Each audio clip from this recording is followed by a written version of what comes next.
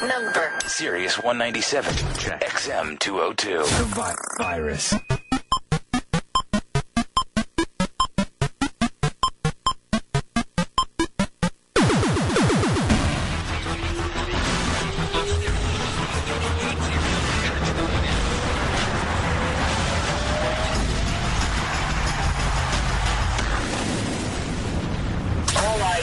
Presenting a special edition of The Worst of Opie and Anthony, hosted by some of your favorite comedians from The Opie and Anthony Show, including Bill Burr, hey, Bob Kelly, fucking I suck, Patrice Oneal, ready nigga, Rich Voss, I've done Kimmel, and Louis C.K. Tune in every day this week as a different comedian from The Opie and Anthony Show hosts The Worst of The Opie and Anthony Show.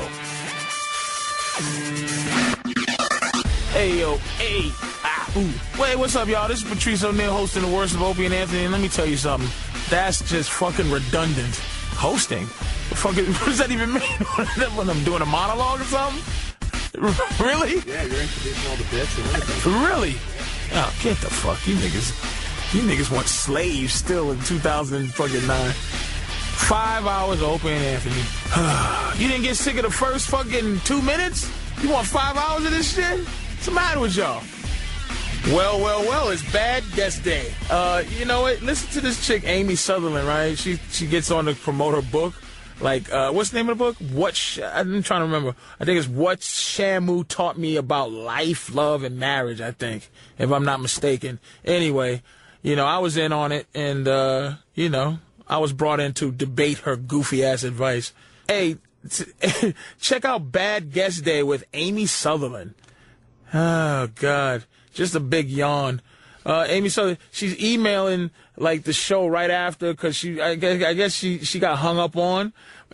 And she felt deceived, and the show emails her back apologizing, trying to get her back on. It's some funny shit. You got to listen to it. Broadcasting The Worst of Opie and Anthony with your host, Patrice Oneal. Amy Sutherland on our phone lines. She's a tough cookie, this one. Oh, absolutely. She wrote a book. Look out, guys. Look out, guys. She wrote a book that piqued our interest, How to Train Men. Mm-hmm. Let's talk to Amy Sutherland. Amy. Hi. Welcome to the Opie and Anthony Show. How are you? I'm good. How are you? The name of the book, once again? Is What Shamu Taught Me About Life, Love, and Marriage. Shamu, now, of course, you mean the killer whale. That's right. Down there at SeaWorld. That's right. Well, you're a tough cookie, Amy. What's going on with this book? Seems like you're really taking men to task. Well, you know, the thing is that I wish I was a tough cookie. I've always tried to be a tough cookie, but in fact, if I was using, you know, the way the trainers work now are all with rewards, and you know they're fuzzy and warm and nice. Mm-hmm. To the old school trainers. Sure. And I'm a new school trainer. So. Ugh. That's hilarious. It's, again, automatically, I'm going to tell you what the flaw is in thinking. You don't want to be the controller. That's the thing. Women don't want to win. You want a winner.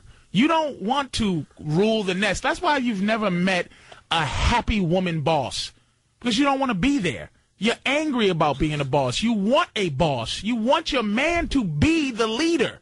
Do you understand? This is why it's already flawed on a prehistoric level. Why would you don't want to run your husband? Do you know why running your husband is not sexy? Because you don't want to be there doing it. That's why it never works for a woman to run things, because you don't want to. You look at your husband like, ugh, look at this bum letting me run his life. Phooey. You just have a loser for a man. Well, but see, that's the thing, is that this isn't about controlling. This isn't about... No. Oh, yeah, okay, animal training, but you go ahead. No, you're doing an animal training thing. It says reward behavior you want, ignore the behavior you don't want. I want to hear how this works, though. Yeah. I really... Well, but that means, I mean, the first thing you should know is that the way this works, the way trainers work now, is they don't use punishment. They only use it, say, if the Shamu is attacking. Actually, they don't even use it in that case either. But... So what you do is lay off the punishment, which means that you lay off things like nagging. So, but that's not your. See, you gotta understand. Nagging is what you do, right? Yeah, but nagging doesn't work. But see, you're already you're being, and I'm again, I'm not angry. I'm like, this is passionate things for me. I love talking about this stuff. But immediately, it's a man's fault for letting you think that your nagging would bother him. I dismiss my woman when she nags. Dismiss her. Because the only power she has in her nagging is the power I give her. It means nothing. Even her jealousy means nothing unless I tell it to mean something. If she's jealous, I let her know that the reason that it's working, her jealousy is working, is because I'm allowing it to work. Is that the fact that I'm giving it some validation because I love her, and I go, look, I'll let you be jealous. I'll go back. I'll explain who this girl was. I'll explain what I was doing last night. But if all I have to do is go, shut up, what are you going to do ultimately? See, ultimately, I can sock you through a wall. Ultimately, you can't do nothing. See, you're actually doing animal training. Yes. Of course, because I'm the one that should be training you. Yeah, I mean, you know how it works. It's like the tuna is running the ocean. Tunas don't want to run the ocean. Sharks run the ocean. That's how the ecosystem works. Bravo to Patrice. Yeah, we should be doing the training, not you shouldn't be training us. Well, but that's what it's already going on. I mean, people are out there training each other. You got a boyfriend? People are better than others at it. You got a boyfriend? Pardon me? I have a husband. You got to talk sexy, baby. Where is this guy? Is he on your book tour with you? Am I what? Is he what? I'm sorry, I didn't understand you. What? Go ahead. Where's the guy? He's out walking the dog. No. So what are you suggesting with this book? Why don't you give us a few examples? Well, basically, what he was just talking about is that if there's a behavior you don't want, one of the best things you can do is ignore it, which is how, exotic animal trainers work. If they don't want the animal to do something that it's doing, then they don't reinforce it in any way, which is what you were saying. But, Miss, let me ask you, and it's not happening. Miss, respectfully, let me ask you, don't you think, like, let's say you're in a relationship and you find that it's not going the way you want it to, and you want to train a person, I mean, don't you feel that if the training isn't going where it should be, isn't that not going to, like, ultimately not reinforce something because of what was once said but not yesterday? Like, you understand? I'm not sure I totally understand, but I think what you're saying is that timing's important. No, that's not at all what I'm saying. Yeah. What I'm saying is, in the relationship, if you're attempting to train somebody, is it possible that the training would be dragged out the wrong way, and all of a sudden they're going, well, if I'm going to be trained, well, then who's not to train me? Yeah. Yeah, I guess so. I mean, the thing is that, what I wrote about can really, it's not gender specific. Right, but that's missing my point completely. Yeah. That's missing because I'm saying it is gender specific. Do you feel that to train somebody, it should be a reverse situation as well? Ideally, yeah. Yeah, well, that's where we disagree. But the thing is that, see, you're thinking of training is just that it decides who's in control. But that's not what was said, though, because that's not what we're trying to make the point. It's about gender specificness.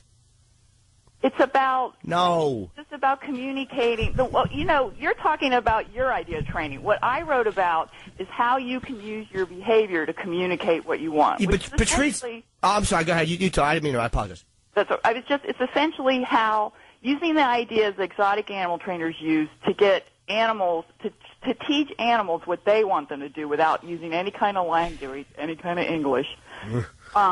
This is use these sort of ideas to sort of teach each other with our behavior what we like and what we don't like. You filthy slob.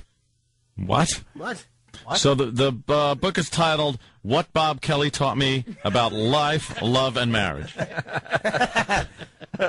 Patrice was raising some good issues, though, Miss, about the training. I mean, do you agree or disagree? Because Patrice is. But the control thing, though, Miss, you are trying to control, though. That's the thing. If you're trying to train something, you're trying to control. You're not trying to train a guy for equalness or happiness. You're trying to train him for your happiness.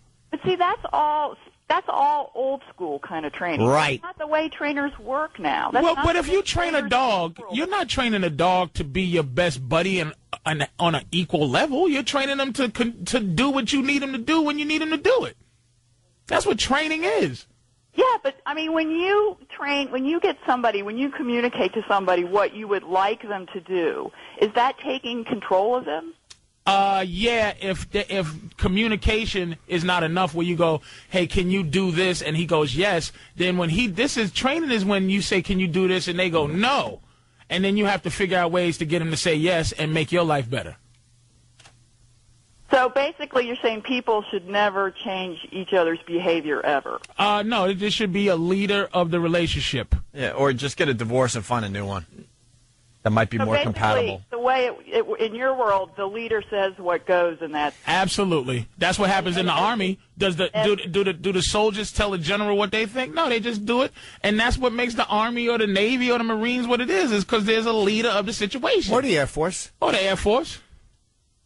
Well, I mean, I don't know. We're talking two parallel universes. I mean, Not really. Relationships are the same thing as the Army and the Navy. It's just like attention. Somebody has a actual place where they want you to be. That's the thing. See, right. There's a goal to what you're trying to do, and what's that goal? the goal is to communicate what you want to somebody. Yeah. So that you get along better. So that you're happier, correct? Right, so that you're not yelling and nagging and, scrapping and fighting, and that's what a lot of couples end up doing. But it trickles. It doesn't matter who's in charge. If people aren't unhappy, there's... It does matter who's in charge, so why isn't your husband in charge? You're in charge of him. No, I would disagree. So what are you, equal? You've trained him, though. Yeah, he's trained. By you training him... The thing is that what I'm trying to say is that I haven't trained him and I haven't taken control of my marriage. All I'm doing is using these ideas to communicate to my husband what I would like him to do. Whether he does it or not is ultimately his decision. No, it's not. Can I ask a question, please? Because there's something I want to take issue with you. Maybe you're saying you're not trying to, but it says... One of your lessons, keep your cool. Don't take an animal's actions personally, not even when the animal has left his smelly bike clothes on the bathroom floor or snapped at you for nagging to get a hearing test. I mean, don't you think that, like, with talk like that, when you're discussing training, that it's always going to come back to not necessarily bite the trainer, but also it just kind of it circles everybody, whether you train them or if it's not going to happen. Yep. I didn't follow that. Right, no, of course not, because it's hurting your point. I'm saying is, don't you feel that if you're going to train somebody, that it's going to come full circle and not always bite the person being trained, but also anybody who else is involved because of that? And how so? How does right, exactly. The person? That's what I'm trying to say. How does it bite the person? Because that's not what we're doing here. Yeah, there were things going on. You got issues, sweetheart. See, the thing is that, we're going to, as long as you see this only as who's in control, we have nothing to talk about. Ooh, you have nobody to scream at me. Yes. But are you suggesting we raise a generation of super husbands? I really have nothing to say about whether husbands are in charge or not, because that's got nothing to do with what I'm talking about. See, but here's the bottom line. If you are suggesting, and you have a book on how to train your husband. It's not a book about how to train husbands. Oh, what is it then? It's about how to communicate what you want to all the people in your life using these ideas that I found. I'll be what's wrong. Mm-hmm. So it's not just about husbands to begin with. And, it's not what you guys are saying it is. You're just reading the title and deciding what you think the book's about. Well, we're going by the synopsis, too, like what Shamu taught me. It's like a title does tell you what the book's about. That's why we have titles. Yeah. Because you don't want it just to be book number 15721. The title has to tell you what it's about. Like, I had a girlfriend one time, and, she wasn't as pretty as she thought. She was kind of a thin-haired girl with, kind of chiclet teeth and big gums, aggravating, and was always trying to boss me around. And I finally had to go, you know what? What the hey? So would you rather be bossed around, or would you like to have somebody be, say thank you and smile at you when you did things they liked? I would like it to be a partnership with my girlfriend, because she was always a good dresser. She'd have sweaters and little red shirts and just massive gums and little teeny teeth. Ah! What's the matter? I just saw a picture of Amy. Whoa.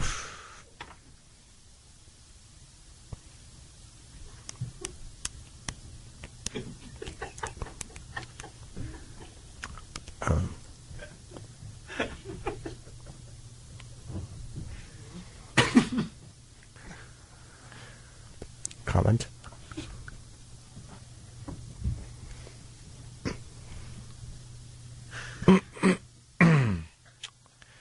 That was my fever's back. Feeling hot. I don't think that's necessary. I apologize for that. I think we should.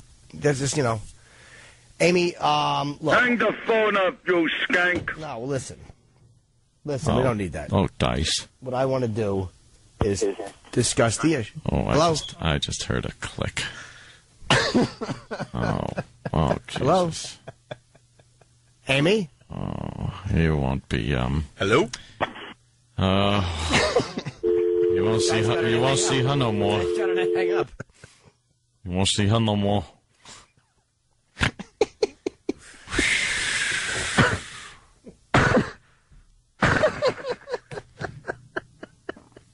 Oh, yeah, it stopped her. Oh, my God. Yeah, well. Will she come back on? Now what? Can we get her back on if we say we're sorry?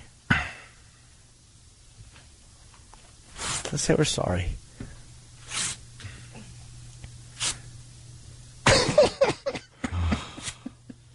What's wrong, E-Rock? What's wrong? E-Rock, comment? E-Rock, is it a bit awkward? Patrice? You're at a loss for words? That's what it takes? That was just uncomfortable. Oh, my God. Oh, boy. All right.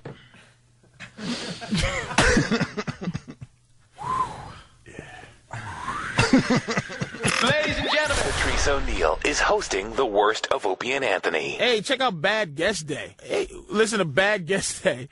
Author, I don't know. Yeah, wait. Bad Guest Day. Famous author Amy Sutherland. You never heard of this bitch. Come on. She refused to call back in, so the show composes a nasty email to her on air. Also, listeners decide to forward some emails they wrote to Amy, and I don't think she's happy. Broadcasting the worst of Opie and Anthony with your host, Patrice Oneal. Danny's got an email from Amy. Who was Amy again? She wrote a book called... The author. Yeah, Danny, What's up, Danny? You got a fine little email from Amy? You set up that interview? I'm sorry? You set that up? Yeah. Good job. As, Nice. Excellent. Record time from hang up to email, I think, is a brand new record. I'd like to read this for you if you'd like. Oh, yeah. Okay. Email reads, hey. Did it say thanks for the interview? Sorry. Yeah, thanks for the airtime. No. Huh? No, it says, Ungrateful. hey, next time you want a punching bag for your program, call another author. Why? She was a great one. Yeah, she was the Chuck Webner of authors. Why would you want to fight someone else when you could fight Chuck Webner? It continues. Go ahead, sorry. I made a big mistake trusting that this was a legit interview. Yes, you did. Okay, go ahead. Not one where someone would make fun of what I look like and call me a skank. How about you Google? Do a little Googling. Well, see, the genius of me is that I never actually told her what show it was. So Oh. she wouldn't have the opportunity. Yeah. Nice. Blah, blah, blah, blah, blah. Not someone who would make fun of what I look like and call me a skank.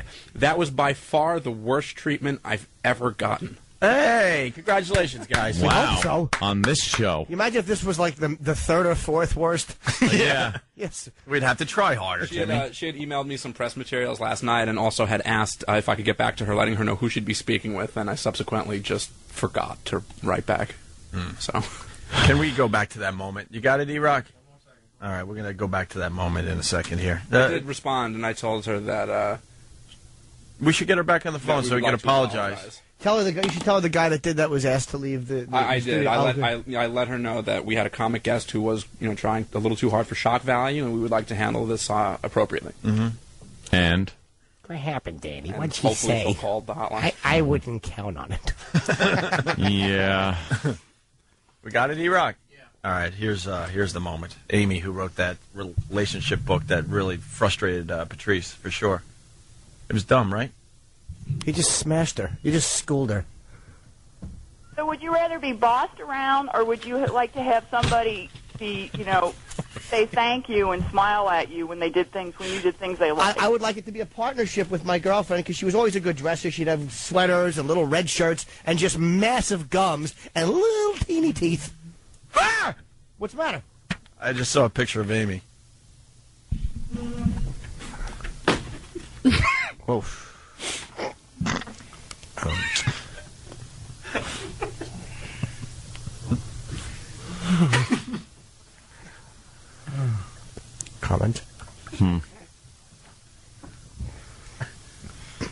I don't think that's necessary. I apologize for that. I think we should. That's just, Amy, look. Hang the phone up, you skank. No, listen. Listen, we don't need that. Oh, guys. What I want to do is discuss the... Hello? I just heard it, and there was the click. Oh, Jesus. Hello? Thanks, Amy. Oh, you won't be, Hello? You won't see her no more. We're back live. The beauty of that audio, by the way, Jimmy was describing not his ex-girlfriend. He was describing Amy. No, Yeah, there's a picture of her up. Yeah, there was a picture of her up, and Jimmy was describing what she looked like to her. She's a gummy bitch. But she had no idea. Nice gums, stupid. God, those Her big... gums actually look like gum. It looks like she had taken Hubba Bubba and fashioned gums from them. I actually want to put a K-Rock sign on those gums. Have them stand on the turnpike. Yes, nice gums, hole. Gums look like gum.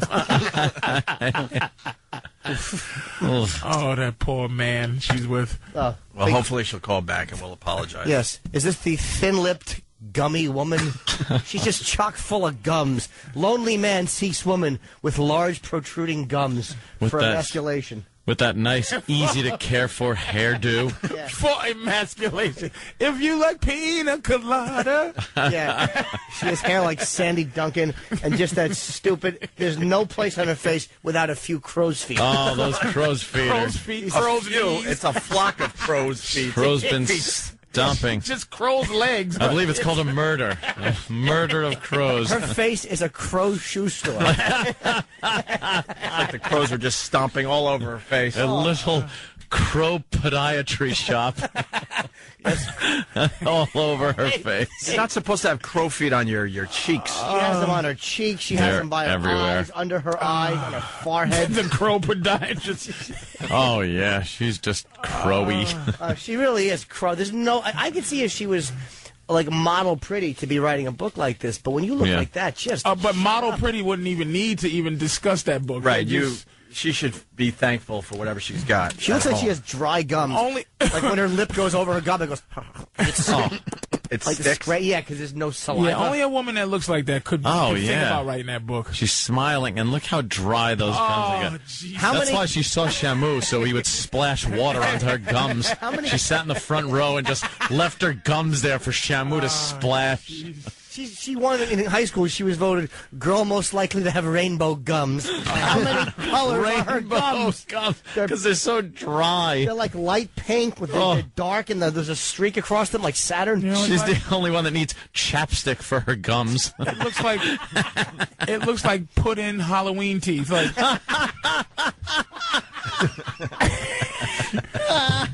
All right, she should be calling any moment. So, right, Danny? Any moment? Oh, God. Put in Halloween.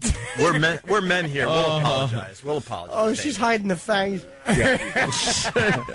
Gummy whore with a rotten little zit by her her little puppet lines in her face. That is absolutely. Is that what did Patrice mention? Alien? Does she looks like those should just come out of her mouth. the little mouth, the little alien Those are the little teeth that should come out and bite your heart out. Oh, the little alien teeth that come out the big mouth. Yeah. Oh my God, that poor woman. I feel bad. That I don't. poor woman. I don't. Please, no one haven't said given to her enough. She should frown in that picture. You don't show gums like that. No. Write a book doing anything but apologizing. Wow. Get her husband on the phone. Does he have his own cell phone? Oh, that Probably poor a dentist. bastard. He's an oral surgeon. He looked at her like she's his thesis. If I can shrink this woman's gums, they'll put me in head of the department. Sam. I'll listen to a Quincy. Sam, her gums were pulled down like a window shade. Oh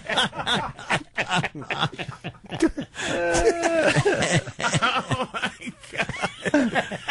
Oh, that red shirt and that horrible sky blue and orange sweater. Oh, she's Looks like she's wearing a Christmas sweater. Or It's something. just horrendous. There's a Yeah. picture of her with her two dogs. Big earrings. No, she bugs me. Ah, she's holding a dog. I don't feel bad just because of the type of book she wrote. I mean, you know what I mean? That's the problem. The fact that she has hair like Kelly from the Bad News Bears. Or from, she should be smoking and belting a double off the wall. or Jodie Foster from Taxi Driver, or Sugar from No Country for Old Men. Fix those gums, friendo. She has like little buck teeth in her smile. Yeah, even when she's smiling and she's trying to hide the gums, she gets this buck tooth thing going. Oh, her completely awful sweater and a wrinkled shirt collar. She really bothers me. Those dumb look at the look on the dog's face. They just hate her. I bet you she has dogs. They lick her gums. She puts peanut butter on her gums. And the dogs lick it. One dog's going this way, the other one's going that way. Exactly. She's like, I don't know what's happening there. Yeah, she's got to moisturize her gums with dog saliva.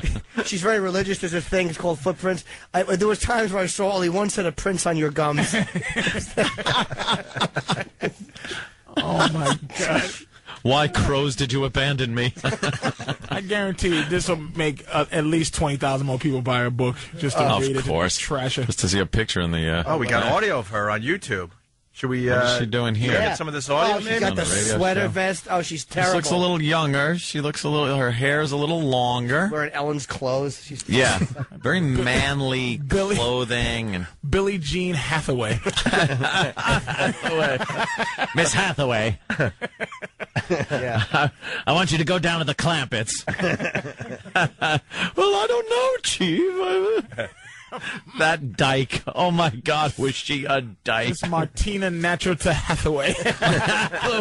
Wow. Oh, she's that wet hair. Ladies and gentlemen, Patrice Oneal is hosting the worst of Opie and Anthony. Yeah, we're trying to get Amy back on the phone. Is it not happening? Yeah, didn't you get more emails from Amy, the author? I certainly did.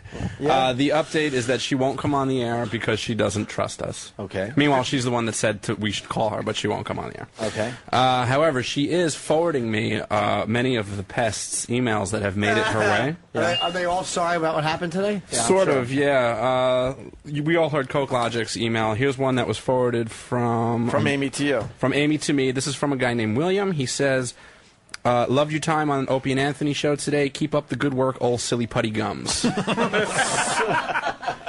Here's one from Thomas. This one's pretty straightforward. Oh God, please do something with your gums and teeth. What assholes? Please read another one, Danny. Sure. I will acknowledge that. Here's one that was sent to her with the subject of boycott CBS Radio, boycott Opie and Anthony. The problem, however, is that it was sent from Poop Face. The body of the email reads, these two have been doing awful things for years, but after this morning, enough is enough. We have to take a stand and let their employees at CBS Radio know that we will not tolerate those two idiots anymore. They were fired for a blah, blah, blah stunt involving sex in a church. I, for one, refuse to sit back and let these buffoons make fun of grandmotherly cunts such as yourself. Only with your help can we get rid of O&A and the faggot forever. Here's another one. Please read another one. All right. Well, I have one more left, so you want me to save it? No, read it. Oh, I love these. Okay. This last one Well, disrespectful. it's probably my favorite one, too. It's from Bertino, and it reads, Dear Sloth from the Goonies' Mouth. Opie and Anthony would like to continue the interview, so please call back. But she might be kind of funny since she's forwarding them to. Like, why is she forwarding them to? She might be How laughing. abusive the fans are. I think she's doing it because I think she's really bothered. Yeah. And that's why she's doing it. She's not heeding her own advice and saying just to ignore bad behavior. She's going against her own book. I think she's encouraging bad behavior. Yeah, She's just letting you know what meanness has been introduced to her life. Yeah, I mean, I don't think she's ever experienced this brand of humor. They're all talking about her gums. That one made me laugh so hard. It sucks because I'm getting them on my BlackBerry, and so I'm just hysterically laughing while other things are going on in studio. Oh, that's so terrible, man. This poor woman has no ammunition for that. Yeah, Exactly. Don't write a fucking book on how to train men, silly. Really? We'll just make fun of your gums. Can you imagine how easy just to dismiss this bitch is like, I I wrote a book to help women. And shut up, old buttergums. And she just fucking and lost just it. gone. That's it. Just I can't train this one. So any motherfucking guy to let this fucking bitch train him they're just useless. Yeah. Hey, stupid. Hey, bazooka choke gums. They got one physical flaw, and it's like fucking Siegfried and Roy with that big tiger. But no one's ever had the audacity to just go, look at your dumb chiclet teeth. That brought her back to when she was in the 3rd grade. Exactly. No a bunch training. Of boys laughing And her at her. thin hair, and they just pointing and go, shut up, bitch. Dopey guys fucking with her. Shut the fuck back. So that they give you some more worst of O&A material, you understand? Hey, this one is, as far as show listeners are concerned, this particular ditty is the It's Cold Outside story. So, enjoy. Broadcasting the worst of Opie and Anthony with your host, Patrice Oneal. Patrice, you gotta tell your story. Oh, shit. You want me- Dude, that is a funny fucking story, man. That is a really funny fucking story. Listen to what happened to Patrice since the last time we saw him. Yeah, it was like Christmas time. I had driven home, went to go to Boston for a second. So I'm driving back through Connecticut. And, you drive and you get that scared tired, like that tired that you go, oh my God, I'm getting ready to die. Tired, like you don't have any more confidence in yourself that you can keep yourself awake. You're like, oh damn, it's cold, so all the windows are down. Yeah. Fucking Young Jeezy. Yeah, I'm up, motherfuckers. Blasting, punching your leg. And just that type of tired where I went to sleep a couple of times. Oof, so I said, there. I got to find I was getting ready to pull over to the side. Do you start having the logic in your head where you're like, I could close my eyes for 5 seconds? Man, It's not when you're driving. No. You've never done that? No, I've sat there. Oh, I've done that. It's Petrified, just like Patrice is talking. I think I could give it just 2 seconds. No. I sit there with your eyes open going, motherfucker, you gotta stay You awake. never negotiated Drive. with yourself? No, I have, but it's And been- said, I think I Nope. could do a couple seconds here? No. Because you're so tired No. that your logic is starting to go? No, my logic goes in a different way, where you're driving, your eyes are open, you're watching the road, and you're going, motherfucker, stay awake, stay awake, stay awake, stay awake. Stay awake. All right. Stay awake. And then like, oh, trees, road, sky. Yeah. And you're just out, and then, what the fuck? I was just telling you to stay awake, asshole. At first you're driving and your hand is at the bottom, where your hand is pointed up and you're controlling at the with the bottom bottom of the of it. Then when you get those scares, you put your left hand out the window, hang out the window, drive with your hand on the top. Okay, I'm up now. No, I'm that kind of horrified tired, so I gotta stop. I do the Harvey Keitel fucking Reservoir Dogs chant to myself. You gotta stay awake. Come on. I smack myself in the face. Stay awake. Stay awake. You're gonna fucking stay awake. I don't know how, like the truck drivers, they must know tricks to. Yeah, they know tricks are right. It comes in a bottle. Or it comes in fucking a piece of tin foil or whatever the fuck. Oh, shit. It's called crystal methadrine. See how corny? I really am a corny motherfucker. Because I'm thinking, boy, those guys, man, how do they do it? Cocaine! Coke, crystal meth, whatever keeps you fucking going. Whatever gets the load there on time. Oh, my God. Keeps you from wrapping up a family of I'm sitting there 5. thinking they must have, they channel Yum Curry, the magical truck god that gives them energy and strength. You know? Truck god. The truck god. Yeah, there's a truck god. You snort it through a straw, you smoke it. Whatever. Oh, my God. So I'm driving and shit, and I go, I see a McDonald's in the distant, oh, shit.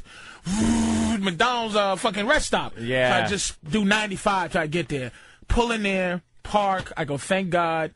I lean my seat back. Now, I What drive. time was this about? About 3 in the morning. Oh. I always leave at Way to night. go, Mr. Jordan. Wow. Way to go, Mr. Jordan. I just always leave late. I just always go there and come back, leave at 12. Yeah. No traffic. I kind of like the no traffic angle. Yeah, but no when you're falling traffic. asleep- Go down to Merritt or 95 from time to time. Yeah. So I park. I'm parked there. I put my seat back. Now I drive a Suburban, and it's niggered up big time. Like I got 22s just so don't fuck because I drive in New York.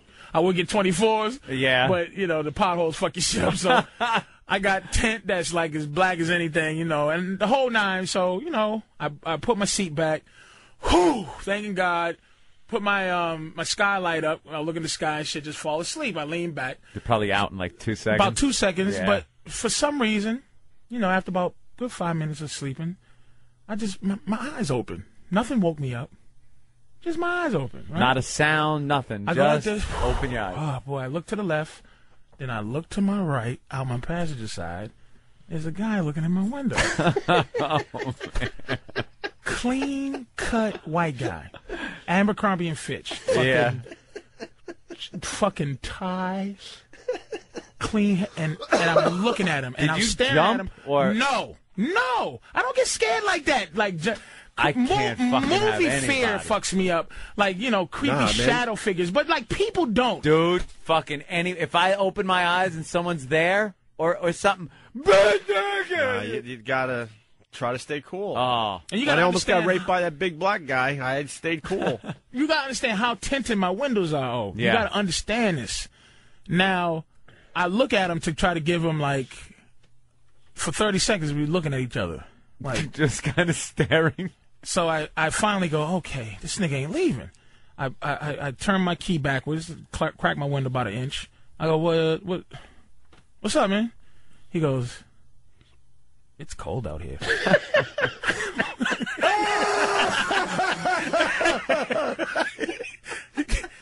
It's cold. It's cold out. I go. cold out I go. What?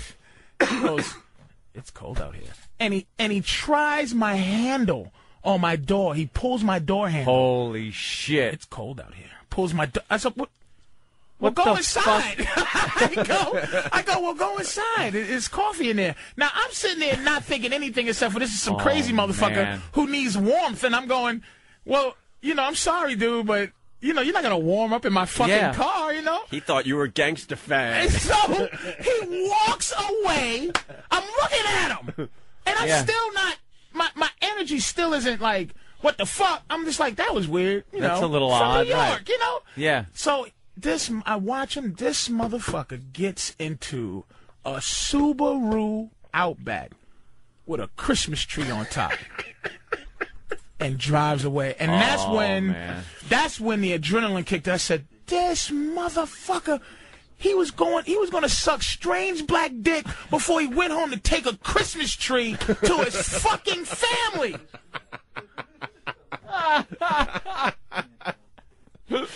It was like drinking 14 cups of coffee and a Red Bull. Oh, you were awake. Once I said, this guy was a fag. I didn't know. I thought he was just a creepy cold guy. He's creepy cold guy. A little cold. I felt so bad for women that this guy, it was almost like I let something evil escape. Like I wanted to follow him and just go warn to his everybody, lair and go, this guy is ma'am, your husband is trying to suck strange gangster cock. And it was just like Gangsta Fag song. It was a well-dressed fucking businessman type sucking dick at a Connecticut rest stop. White dude. Wow. It was it's cold out here. What? It's cold out here. That's something that you say. And pulls my handle like you on my felt door. like you let something evil escape it like felt that. like I let him. Like I should have. Like for the duty of the world, like just chase this guy. Does you think the family he's bringing that fucking Christmas tree home has God, any clue that their husband is sucking rest stop dick and has a rest stop code? Like I'm going, if I was a fag, is that the code? It's cold out here. Oh. The pigeons fly in January. Hop on in, faggot. Hop on it. Click, the door unlocks. Click, click. You think he drove away with Christmas music in his car? And then he gets in and rubs his hand like, it really was cold out there. That was the fag code, but it's chilly. I'm just cold. Thanks for helping a brother out. That's what got me was the Subaru Outback, and I just covered my With the mouth Christmas like, tree. like I let evil go. I let it go. I should have followed him. Dude. Honey, I'm home with the tree. With Get the fucking kids. tree, and with the dude. I shouldn't even care about shit like that. You know what I'm saying? It's just it seems so evil. Man. Yeah. So fucking evil. Wow. Dude. Wow. It's cold out here. It's cold out here. Well, anyone ask that? Way to read the signs, though, you dummy. I'm a fag for told him being to go so in, stupid. You told him to go into the McDonald's. Like, Yeah, like that yeah. wouldn't be your first thought if you were really get cold. my dick sucked in McDonald's? Wait a minute, yes! But John, listen. Fuck, thank you, Patrice. I was really stupid. I wasn't sure if I should go into this really warm building in your car, and now that you're telling me, of course I should go in the building. I deserve the pounding you're about to give me, but it's like none of my reaction was, you fucking faggot. It was, it's cold out here. Huh? Oh, and my mind was trying to think of a way, and this is what I was thinking. Not get out of here, fag. It was, hey, I can't let you warm up in my car. Yeah. I mean, God bless you, you're cold, and it's a cold day, but go inside. I'm surprised you didn't tell the guy. Spirit. What, did they lose their heat in there? What? You need some money for coffee? Yeah, you dummy. Wow. Let's go to Paul the trucker. Hey, Paul, what's up? It's what? Hold on, Paul. Sorry.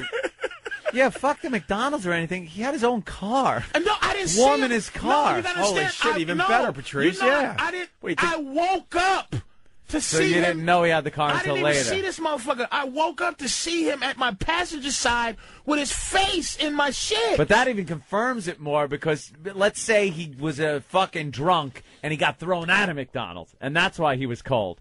Like, you could even rationalize that until he gets in his own car that fucking, like, has heat.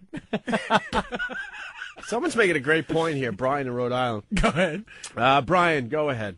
Hey, didn't Patrice say that it was like 3 in the morning? What the hell's this guy doing out getting a Christmas tree at 3 in the morning? That's, dude. This is the whole. It might have been his prop. The whole evil was going through my head. Yeah. Like, honey, I'm on the way. I worked late. I'm on the way home from blah blah blah. Dude, he had a family because he had a Subaru Outback and a Christmas tree on top. No, it's like it was so. After that is when it kicked in. The creepiness of it kicked in then. And I thought of it. What the fuck are you doing out here with a Christmas tree at 3? You just coming in. Well, hey, it's 4, honey. You know, I picked up a Christmas tree from the all-night Christmas tree place. Yeah. Up on Connecticut Boulevard. And this dude, it's cold out here. He was on some kind of fucking little business thing where he tells the wife, you know, I'm going to be working late. He's just perusing black men porno sites, getting himself all worked up, has the Christmas tree. 3 in the morning, he figures he better get home, and then he sees the rest stop. Here we go. And you're just the prize right there. I was the grand prize. Merry fucking Christmas. You might as well have put a bow around your fucking... a mistletoe on your belt buckle. Christmas. Ho, ho, ho, ho. Here's a black gentleman for you. It's coming early, baby. Ho, ho, ho, ho. Oh, shit. And what do you want, successful white man? I'd like a black gangster cock right here in the rest stop. And I am so, like, if you don't know me, you know, I just like to dress the part. Yeah. But, you know, I'm a comedian. But my whole out thing is like, you know, giant black dude. I'm in a tinted up truck. I got my hoodie on, my this and that. Yeah, and the first impression of that would be I'm not walking up to his fucking vehicle and asking directions. I'm not going for legitimate purposes to your fucking vehicle and knocking on the window while you're sleeping. And he just was looking like just this. the stare. I can't even, like, was it describe crazy on the radio. man stare? It was just looking. That stare of wanting. Wanting. But then when he said when he made his move, made his move, he didn't look at me. He turned to his profile was at my window. His good side. So when I rolled the window down a little bit, what's up? And he didn't look me in the eye. He didn't have the common decency to look you in the eye to ask for the cock. That's cold out here. It's cold out here. All right, let's go to Paul. He's a trucker. He has creepy shit. Paul the trucker, what's up? The rest stops have like become the new gay bathhouses of America. But I was in Gwinnett, Georgia, and I stopped and I was waiting to go pick up a trailer. And I was there for about 5 or 6 hours. I went in to use the bathroom, and the phone rings. You know, the payphone. And I'm like, well, okay, whatever. I keep going. Come back. The phone rings again. I'm like, oh, okay. I'm pitching myself, thinking I'm not in the Twilight Zone. Check in the truck, or maybe something to eat. Go back out. Get a soda out of the vending machine. This phone rings again. I'm like, all right, what's up? So I'm looking around. I pick the phone. The guy's like, oh, suck your cock. And I'm going, huh, what? I'm looking around and going, holy Jesus. So I walking back, and this cop pulls up, and he's just laughing his ass off. And I go, what's so funny? He goes, you answered the phone, didn't you? I go, yeah, why? Because I was watching. He goes, there's probably some gay guy in a car over here wanting to blow you. And I was like, what? He's like, oh, yeah. He goes, like, this is like the prime homosexual hangout area. Wait, and they know the payphone number? What they do is, yeah, they pull up and they get the payphone number. Then when you walk by, they dial it, and you pick up. It's like, oh, such a cock. Oh, just like, holy Jesus. Fag's a genius. Because if I started to beat the shit out that motherfucker, all he said was, it's cold out here. It's cold out here. He didn't go, I'll jerk your balls. Right. It's like they're so covert. Just to get keep in. Up the good work, boys. All right, thanks, Paul. You know what it's Good like? story. It's like Dracula. You got to invite him in. See, that's what. It's cold out here, and you had to then invite him in order to make the next when step. When he knew I wasn't a fag, he immediately bounced. But it wasn't like, okay, it wasn't like, oh, sorry, I'm a fag. He left like, you ever see that thing in the Godfather where they say, listen, you don't run, you don't walk. Don't look no one in the eye, but you don't look away either. Don't look away either. That's how he left. He just goes, oh, all right, and walked calmly away, like almost like he knew I would be in shock if I wasn't a right. fag. Don't give you any time to really think about it.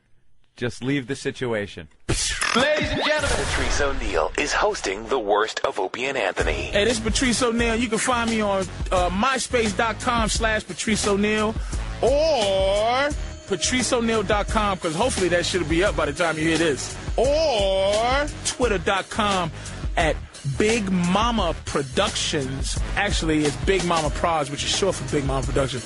BIGMOMMA Prods. No shit, Eric. Hey, man, this is Patrice Oneal, and you are enjoying, hopefully, the worst of Opie and Anthony, hosted by myself. And I already said it, Patrice Oneal. Do I have to say it 1,000 more fucking times? Y'all are not satisfied. I hear you going, I want Bobby's week. When's Voss's week? Shut the fuck up. Shit, we ain't here for free. Nigga, trying to make you motherfuckers laugh. Give us a break. Anyway, sit back and enjoy my threesome story from 2000 and... When did I get that fucking side pussy? I had was it 2007 or 6? God. Sit back and enjoy one of the greatest fucking feelings I've ever had in my life. Getting my balls licked by a strange bitch while my favorite girl was looking. That's the type of shit you need tea. You need tea to go, ball licking. Listen to my threesome story. It's delicious. Broadcasting the worst of Opie and Anthony with your host, Patrice Oneal. Hey, so I'm a little tired today, and I kind of brought this up with Patrice before the show, and then Patrice said that he's really tired today as well. And your story is much more interesting than my horse ass. What? With the argument with are you allowed to go there? Or yeah, with the chick and all that? Yeah, I could go there. I definitely could go there. Well, just tell people why you're a little tired today. Me and my... I don't know if it's so fresh and it's so real, too. It's so fresh. It's still fresh. It's fresh. Brand new stuff. Yeah, because, I've been trying to... My pickup line now is to any chick I go, look, me and my girlfriend are not seeing anybody. That is an interesting way to put it. Me and my girlfriend... Just to open line, me and my girlfriend are single. And what I'm trying to do, I'm just trying to stay, if this even sounds right, faithful. Mm-hmm. By look, she's into that. So I'm just trying to. What I did is what happens is anybody out there who's trying to get into threesomes, the protocol is that your girlfriend or your wife, she solicits women, and if y'all want to do a little train thing with your wife, you solicit the guys. What's happening is when she's soliciting the women, she's realizing how dumb women are. She's a trooper. But she goes, other women must be like me. And women treat her like they treat a dude. Like, hey, how you doing? She's like, hey, I'm pretty, and would you like to? And they go, no, I don't. And she realized. And you would think it would be easy because she's a girl. She's a girl. Yeah. And she's starting to realize how annoying women are in terms of sex. So basically, I met a chick 5 months ago and put a little work in. Now, we only talked 3 times, but the first time I met her, I'm like, hey, look. Why don't you come on with me and my girl? We're single. Blam. She's like, I can't. But she'll call me on the phone, and my girl got mad because why does this girl have your number? But I give my number out all the time if a chick, I'm very accessible. If people know me, I'm really, a lot of people got my number. So it's like I say, here, you need to call me and find out when I work next. What happens is I then talk to this chick and I say, look, she finally gives in a little bit. I said, go to my girl's job and. Oh, my God. There's so many problems with this story already, man. Go to your girl's job. I said, look, go to my girl's job and just go in and meet her. Because I understand, like, if you wanted me to sleep with you and you had a boyfriend, and I'd be like, ugh, I don't know, some strange dude. I don't know. And then I would want to meet the dude and say, okay, this dude's cool. We'll knock your wife up. Right. So I said to the girl, I said, it'd be cool for you to go and see her down her job. My girl's a trooper. I called my girl to say, hey, look, somebody's coming down to check you out, and see if you like her. So it was on. She almost got fired from a job because she went down and said she just went bananas. So we're arguing and trying to make sense of it all. And I'm telling her, look, if we're going to do a threesome, which we want to, we can't keep buying hookers. We're trying to find, what I'm trying to do is big love. You seen that show? That's what she's afraid of. See, she likes the hookers because it's like, bam, beat it, whore. But I'm trying to get a square broad to be our girlfriend. And I'm like, look, if I take you shopping, listen, baby, if I buy both of y'all panties, I'm going to buy you 4 and her 2. You know what I mean? Right. Just to keep. You're still a little better than she. Do you understand what I'm saying? Yeah. Like, I'm going to keep, she's going to be, and I told her, I said, look, you are our girlfriend. And when people ask you, do you have, you say, no, I don't have a boyfriend. I have a couple. And you are treading on some dangerous ground. But by the end, logic wins, man, because she can't do it because she keeps playing around because she's frustrated about how dumb women are. And she thinks that since I set up the situation, that this opens up more for me to be spending time with this girl. But I'm like, even if you bring a chick in, I could spend time with this girl. So finally I end up telling her, look, I don't see other women. If I wanted to, first of all, I sent the broad down there to you. Do you? Oh, well, of course. Then makes you the gentleman. Makes you the perfect gentleman in this whole thing. Oh, well, it's all in the open. This is fine. Oh, man, listen to me, man. I sent the broad down there. I sent her down. We all understand what you're saying, but we also understand why the girl's not going to accept what you're saying. My girl should be more understanding. It's like we're a team. Look, the bottom line is, your girl, or you're getting 100% more girl. She's getting 50% less guy. Absolutely That's not. Right. That is just the way it works. And Absolutely 4 panties compared to 2 is not going to keep her happy. By the way, at least 50% less guy. That's the best she can do. Normally, it's probably going to be 25, 75 to the new chick. You know what it is? Me and her get 50% more love for each other. And for each other. And our relationship gets 100%. So we're up 200%. Because You're nuts. I'm trying to. Me and her it's like stock trades. Me and her gonna love each other 50% more just because there's someone else there. The excitement and the thing. Right. And this girl gets 100% of a couple. This is our girlfriend, man. She's gonna hang out. So you're looking for a longer term thing, just with the same different girl. So instead of hookers or some one night stand thing, you could call her up, or she could call you and go, "Hey, let's go out, and then we'll all go back and maybe they become friends." And the thing is, what if I like her? She says, "What if I like her more than you?" I'm like, "What?" That'd be great if they both dumped you. That would make me so happy. They both just think, you know what? You suck. Like, why are we with this guy? We love each other. We love each other, but then they'll just be walking around like 2 fruitcakes with their heads bobbling. No guidance. You're the rudder. I know I didn't expect to tell the story, but man, I'm saying she thinks. I said, look, and this is to your girl. I don't get. So the problem, I can get another girl if I feel like it. And there's nothing you can do about it. But the problem is, protect yourself. So your girlfriend is mad that you were talking to this girl on the side, even though you were talking to her on the side to set up the threesome. Yes. And you feel like your girlfriend should understand that. Because two guys, right? If she was in the vein, like because she is. Wouldn't we all want to live in Patrice's world? Patrice's world is just a special place.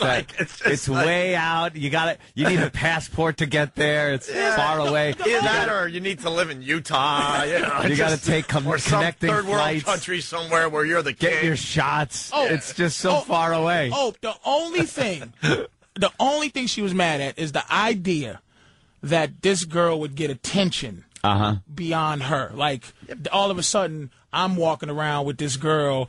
We're eating by ourselves. That isn't a viable concern of hers?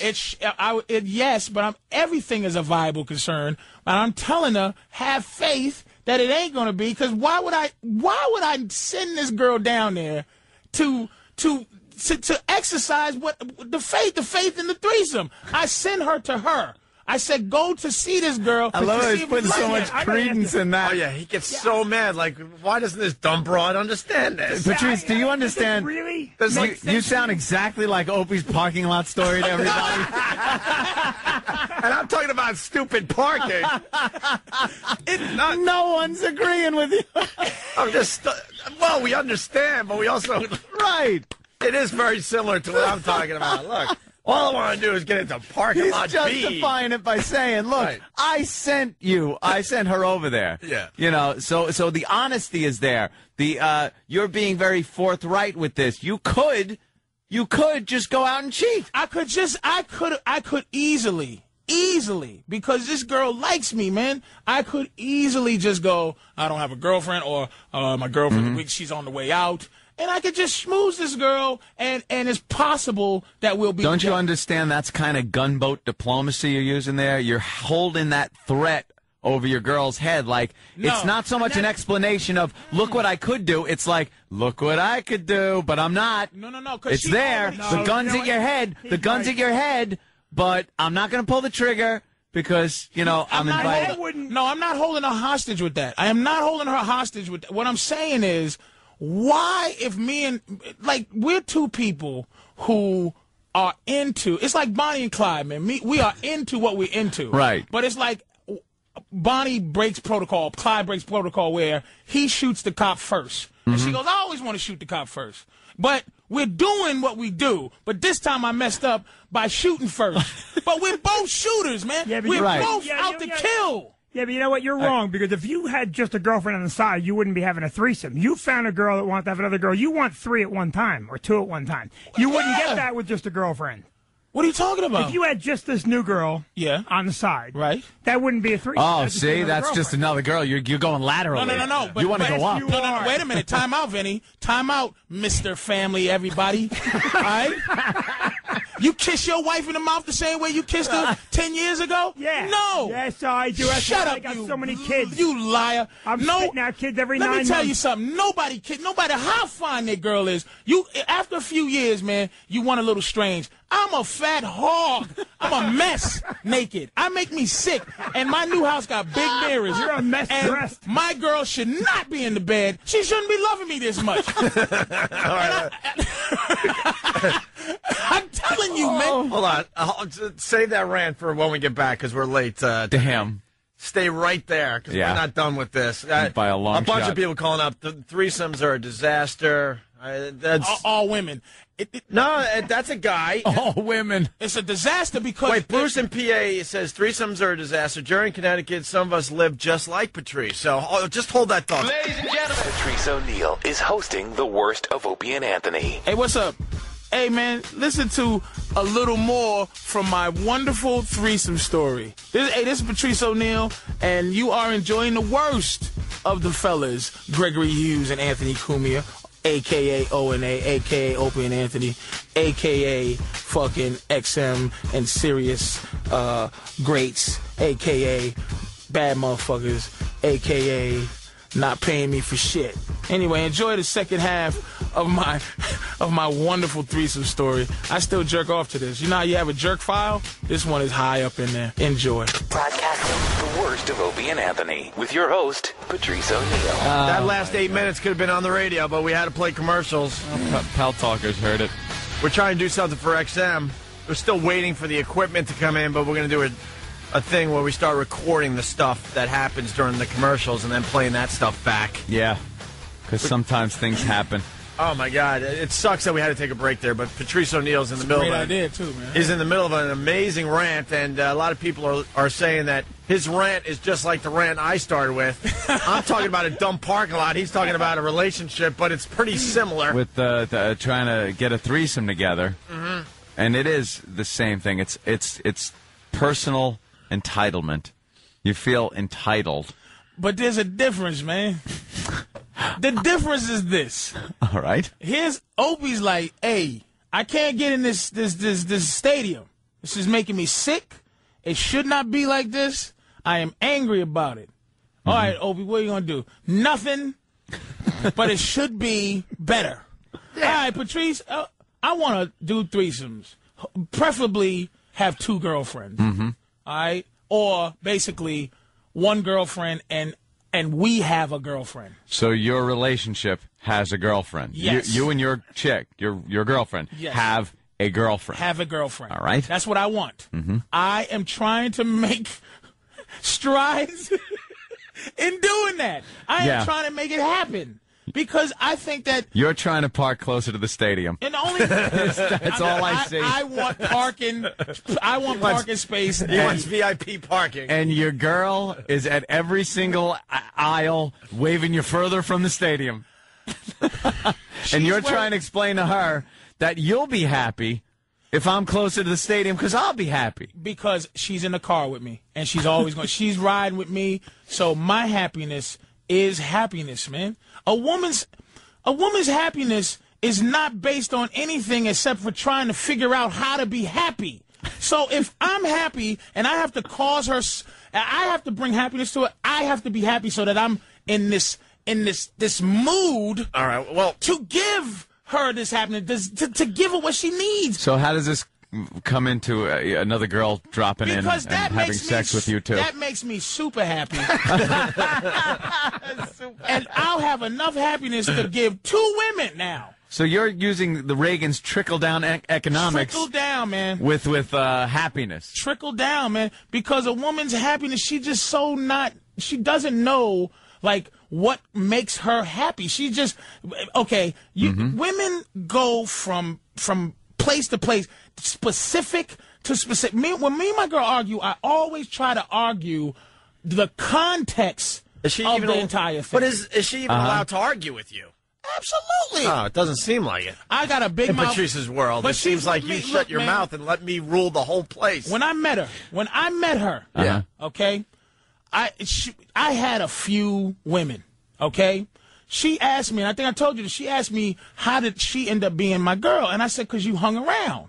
You know, because you stayed in there. You hung in there. Oh my God. And what it is, it's like karate class. And this is women. This relationship's a disaster. Karate class. Oh, man. It's like karate class, man. It's like you meet. Look, would you agree that men deal in numbers when it comes to relationships? When we have to go find women. We can't sit around and wait for women to come to us. Right, We have to actively go search. Yeah, you got to go seek and destroy. It's like having a human resources department. You may have the secretary you need, but she might leave your ass without 2 weeks' notice. And see, you stuck. What, your company gonna go out of business? So what happens is, when I met my girl, I had about 5 or 6 girls that I had been. By the way, there's actually people out there saying you're full of S. Of course.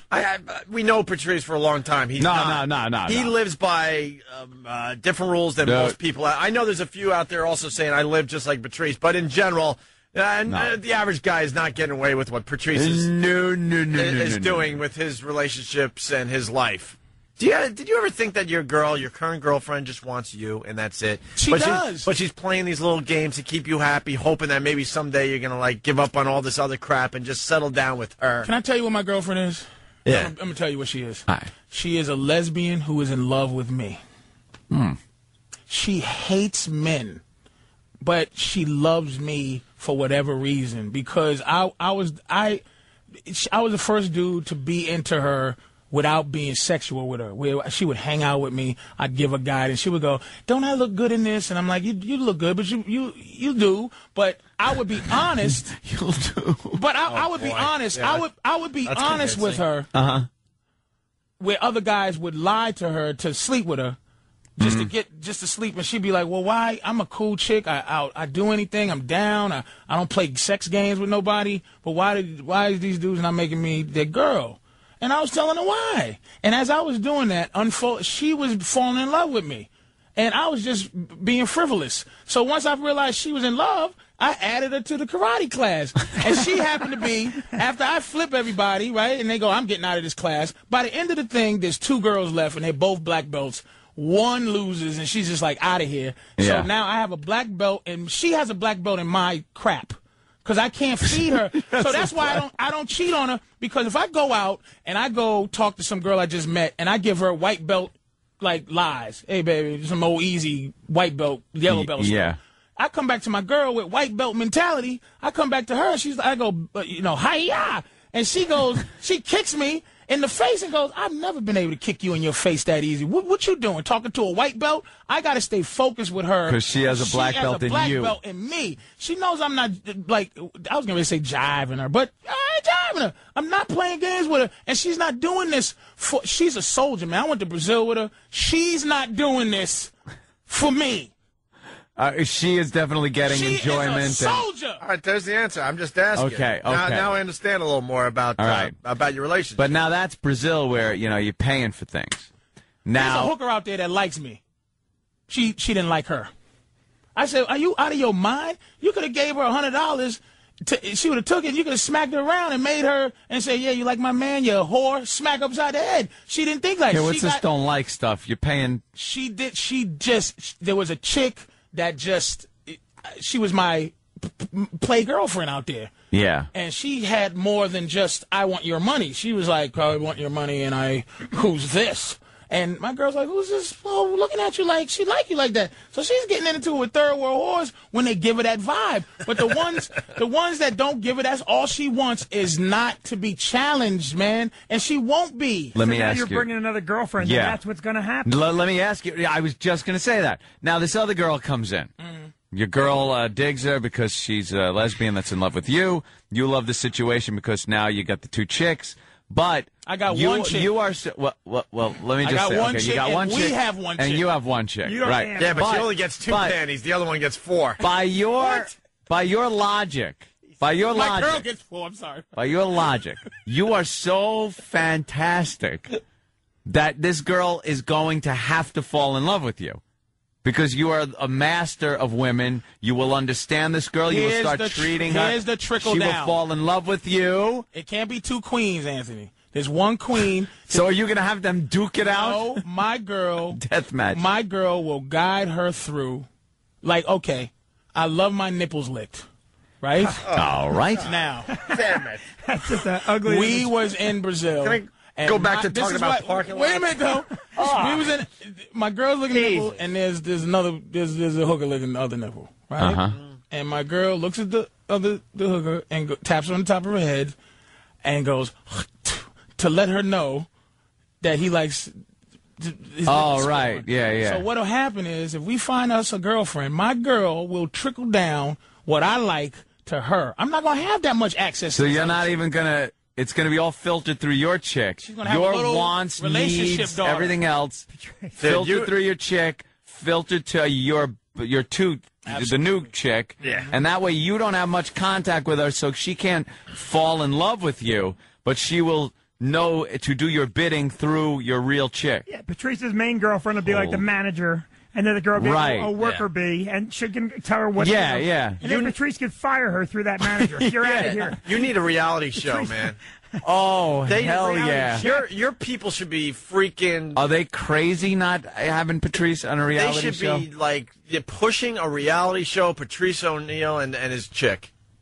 That would be a reality show I would watch. I pitched it. Because there's some honesty there. I went to Comedy Central, pitched it, and my girl came to the thing, and they looked at me like...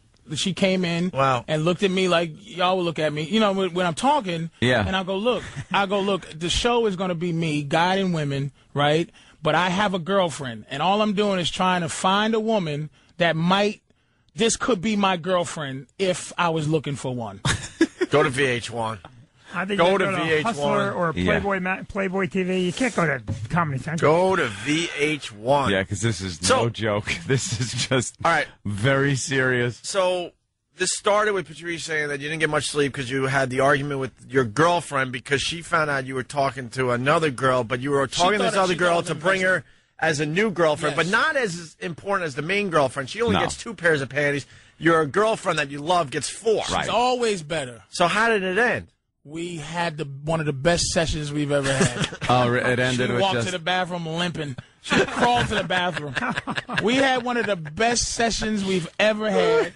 When she gets tired, because I never get tired of arguing, and she got tired, and when there's logic involved, because she feels how she feels, and so she was just saying, look, I feel how I feel. I don't want you hanging out the perception that this some other girl and I look like a fool and this, that, and the third. And then I'm like, look, it's not going to happen. My logic was why would I bring her? It's too easy. I'm just telling her it's too easy to cheat. It's too easy to cheat. I'm not a nice guy with that particular situation. Yeah. I'll get a little side, but I got a girl that I don't want to. Losing her is important enough, but still, if I'm going to sacrifice the fact that I like to go get strange, you'd rather just have it all right on the table. Yeah. This is what I'm going to do, so I need this from you. Yes, but I got lucky and found a soldier. What the hell does she see in you? I'm a trooper, man. I don't. What man, the she's hell free. does she see in you? She is she's free, man. She's a free woman. She's a lesbian, basically. So she doesn't like guys. But she loves you. She loves me. Why? Because of your honesty? Because you take care of her bills. Because no one you buy her guides nice things. Like every other woman who falls in love with me, I guide them. I don't leave them hanging. All right. I told her, if we break up, man, some lucky man's going to get a good woman. Some of you dudes out there, if you break up with your girl, I got to get a maniac that I got to fix. All right. Now let's get back to what you said about Vinny. You said something else there that you don't kiss. Yeah, no one. Look, man, my girl is lovely. Vinny's wife is lovely. Everybody got lovely women, man. And after a few years, you cannot. It's scientifically impossible for you to kiss your wife. Science is being brought in now. I read a book. Yeah. It's scientifically impossible to kiss your woman with that same I just met you passion if you've been with her for a few years. So you got to find ways to jack it up. See, you got a family, Vinny, which kind of gives you that obligatory kind of, you're a dad. You're a family man. But you kiss your wife like you just met her. Don't lie, Vinny. Well, you don't understand. With kids, I can't kiss her that often, so you're wrong. When I get to kiss her, it's fun. Did you hear that? Did you hear? Yeah, because did you hear the roller skating he did? Well, I have kids. Shut up, Vinny. You don't understand that because it's fun. There's something disconnected in you. You're not a normal human being. Yeah, that's why we love him. We love you. No, we love the Patrice. Go ahead, Vinny. No, listen. You're not normal. People don't like you when they meet you because you're not normal. You like me, Vinny. I love you. You like me why, though? When you met me. Yeah. You know why? Because it wasn't status quo. It's like you meet some little intern in the elevator over at the Viacom building. Hello, how's your morning? Shut up. It's 6 in the morning. Why? Because you are raping me with your niceness. Why is my bitterness in the morning so bad? Why is my bitterness different from your hey? Subjugate me with your fake. How you doing? Listen, you lost me somewhere. No, because you want to go. Hello, how are you? This good morning. And that's status quo. But I met you and said, look at you. So you're saying idiot, and you go. But that's what kind of guy you really are, Vinny. You're a guy who gives people. You mess with people all the time. And you go, wait a minute, you had to get used to the fact that we didn't go through the social contract. And all I'm trying to do, this is what I'm trying to do, Opie. I'm trying to eliminate the social filter and go from this is how I feel to saying it. And sometimes it still gets blocked and choked into the contract. But I just want to come up and say... You're not going to get an argument from me. We relate on that level. Right. I just want to say what I feel like saying. And if my girl asks me, you just want to be with 2 women and make them 2 women your girlfriend, I go, yeah. That's how I feel. All right. Wow. You were asking me about the dumb parking lot. What's the solution? So what's the solution to keeping, like, the passion going in a relationship? I think it's possible, actually. I really do. You tell me. So far, I'm beyond happy 2 years in. So, I mean, so I'm not at that point. I mean, Vinny's trying to say 10, how many years? 12 years. 12 years later, that it's exactly the same, the kissing? This is what I do. Like the other day, now look, you're going to fucking jump. No, I'm not. It's like a button down the hall for that. Listen to him and watch this unravel. All right. Now, you're going to jump over me because you're going to say, the other day I got up, I sent my wife flowers just to send her flowers. That keeps her happy. That makes her happy. She got the flowers. Why'd you do that? Because I love you. That's why. That's how. That's protocol. Because you got to court your protocol. wife. All you have to do, Opie, you got to court your wife. You got to look. I take care of myself. I keep myself in good shape. Yeah. That's how I keep it fresh. You court. Boring. No, Exactly. It's not boring. It's easy to court your wife in a $7 million house, Vinny. Wow, you're really... It's easy when you live in a house where you can ride around in the house. You have a roller coaster in your house, Vinny. Wow, you just gave all the guys out there a blueprint to keep their relationships going. Give your wife flowers. Flowers. You know how that's hacky after a while. I mean, sure, flowers are good, but you got to do a little more than flowers. It's not just flowers. Just give her a credit card. Tell her to go spend the money. You go take a vacation. Exactly. That's what you do. You can't get in a relationship and get bored. What happens, Vinny, right, when the money, if the money runs flat, man, you ain't got no guidance. You got to work. You don't need guidance because you have enough money to that's the guidance. You can buy her stuff. You can send her on her cruises. You can do all that stuff. But where's the guidance? Where's you have to constantly figure out ways to buy her new stuff. Oh, Vinny, thank you for a new. This is a diamond washing machine. Thank you, Vincent. You're the same thing. 4 panties, 2 panties. You're buying. You said the same thing. You got to keep her happy. I don't keep her happy with buy. I keep her happy with guidance. Because you know what? Kind of guidance? Here's what it is. Once your guidance. I'm bringing another girl. Here's your hunt. Train her how to lick my nipples. And you don't think that's exciting for her? To train another broad? You're going to mess up. You're going to lose that girl because you're trying to have 2 girlfriends. You're going to blow it off.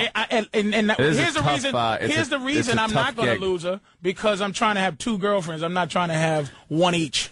You'll get bored with 2, and then you'll need 3. Trying to have a girlfriend for his relationship that he's in. Can I speak for Patrice? I think I know him.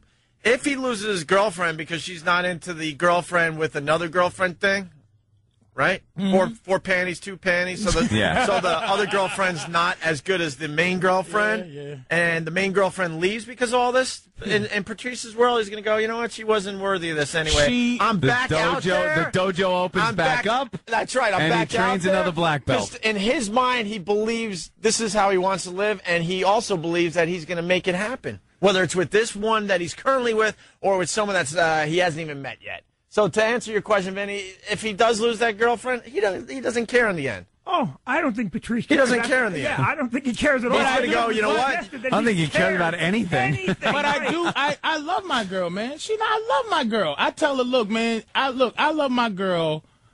I watch too much Maury Povich, right? I love my girl 90% because I need 10% to think that she is garbage, meaning that she could cheat on me, she could do something foul to me, but I give her 90% of my love. I need 10% for me to function so I can look through my files in human resources and get me some more secretaries, get me some more candidates. And it's not going to be easy, but I'm going to supplement. See, that's your insurance policy. My girlfriend fills up 90% of me. 90%, okay? Maybe 80% because I'm trying to muscle another chicken.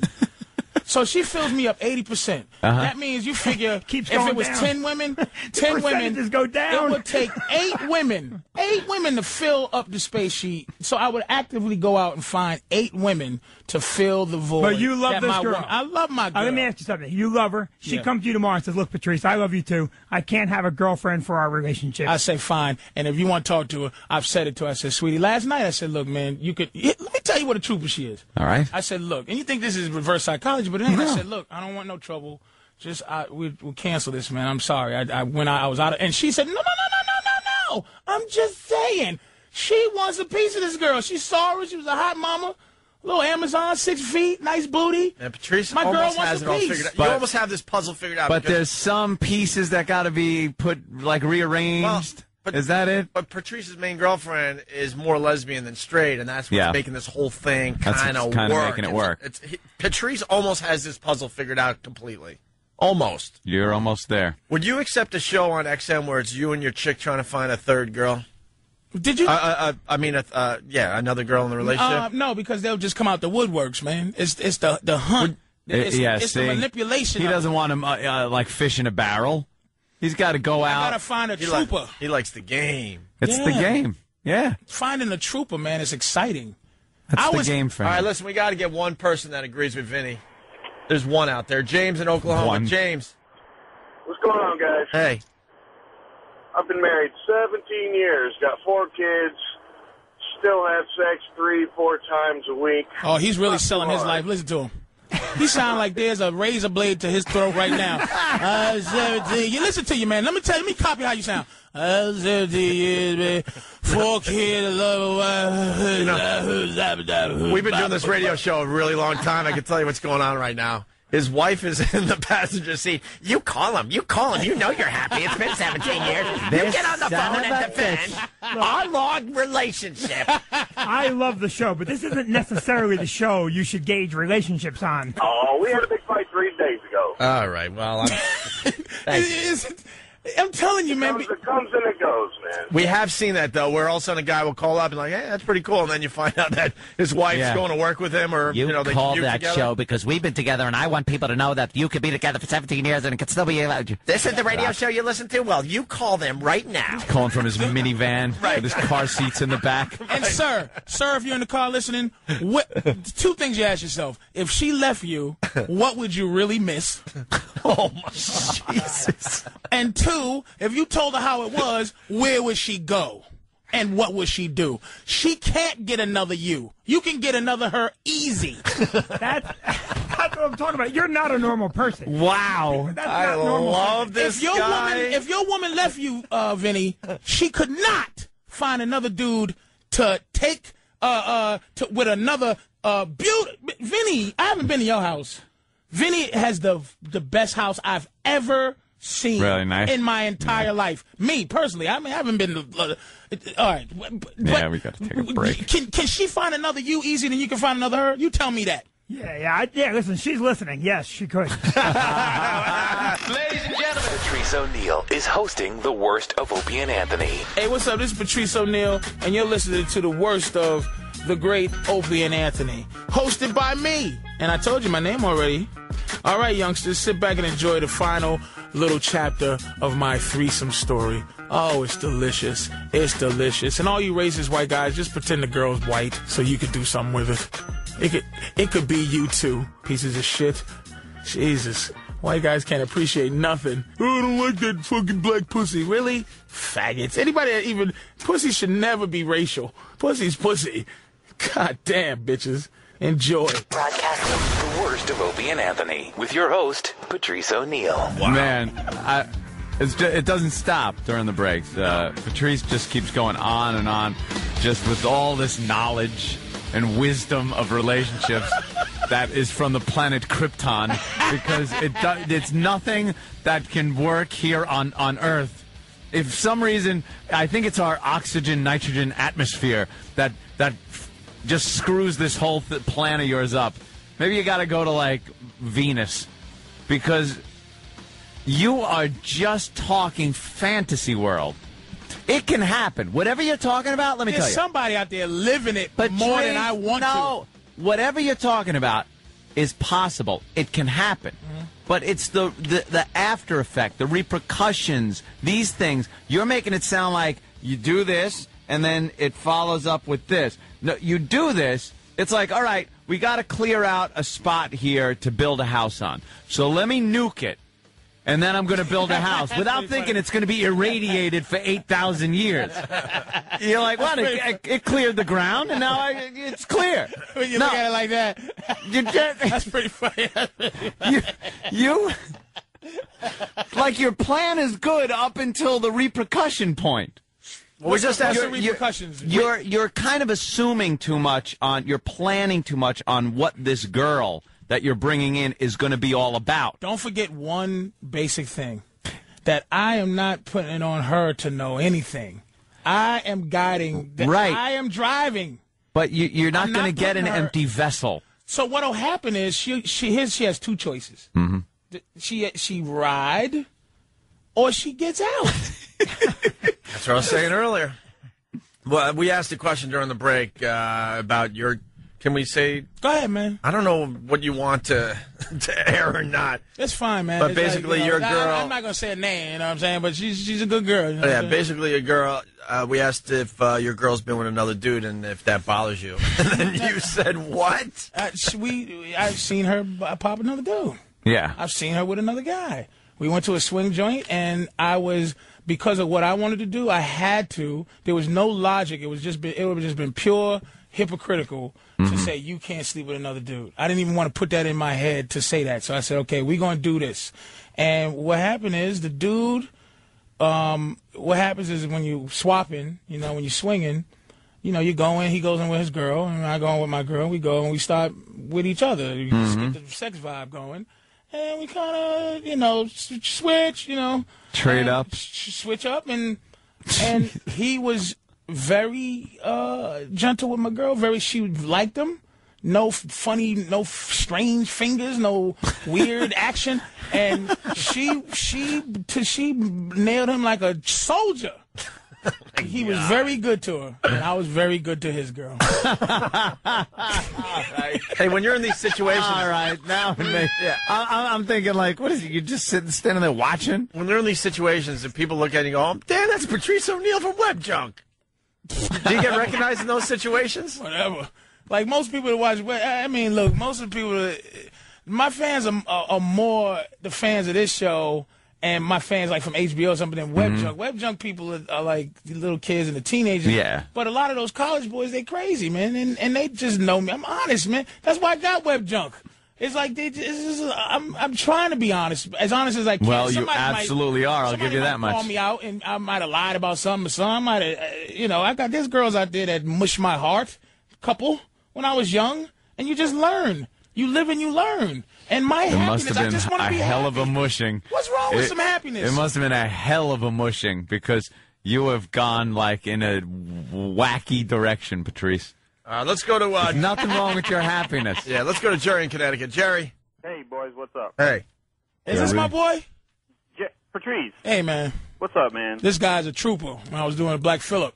This is my boy. You know this guy? He's on my top 8. Never took him off because he's living it. Tell him, Jerry. Listen, boys. I've been married for 10 years, 2 kids, and I got a girlfriend living in the house for the last 9 years. There you go. What? 9 years. Vinny, you got a 10,000 square foot house. You can't have another girlfriend in there running around? I think you might find her eventually. Who's that? I keep seeing that girl. Yeah, just a fleeting glimpse down a hallway somewhere, a long corridor. This guy's a soldier, man. She live upstairs like what's the thing from Pulp Fiction?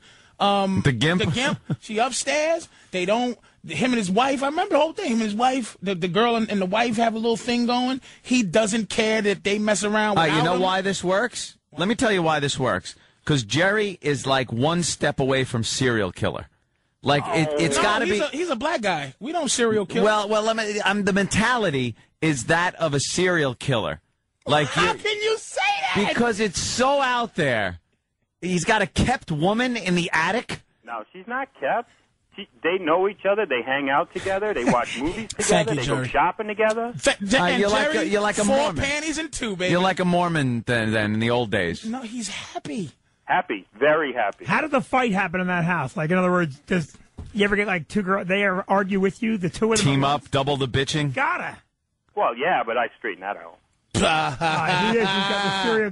That comment, I straighten that out. Why is that a serial killer, man? Why? It's just some kind of weird mentality. Why?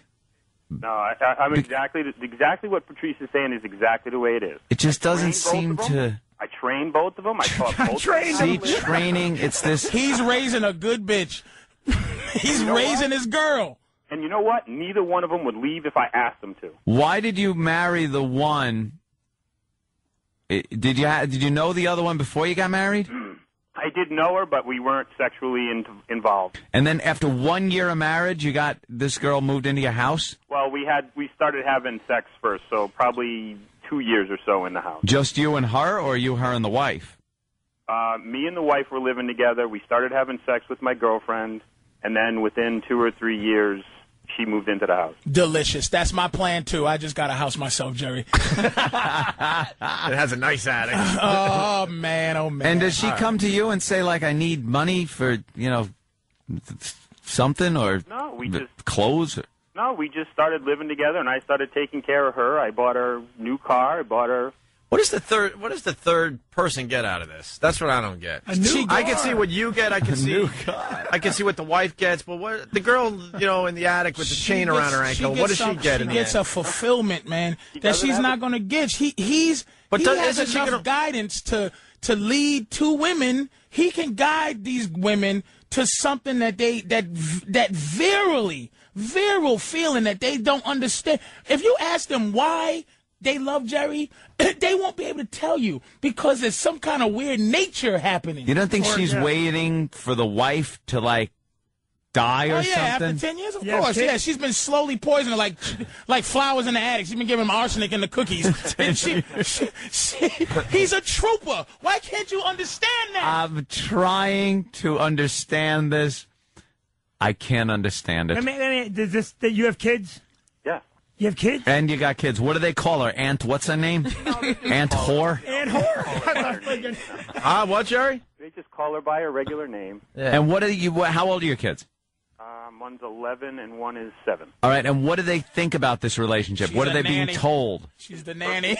No, it's perfectly normal to them. They don't... Wait, it's perfectly normal. How much do they know about this relationship? I've had my kids go, uh-oh, is that your new girlfriend when I have a girl come over the house? Who goes to back-to-school night?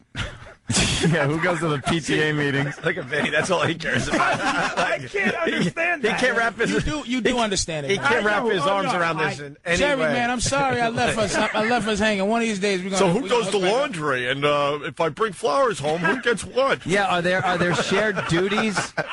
Dude, Jerry, do they... And Jerry's not is not like, hey, baby, and then if they get out of line, I'm going to smack him in the top of the chops. I never touch my girl. I'm threatening my girl, man. None of that, man. It's a guidance. It's a thing. It's tapping into this thing where she's just looking at you, man. Like, look, this is so sexy. I've seen TV shows about Mormons and people that are into polygamy and stuff like that, and the women are always a little screwy in the head. Stepford. I'm sorry. Yeah, they're like Stepford. Sorry. Which woman do you know that's not screwy in the head? In a different way. I'm talking they're a little like way out there, a little screwy in the head as far as like their relationship with the man is very submissive, and they have a relationship with each other like almost sisterly. And Patrice isn't saying anything wrong. He's like, and this is great. So they're not real women. They're puppets. They're Stepford wives. Yeah, Why? Because it's two of them. So if he did the same thing with his one wife, you're not getting a loving relationship from. Are you loving, Jerry? He's on hold because I wanted to go to Joe. You're not getting a real loving relationship. You're getting sex from two different women. How do you know what you're getting? Have you ever done it? How do I know? Wait a minute, Anthony. Have you ever done it? You is now for what I pay through the nose every 3 months because of it. Why do you think I got divorced? I'm saying, but did you experience any of this action with your old wife?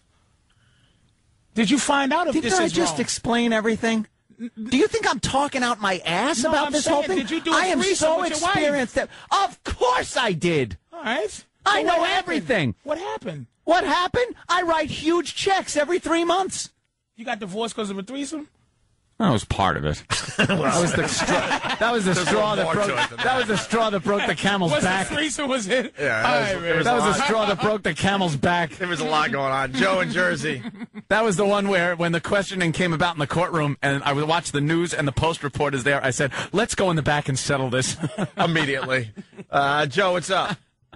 I just want to say Patrice sounds exactly like every cult leader I've ever heard. Yeah, cult leader, that's what I'm sorry I said serial killer. I meant cult leader. That is absolute. Bravo, sir. Cult leader. You're a cult leader. He's got nothing to say. He's been found out. Look at him. Wow. That's right. He's proud of that, though. Because once he swings two, do you think it's going to stop? That's right. The hunt is going to go like stop there. He's going to then go. You know, if I could get 3 girls, and I got some one poison girl. Kool-Aid waiting for a hole right now. The FBI is going to be lobbing grenades through your window. No, they're not. They're going to be joining me for dinner. Come on in. Come on in, Lieutenant. Have a little piece Doesn't here. seem to be hoarding weapons. He's hoarding bitches. Is there a law against this? Officer, put that down. Come on in. Let's go to Edward in Queens. Edward. You want to have her over there? Go ahead. Edward, parking lot Y. I can't believe it. Good morning. Yeah, it all started with parking lot Y, by the way. Let's remember that. Fair enough. All right, Edward, what's up? Yeah, what's up, gentlemen? What's up, man? Yo, Patrice, I've been married for about nearly 6 years now. I love this woman to death, but I want to get away from her now. Yeah. And you know what? And you know what will keep you from not get, because you don't. You're not sexually like explosive towards her no more. And so now you're figuring that it's getting bad because you're not sexually feeling the way you used to. That's because innately we need. Look, God don't make mistakes. There's 5 or 10 women born to every one guy because God knows we will sleep with 5 or 10 women to keep this world going. All you got to do, man, is talk to her and say, look, I just need. Here's what you go to a swing club, go to La Trapeze, man, right? And let me tell you what it'll do. Where's that? I don't know where it is, but it's you just look it up. It's very. It's not one of those. It's not one of those things where you knock and say Joe sent me. You can go in. And here's the thing, dude. Let me tell you what you need to do. Patrice, you need to watch another guy want your woman, and you will be excited again. And she needs to watch another woman want you. And y'all will want each other again. It'll last a extra 5 more years of excitement because you're living this married life of what you're supposed to be living. If you go out and you find strange guys that want to pop your wife, you're gonna be like, "Oh, I want her." Patrice, that can't be done like you're talking about one extreme, be done at right? a mall? Right? Yeah, can't that be done around her looking real good, walking around, and guys look at her? No, because it's going to be filtered from the other guys. You got to take her someplace where the protocol is some dude in a towel and his chick with her breasts hanging out. Say, listen, your girl is gorgeous, and you go, yours is too. And y'all go in a room and you watch some other dude want your woman. Well, it's a little further than want. He's getting. Hey, well, what are you going to do? Can't have everything. And I'm telling you, that'll spark y'all up, dude. I'm telling you. Jesus. No, I'm not lying to you, man. I'm telling you. We're talking animal stuff here. We're not talking. Let's get socially. Let's Vinny, clear you our taking minds. notes over there or what? I'm listening. I'm going to try and sell it to my wife Let's clear our tonight. minds socially, man. Let's just clear the social contract. Let's talk about animal. Let's talk about what you feel, man. I don't know what you feel, but whatever you feel, you just aren't into her. And, you know, you're a good guy, and you love her, but you're questioning yourself. You're going, why? You know what? I'm going to tell you why I feel like this now. Because for the last month, it's just been beefing. And last week we got into a fight so bad that I locked out the house, and she had me committed for the night. You're done, dude. Get out of it. Yeah, it's over, Johnny. It's over. Don't get out of it. This is your fault, dude. Because it's your fault because that's what they do. You have to guide them. You have to let her know anything crazy she does. You have to dismiss it with logic, man. You have to beat her down with logic. I'm telling you, man. Your marriage isn't over. She's got some thing where girls get a little like, I need excitement. Let me tell you something. Any emotion is an emotion for a woman. Hatred is the same thing as love for them. If a girl hates me, I know I can get her because I'll flip it over. It's yin and yang, man. Flip your wife. I'm telling you. Hate is love. Work is freedom. I love it all. Yeah, I'm telling you, man. Dude, don't give up, man. I'm telling you, man. Try that out, man. Because let me tell you, he's got to throw this one back. That's she what I'm saying. cannot. Yeah, you're locking people out of the house. Let me tell you something. You're not gonna fight. You're not going to find a woman who won't do that. You got to make every woman you with, you got to make her into your girl. Your wife is your wife, Vinny. If she left you, she have to become someone else's wife. And I don't mean just I do. She has to know what makes you mad, what makes you happy, and she has to care about what makes you mad and what makes you happy. His wife doesn't care because she thinks he doesn't care, so she's doing dumb stuff for drama to get attention. And that's your fault because you started off like that. If you're going backwards, it's hard to turn around, man. But now you got to start turning around, and you got to take a L. Patrice wants every guy out there to be a pimp. This is like pimp mentality. But not hit your wife or put her on the avenue. So what's he supposed to do now? Let's say, here's an example. She walks up to him and, what the hell did you do? You didn't vacuum the floor. This place is up. Blah, blah, blah, blah, blah. She's bitching. What's he supposed to do now after 6 years of taking that? Bring home a new girlfriend. Apparently. What haven't you been listening to? Apparently. What, am I stupid? I know. The answer was right in front of me. Somebody wants to call your cult 45, by the way. That's a good one. He doesn't have a name, but he did it from his cell phone on the S&P back. Can I have that for the book? Cult 45. Cult 45. As some girl from Austin, I watched my husband F 2 women on Saturday, and he still F'd me when he got home. This does happen in real life, and Patrice can get what he wants easily. Many couples we know have a girlfriend. Delicious. There was one more God I bless. wanted to go to. God bless. It's a big world. A lot of people out there. A lot of people. Go to Adult Friend Finder. Here tell me that guy. Go to Pal Talk on whatever lonely room and watch some broad somewhere taking her boobs out just to be loved. I've seen it on Pal Talk, yeah. Mammy Pellegroso. Let's go to Paul in Brooklyn. Paul. Hey, what's up? You got people joining your cult like crazy, by the way. Yeah, man. They're calling in. Yeah, Paul. Hey, he was talking about that place, La Trapeze. I've been there. Delicious. Another soldier. Another soldier. Yeah. Paul, what's this place about? Hey, the place is what it is, just like he says. It's you go there, you have to go in there with a woman, or if you're a single woman, you can get in. No guys just walking in. Hey, I want to screw somebody. Well, hey. I got nothing to trade. Yeah. I want to pick someone up on waivers, if you don't mind.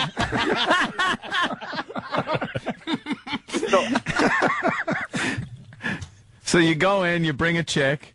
Right, but the deal is with me, I'm married, and the girl I go with is married. I know her husband. She knows my wife. So, but her and I get together, and we go there, and then we swap with other couples, and then we go back down prospective others, like, whatever, and we just have a good time. It's hard to explain. But it is. You got too many others in there. I couldn't. Yeah. Here's the one thing, though. Do your wife and her husband know? No, of course not. Oh, so then it's a little bit. You're kind of cheating with each other. But here's the thing. Listen to this. Let's boil this down. Right. Let's boil this down. He is cheating on his wife, and he still needs extra booty. Do you understand what I'm saying, guys? Wait, are you sleeping with the other guy's wife? Or are you just taking her out and swapping her? Yeah. Because you know why? Because he's a winner, and this other woman's a winner. And they're with two people that goes, his wife goes, and her husband goes, no. And they both ran into each other and went, hey, let's do something crazy. It's still not enough. Let's swap each other, too.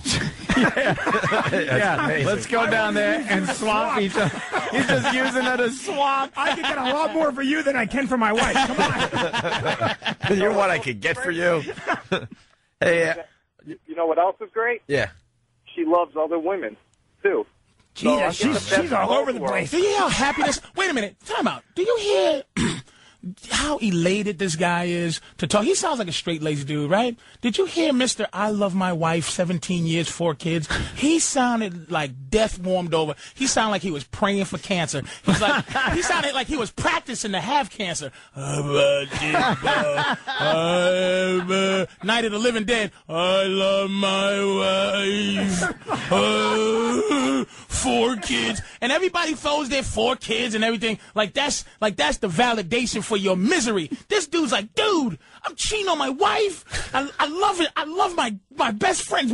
And we're swapping. Bring her to the swingers club. He's happy to get this out. It was like a sickness on his soul. He gets to say it and not be judged because I'm in his corner. Go get him, Tiger. All right. Thank you, Paul. All right, later, guys. Ladies and gentlemen, Patrice Oneal is hosting the worst of Opie and Anthony. Hey, it's Patrice Oneal. To find out more about me and where I'll be performing or all that bullshit, just go to myspace.com/Patrice Oneal. If MySpace is still around. If Twitter don't knock it out the box, nigga, I'm just bullshitting. Don't forget where y'all came from, man. Give a shout out to MySpace. You know, everybody's tweeting and twitting and shit. Everybody's twerking, which is the new word for fucking. Everybody's twerking and sucking.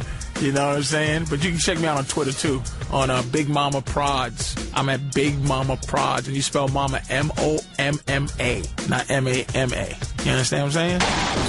Hey, what's up? This is the best of Opie and Anthony, hosted by your friend, the one you can trust, Mr. Patrice Oneal. And this particular story, if you remember, Ludacris was on, and this is when he was referring to himself as, I am the actor Christopher Sumard thing, and I am the rapper Ludacris. I really love the motherfucker. Still do love his music, but boy, his Hollywood will get you every time, man. God damn, how much money do you need? Somebody give me $10 million, I'll drop right off the planet Earth, nigga. I ain't gonna sit here. I'm gonna be like, I'll say anything I feel. If I had $10 million in my pocket, $20 million, hey, Patrice, what you think of this guy? He can suck my dick. Hey, Patrice, what you think of this one? I don't know. Eat my asshole. I'll say anything. Money equates to truth. Do you understand? Do you get it? No? All right. Never mind. Maybe I'm getting a little too excited. All right. Anyway, enjoy the fucking bit, man. Broadcasting the worst of Opie and Anthony with your host, Patrice Oneal. The Opie and Anthony Show, Patrice Oneal in studio, and Chris Ludacris Bridges has made his way into the studio. Yes, yes. You want people to start calling you Chris, right? Man, you know, for the movies, of course, Chris Bridges. Ludacris is a character within himself, so, you know, every movie part, I don't want to be like, hey, that's Ludacris. Yeah. So, of course, you know, we just making sure we're keeping it all the way professional around. Uh-oh. That means he's retiring from rap. Nah, that's not. It's gone. It's done. He's fading out the Ludacris. Oh, it's over. He's fading that out. Start doing any movies where you're in SUVs with a bunch of kids going across the country or something like that. I mean, you never know. You never know. Get a little RV action? Yeah, something like that. Don't do that, please. I know. I'm messing with it. Keep your edge. Real stops once you make a few mil. Is that it? Like, all of that just is... Let me ask you a question, Chris. Am I going to say Chris or Ludacris? It don't matter. I know you as Ludacris. That's just gonna be it's all good, man. You can call me Luda. What is the thing... Because I'm sure you grew up, you know, hood. What is the thing that, since you've been successful in the world, that you go, man, I would have never thought I'd be deeply into this? Where you go, boy, I would have called me a sellout. Oh, do you understand? Nah. Wait, listen to me. I eat, coming from where I'm from, eating raw fish, sushi. I try to get my friends to eat sushi, and they just look at me I like see what you're saying. You feel what I'm saying? Like, where you go, uh-oh, like you get your toes done, or you do something where you go, oh, man, what am I doing? You know, I definitely never thought I would be as bougie as, like you're saying, like eating certain foods and stuff like that. Things that I never thought I'd like. Sushi is definitely one of them. Yeah. But, yeah, I feel you on that. But, I mean, one thing that I sit there and say I've always wanted, and I go down my driveway in Atlanta, Georgia every time, and just, like, thank God, it's like 22 acres of land, 15,000 square feet of house. And that just kind of like blows my mind every time. I mean, every time I go down my driveway. So it's a beautiful thing. Yeah, I don't doubt it. We were talking about the election, and me and Patrice constantly at odds on this whole thing. It seems to be more class against class on this thing. Now you've obviously made a few bucks. We've been blessed to have made a few dollars, and it seems like we're going to be the people that might take the brunt of this tax hit if Obama gets. What is this? What is this tricky white way into leading him to be us? Why don't you ask him what he thinks before you say, "Hey, we're because I'm not putting color I'm not going to let you. I'm not going to let you do this." He's got an angle. I like that. I like Anthony's angle. I'll tell you like this, man. But I see where you're going with it, man. Sure. My thing is that everybody gets out there and votes and just makes their voice heard for the next 4 years of our lives. That's what's extremely important. Do you want to pay more taxes? Do I want to pay more taxes? I don't think anyone tells me when you're writing that check, you feel a lot like Like me, that handshakes. I don't think anyone wants to pay more taxes, man. But of course, we all play a very big part in trying to, change our lives for the better. So, whatever we have to do in order to make that happen, everybody's going to have to make sacrifices, basically, is what I'm saying. It's just about the sacrifices. Which means that says right there, the black president. Listen to you. Look, he has a career and things. He has to. I'm telling you, I am going to tell you what a person with a career, black person with a career talk is. We have to make sacrifices. He doesn't want to do it, but we have to make sacrifices. We all got to do it. We all got to make them. Which means the black president. Well, do you want to make some sacrifices, my friend? There you go. Here we go. That's what Let me tell you something. about. I'll be honest with you.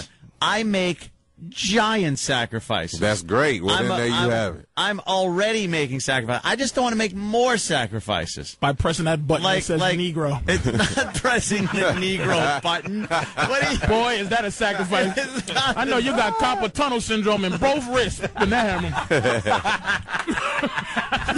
You are an ass, Patrice. Anthony is the guy in Crash that sold the girl the gun. There you have it. That's pretty much it, right? And speaking of movies, man, Max Payne. Yes. You got myself, Mark Wahlberg, Mila Kunis, Bo Bridges. It's loosely based off the video game, for all the gamers out there. But I guarantee you, if you never played a video game or know about it, you're still going to walk away from this experience very satisfied. The movie is ludicrous. I was psyched when I heard they were even making this. When I first heard that, because I'd played the game.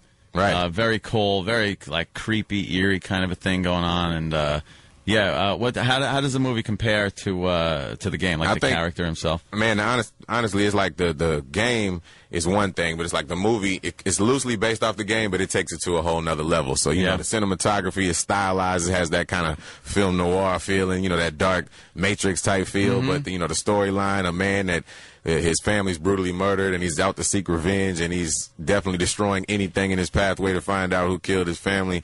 It's a great story, my friend, so I think you'll definitely enjoy it, especially if you play the video game. And yes, you are in the movie? Jim Bravura. So do you remember Jim Bravura from the video game? Jim was what was it, his little buddy that would help him out every so often? Not really. No idea who Jim Bravura is. Jim Bravura, internal affairs agent, so it was actually written in for a 60-year-old white man. I went and auditioned for the part, man, and the director called me 2 days later and told me I had it. So, I'm in there, man. They still make you read for parts? Sometimes, just to make sure that you do a screen test so that you go up against certain people. Make sure everything's right. Make sure the chemistry's out. Exactly. And the good thing is, I don't die in the first one as the black man, so it's a very beautiful thing. There's room for me to come back if there's a sequel. It's a beautiful thing. What do you think it is about hip-hop artists that make it the transition to film so easy? There's a lot of good actors have come out of rap. Well, I mean, you got to think that when we write our own music, of course, so, that's kind of like our emotion on paper, and then we do it visually on video. So when we do videos, it's already a form of acting in our own character, and basically the things that we've written down, like I said, as far as music is concerned. So it's a good transition. Half of it is being comfortable in front of the camera, in my opinion. But I think that's why so many artists, they make that transition because they're already doing a form of it anyway. It's just about taking on different characters. Now, is the change in the name, or going back to your Chris Ludacris Bridges, is that more the studio? Because 50 Cent's doing the same thing. He's being billed as a Curtis 50 Cent Jackson, and it seems like a lot of the rappers they're trying to get to use. Is that a studio thing? No, that's something that I'm trying to do personally. It's just because, like I said, Ludacris is a character all within himself. So that's the music side. When I'm Chris Bridges, it's me taking on other characters, of course. Satisfied, Jim Douche Norton? Why? It's a good question, Anthony Elitas Comia. How much did Bill O'Reilly cost you in 2002? Oof. He probably made me more money, so thanks to Bill O'Reilly. Yeah, in the end, he made you a lot of money. Absolutely. We were just talking about boycotts yesterday on our show because, we're threatened with boycotts from time to time and the special interest groups. And what did you think of that whole thing with Pepsi getting rid of you? Like I said, man, it was a learning experience. It made me want to learn more about how businesses can even do things like that. So I take adversity and I make it a positive. You know what I'm saying? I think that's what life is all about. But for them to just go and just get rid of you just like that, without even hanging in there and seeing what develops, it just amazes us that corporations will do that. Believe me, it amazed me when it happened too. But I mean, like I said, at the end of the day, I got life goes on, and you know, you keep moving and you make sure that you stay successful. So that at the end of the day, it was just like a speed bump in my life. But you know, you need some adversity sometimes in order to become a stronger person. At the time, though, it's a lot more than just a speed bump when stuff like that happens, because you kind of go, what is this about? Like, this dummy Bill O'Reilly gets on and just starts lambasting you about why is Pepsi hiring him? Here's what he does. But it's like, it's a lot more when you dwell so much on the past and stop thinking about the future. That's what it is. I'll be honest with you. Let's think about what's to come and forget about what happened. Unfortunately, that stuff is still happening, though. Yeah, that's why we bring it up. We're very passionate about it. We're saying, I don't think boycotts work. Yeah, like the people are all sudden going to stop drinking Pepsi. No, Pepsi's, right. All right. What about the Oprah thing, 2006? That was a very long time ago, but what would you like to know about that? Let's keep the adversity going. Well, what about it? That was a general statement. So but you've been involved in some, very controversial things that are worth talking about. We've never talked to you about them. Absolutely. Oprah didn't want to empower rappers and doesn't believe in rappers and hip-hop. I mean, that's pretty crazy. I mean, what do you want me to say, my friend? Well, just your thoughts on it. Yeah, I guess you could say my thoughts on it is that some people can have a disagreement and you can agree to disagree. So that's basically what it comes down to. You don't want to piss off Oprah?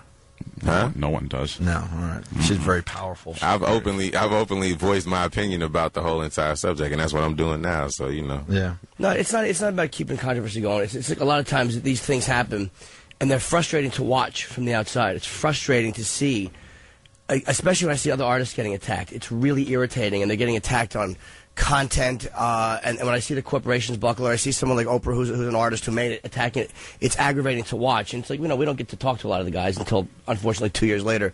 And it is something that people still associate. Like, this radio show has gotten in trouble, and it's annoying. People still associate it with a lot of the problems it's had. Man, it's all, y'all got to do your job, man. It's all good. I'm here to answer whatever questions you want me to answer. We've seen a lot of really good radio shows, go away because of dumb things, and, that's all. It's very important to us, And it's like for her not to, be into rappers is ridiculous. But you hit back musically too, like on a Bill O'Reilly, you hit back, which is nice. It's got to be satisfying artistically to be able to take a swing and do it in the right context, which is through your work. Yeah, I mean, artistically, I voice my opinion through my music sometimes, and that's what we do. And of course, he voices his opinion on his show, so we all have our own formats of doing things. Right. Same way this radio show has their own format of doing things. Let's all keep our jobs. Yeah, that seems to be the goal. That's what it comes down to. Yeah, we try. But, of course, a lot of people, a lot of rappers, we don't get open invitations everywhere, so we have to fight for, trying to break that whole stereotype sometimes, and that's what everybody has to do. We all have kind of a stereotype. That's even what Crash was all about, trying to not be so quick to judge certain people. And that's the whole situation, with the Oprah situation. And at the end of the day, like I said, I still have a lot of respect for her and a lot of love for her. I mean, if you don't respect Oprah, you have to respect her just because of what she's accomplished in her life. And I just feel like when it came to that crossroad, it was just something that we agreed to disagree on. But wouldn't you like to be able to make all your money without dealing with white folks? I would. God, I would like to get rid of my white agents. I wish I could make zillions just with black folks. I really do. So I don't have to look at your stupid faces ever again. It's interesting that you said that. I really want to. Good luck. You end up like... end up like who? Like a lot of boxers. Wait, Don King? Yes. Made a lot of millions. Yes, he did. Off the backs of the guys that didn't want the white guy helping him out. So? The answer is so. Tyson did give Rooney the boot. Good. That's what I'm saying, man. Not a good move. You can't just say so. I just want to see. So your pants. I don't know. Exactly. Can I talk about Crash for a second? Because it was... It's a long time ago, though. Yeah. Crash was a long time ago. I know. Delving in the past. We better not. But that was such a great movie. It was like... It ain't better than Max Payne, though. I haven't seen Max Payne yet. And I'll be talking about Max Payne 2 years from now, but I haven't seen it. So I'm not going to lie. Crash.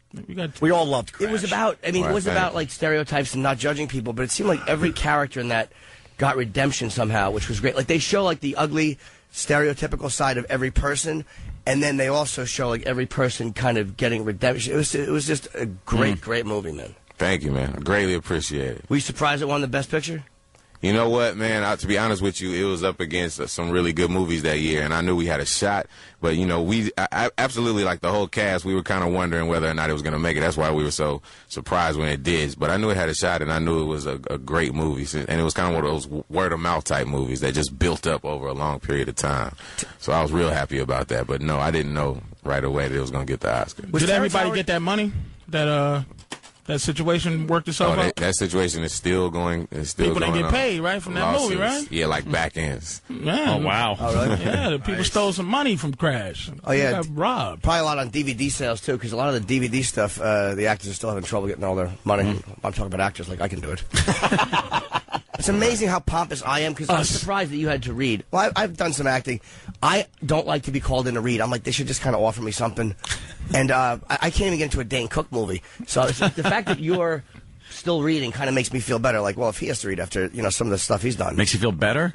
Yeah, but he wouldn't. I have to read. It doesn't make he wouldn't have to read. Means you're going to be reading forever. Yeah, he wouldn't have to read if, like, in terms of rap, hip hop, royalty, if that had to do with any Hollywood, he wouldn't have to read a thing. But he's a rapper. Hollywood's crazy. You know, they're not like, hey, Ludacris, you're wonderful here. You got to read. You got to read up until, I bet you there's every Negro got to read.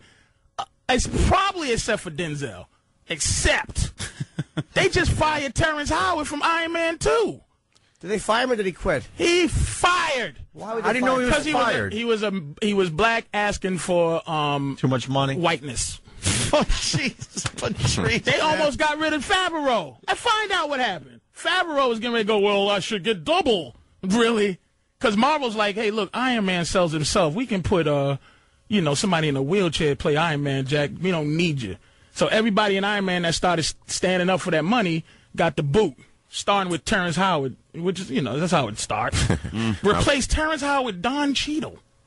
He's not even the same body type. He's not War Machine. No, but to answer your question, man, like sometimes I do have to audition, other times I don't. It's kind of like half and half right now. But like he said, I've been blessed to be in some good projects, but I still, I consider myself fairly new, and I'm definitely, continuing to increase the body of work and just to pick diverse roles. And sometimes, like I said, they want to see you up against the person, so to make sure there's chemistry. So that's the reason that you would audition, as opposed to them just giving you something all the time until you get to, say, a Denzel level. You get any people that get annoyed at you, or a little oh man, look at him now, he's doing the acting thing, he's kind of like you lose some credibility with some people? You know what they call it in the hood? Some people. Just haters. It's like when Metallica does a song. Metallica does a song that's not as thrash as it was on Ride the Lightning. People they're changing. They're not the same band. I mean, the rappers get the same thing from people who I only want to hear you do hip hop. I don't want to see you acting. I don't want to see you. Yeah, they don't want to see him do anything. They don't want to see him living. Yeah, it's called haters. He can do anything. He's dropping an album. He's acting there. He is haters. Of course. In this day and age, you have a lot of entrepreneurs, or I call myself an entreprenegro. So, there's a lot of different things we do besides just rap. And I think that people have accepted that at this point because they look at us as businessmen. So it would be good to expand, certain things that you're doing instead of just doing one thing all the time. I fell in love with Crash when you guys were walking with the pistols, and you're like, we're dressed like UCLA students, or whatever you said. Right. And then they pull the guns out and robbed them and took the truck. It was so great because Hollywood has gotten so bent on showing you every stereotype and then completely going the opposite way. Like you're crazy to ever feel uncomfortable, or you're crazy to ever be afraid of something.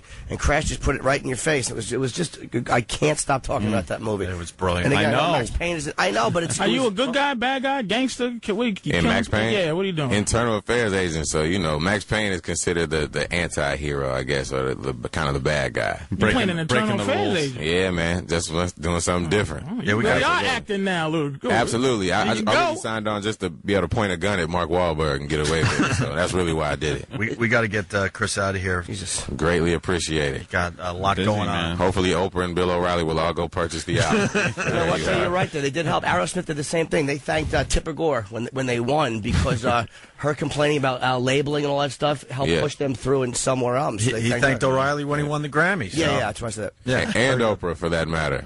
Even though it did happen a long time ago. But Sorry hey, about it's all that, good. you know. We're here. If you want to exchange numbers when this stuff happens, we'll call you the next day. Don't even worry about it, man. We can get it right on the radio. I'm also a good actor, too, so if there happens to be... You're acting right now. I'm peeping you out. It's pretty cool. You're I'm doing very good. I'm putting my arms open. I'm actually gesticulating. I'm actually very good. Yeah. Don't know what to do with your arms. I just think. You know what to do with your hands when you act? I know we're trying to go to break, but my problem when I act is my hands. I never know what to do with my hands. It depends on your character. Like, are you playing Rain Man or are you playing a basketball player? I always try to like audition like the guy who's paralyzed below the neck.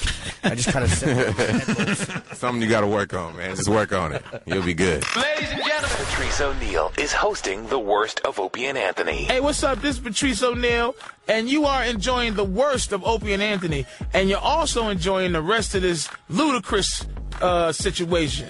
This was back in the day, man. This is very interesting. Sit back, light a pipe. Broadcasting the worst of Opie and Anthony with your host, Patrice Oneal. Hey, Zephyr. He writes, well, that was uncomfortable. Patrice checked out. Checked out. And it's not a black thing. Not at all. Because Patrice kind of tried to do a black thing there. Black, white, we get a lot of celebrities that do exactly what Ludacris does. Keep it very safe. What is it? You just don't. I don't know. When you're, and this is. Look, I've been guilty of it on a much lower level because I'm not that far. Look, let me say this, man. I'm not, all I'm saying is this. Look, I'm going to Rhode Island. There'll be 2 black people there, maybe. I'm saying, look, it's very difficult to entertain and this and that and keep your head when everybody has to be entertained. But I'm saying, in terms of not every answer needs to be political, who is he hurting just answering something in a real...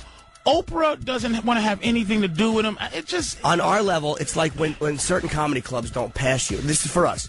Whether it was Lucian, who ran the comic strip for many years, or whoever it is. And then you finally get passed at the club.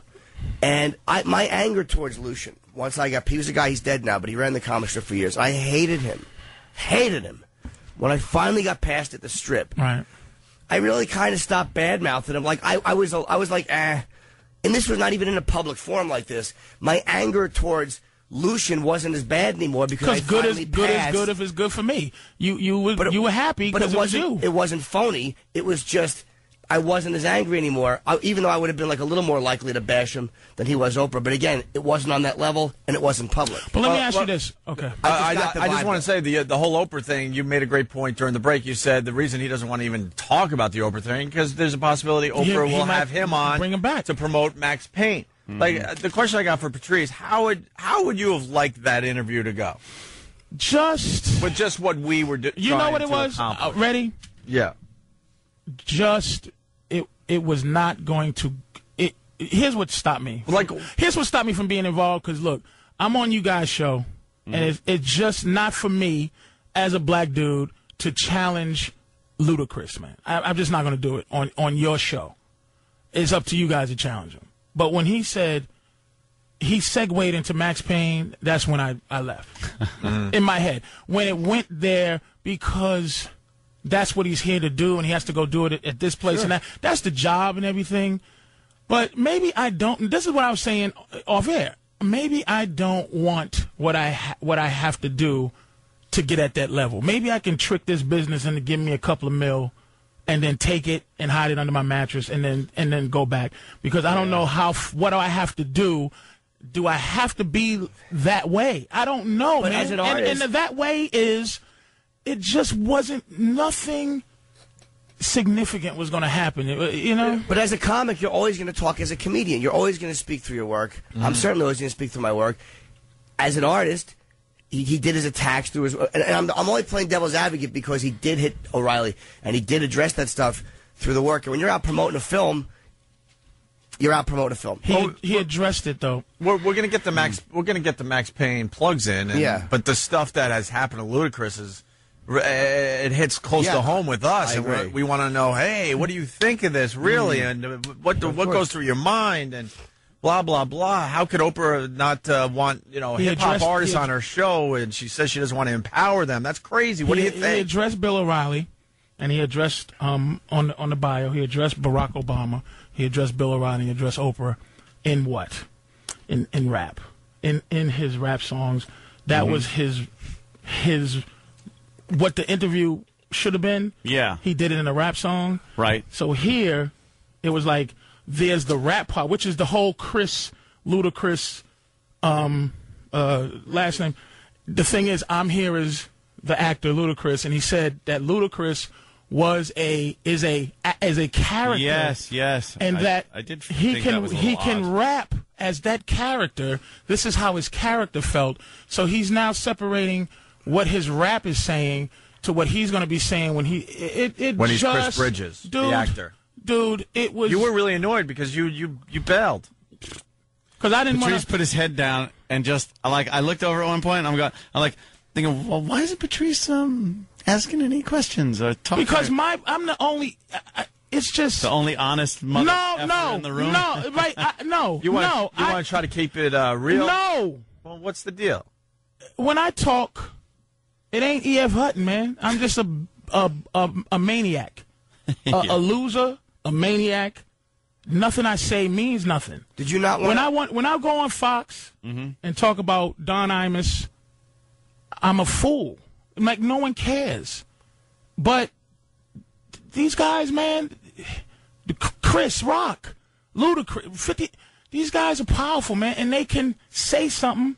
When I say it, I'm an idiot. Nobody cares until somebody who's seen bigger in the business says something, But man. once they reach that point, they stop. And when they saying get to that stuff. point, it's like, I'm going to man, it's just, man, who gives a damn? Max Payne, who cares? Mark Wahlberg will be talking about that all day. And if you ask Mark Wahlberg, I wanted to bring up the fact, he plays a guy who gets to point a gun at Mark Wahlberg's face, but it was a break. I was going to say, why? To shoot him for good vibrations when he was a rapper? Do you know what I'm saying?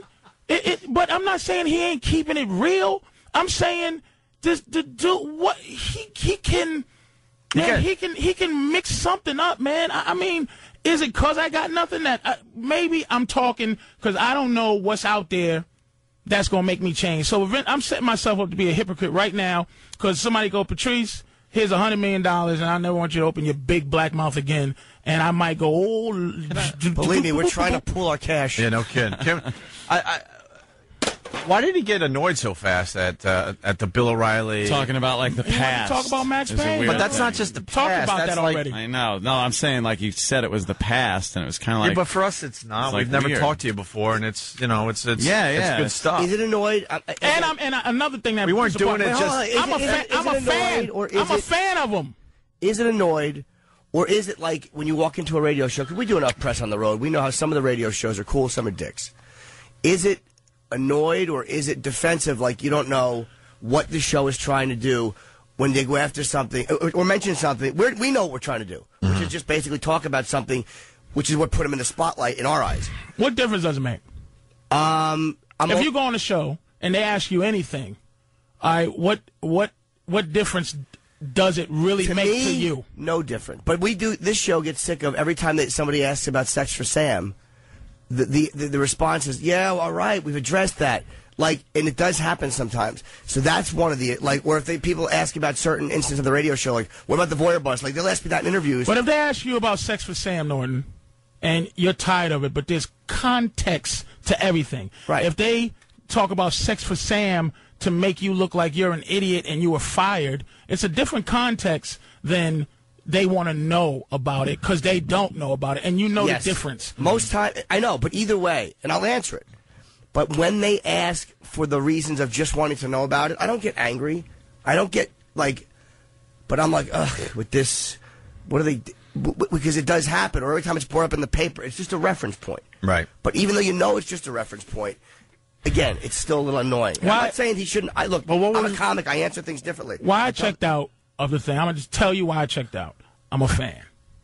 That's why I checked out. You're a fan of Ludacris, Steve? I'm a fan. What do you got, Steve? Just to confirm what Jimmy said, when he left, he was absolutely confirming what you said. He wasn't familiar with the show. He wasn't angry. He wasn't defensive. He wasn't anything. It was his first time, and he didn't really get the vibe.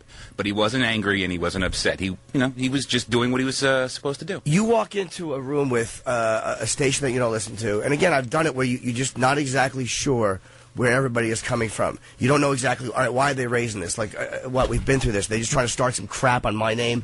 I'm not saying that, I'm only saying because I've been in those situations, you don't know exactly. And I didn't take it like, oh, he's trying to mother F us. I didn't get that vibe. I didn't either. Yeah, we were... It wasn't, that's not what I'm talking about. I know. I'm saying, dude, I had a million things I could ask. I wanted to ask him. It's just, you know, he's royalty, really, in the hood. I mean, he's royalty. He is. So when he comes in here, for real, he's a big, big celebrity. But not here. If I wasn't here, he'd just be, oh, okay, hey, what's up, man? I want to know some. But I could have drove it, and I was trying to drive it into that place where it's like more and more stuff. Mm-hmm. But it was just, I'm here for Max Payne. I'm not here to cause. You know, but you already. This is what I'm saying. You already caused it. Like we're not embraced by Hollywood. It's just not going to happen. Who's weird though? We? Like, yeah. Niggas! But I'm saying, you're making it that, and I'm saying that every celebrity on that level that comes here has nothing to do with that. And that's what I'm saying. Every celebrity on that level who's not black, that's what they do. Let me tell you, man, Chris Rock, and this is the thing, we're in the same world, so I got to be careful with that, but I'm going to say, he found out that he wasn't one of them when he did the Oscars. And he found out that he really wanted to be one of them, which is, I watch MTV, and he trashes. When you watch the MTV Awards, he trashes rappers, and he got the funniest stuff you can think of, talking about all the rappers, because he felt like an outsider. He felt like, I'm a comic, and I'm going to hit these guys. Yeah. And he's relentless, and he's ruthless. He did the Oscars, and Sean Penn gets up and says what he says to Chris, and it flustered him, because he realized, oh man, I'm not an outsider. I'm trying to be an insider, and he let Sean Penn hurt his feelings. Sean Penn, if I'm at Chris's level, at that level, where am I going to go? Where can I go once I'm at his level? If I say to you, Sean, shut up. Yeah. Go play your little retarded characters and go ride your boat through Katrina. Shut up. You didn't think he was pretty brutal on some of those people? I thought but he ruined their night. Yeah, but then he ruined their night. But what Patrice is saying, when Sean Penn stood up for a joke Chris Rock told about, we always forget his name. I know. What Patrice, I think, is saying, Chris should have got up there and hit him right back. Trashed him. Hit him right back. Because he's an outsider to Hollywood. Right. Man. Yep. And we're outsiders. But as a comic, and I'm not saying I would love to attack Sean Penn or seen him do it. For whatever reason, he didn't. Maybe it just took him off guard, and he didn't want to, for whatever reason, the one moment of him not attacking Sean Penn doesn't matter, because it's not like the rest of it was polite. The rest of it was pretty brutal for an Oscars host. I mean, even me and Colin talked the next night. He really was kind of crappy to a lot of them. So it was almost like he came in as a comic, doing what a comic does, and it was only that one moment where he maybe not reacted. Because that was the one moment of confrontation that them said, "You're not us. You're them." Sean Penn, it was a them thing where he goes, his name is, what is that guy's name? Jude Law. Jude Law. I would have been like, both of you phony, shut up. Neither one of you have anything to do with me. Yeah, Jude Law is one of our finest actors. Get out of here. Today. He sleeps with his nanny. I'm kind of with Patrice. That deserved a beating, because that was so ridiculous. But it was shocking because not he taking away with that, man. the edgy stuff Chris Rock was doing during the Oscars, but you have Sean Penn saying something as ridiculous as that. How do you, as a comic, not go for that? Only because and punch back a little bit. I don't understand that the more black people do get into I don't know, Hollywood, politics, things like that. Golden handcuffs. The more angry you get that they're doing this. No. You see it wrong. You see it as would you rather see fire hoses and German shepherds again? No. I mean, or this there's an acceptance with you twisted that up, Anthony. You're twisting that into me being angry about I love, this is what's making me angry, because I love, there is no black hierarchy of us. There's a black hierarchy of me, and then we're in this. But Oprah is her, and Ludacris is him, and 50 is him. And but I'm not saying that I want everybody to have some money. I'm saying, what is it? And I said this earlier. What is it about that level that makes you not say anything? Fear of losing that level. Yeah. And it's all celebrities on that level. Yeah. You're looking at him the way a lot of guys would look at you, even though it's a total. You're not the typical case point because you're Patrice, but say most comics that are on your level who are like still brutal, but guys like us we're not stupid brutal. We know we'll tease people and this, and there's people who might have known you years ago. Why is he doing this? Why is he not coming that hard? And that, in a way, he's on that level higher than us. Right. That's what I'm saying. It's leveling up, and a lot of celebrities do it.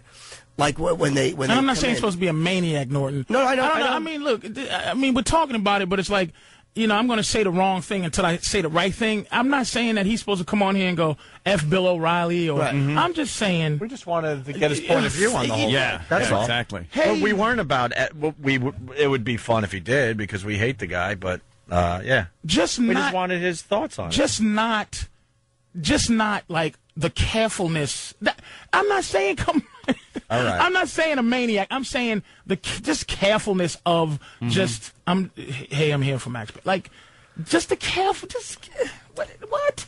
But it's he was being very safe. Yeah, and it's not a black thing. We've seen it with absolutely big white stars. Dude, you got a studio sending you out and they're saying promote this, and you make an X amount of million for a movie. It's almost like why go through the hassle? And we weren't saying attack Oprah. We weren't saying attack O'Reilly. We were really just asking about it. But if you walk into a situation where you don't know the players, it's not like we're a station the guy's been on. Like Kevin Smith comes in and he'll talk about anything because he knows us. He's comfortable and he's. When you're in a situation where you're promoting this major film, and in the last couple of years, it's not like he's been doing major films for 10 years. Where do you go with that? Like, do you attack these icons now that the storm is settled? Let me ask you this.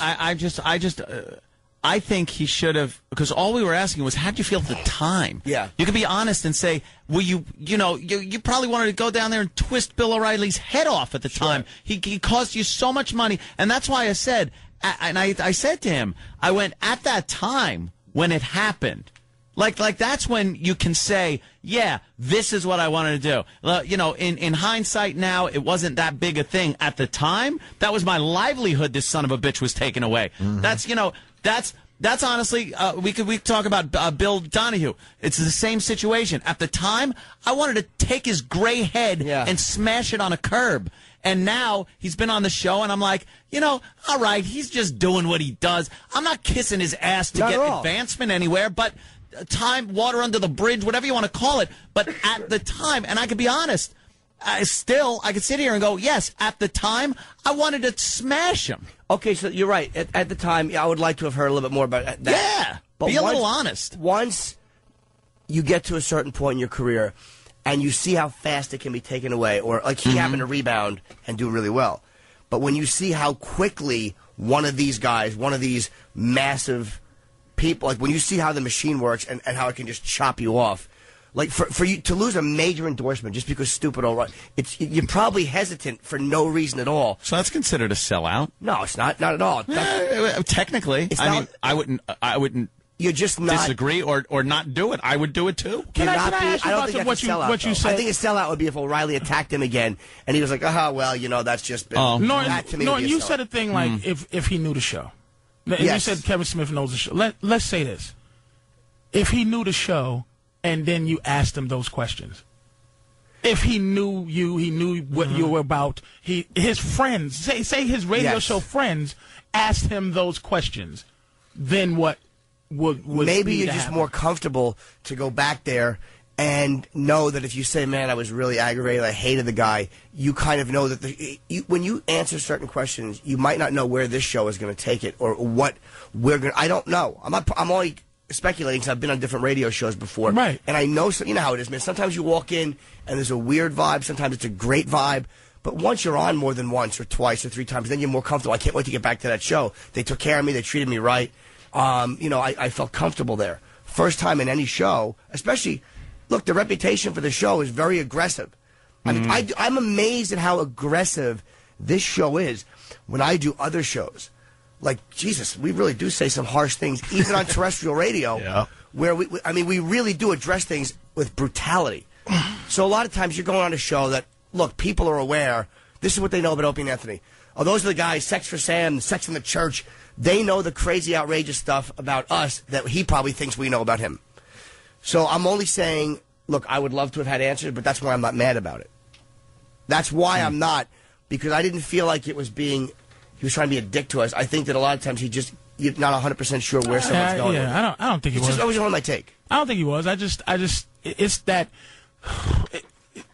It was just the let me get to. It wasn't. Let me get. Forget all of this knowing, and it's just. So, what did you feel about what happened in your life?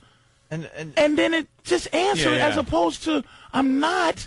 What is he doesn't really insight on your personality, who you are before we get to the plug.